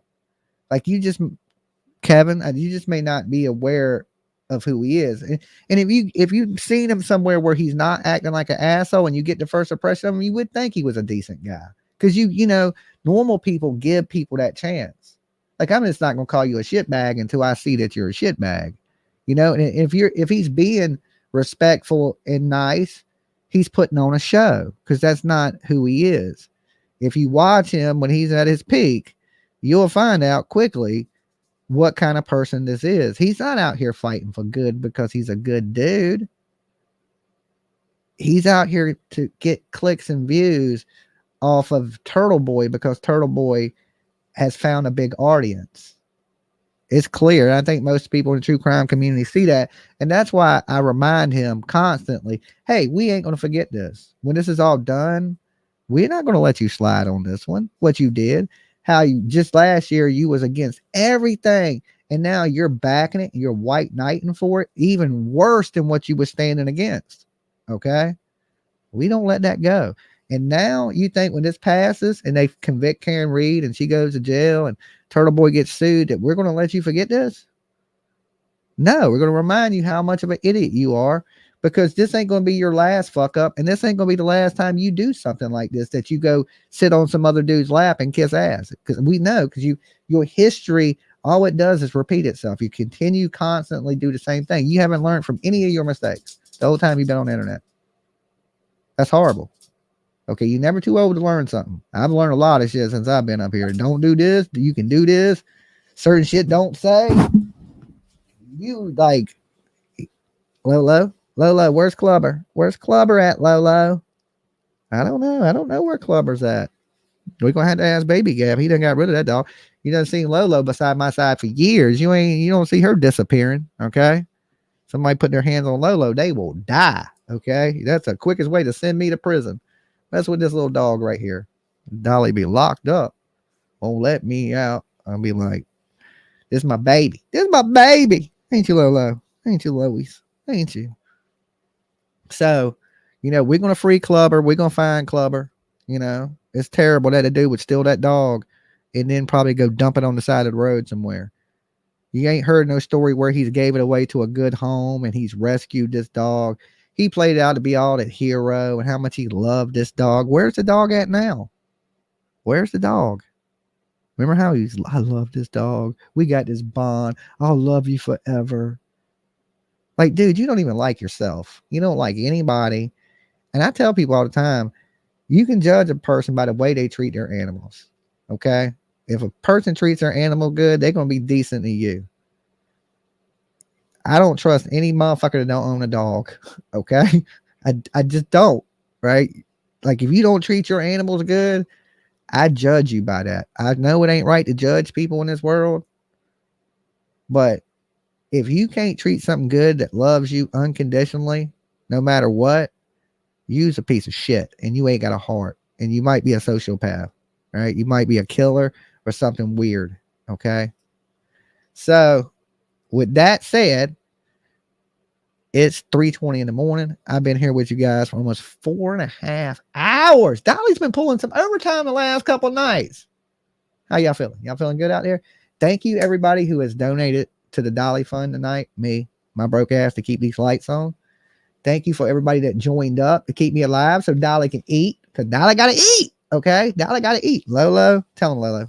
Say, Lolo got to eat. Lolo got to eat. We got to eat. We got to eat. We gotta eat. You ain't Clubber. You're actually loved, Lolo. You actually loved. You're actually loved. Oh, that's what gets me. That's why she breaks me. Her food's $30 for like 6 little bowls of it. Anyway, guys, we gotta find Clubber. Make sure he's safe. Don't believe anything Baby Gap says ever.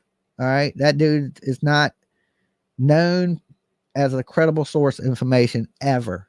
And if you got Baby Gap backing somebody, you can believe it's either Turtle Boy or the Church of Satan, because something is wrong with that man's brain.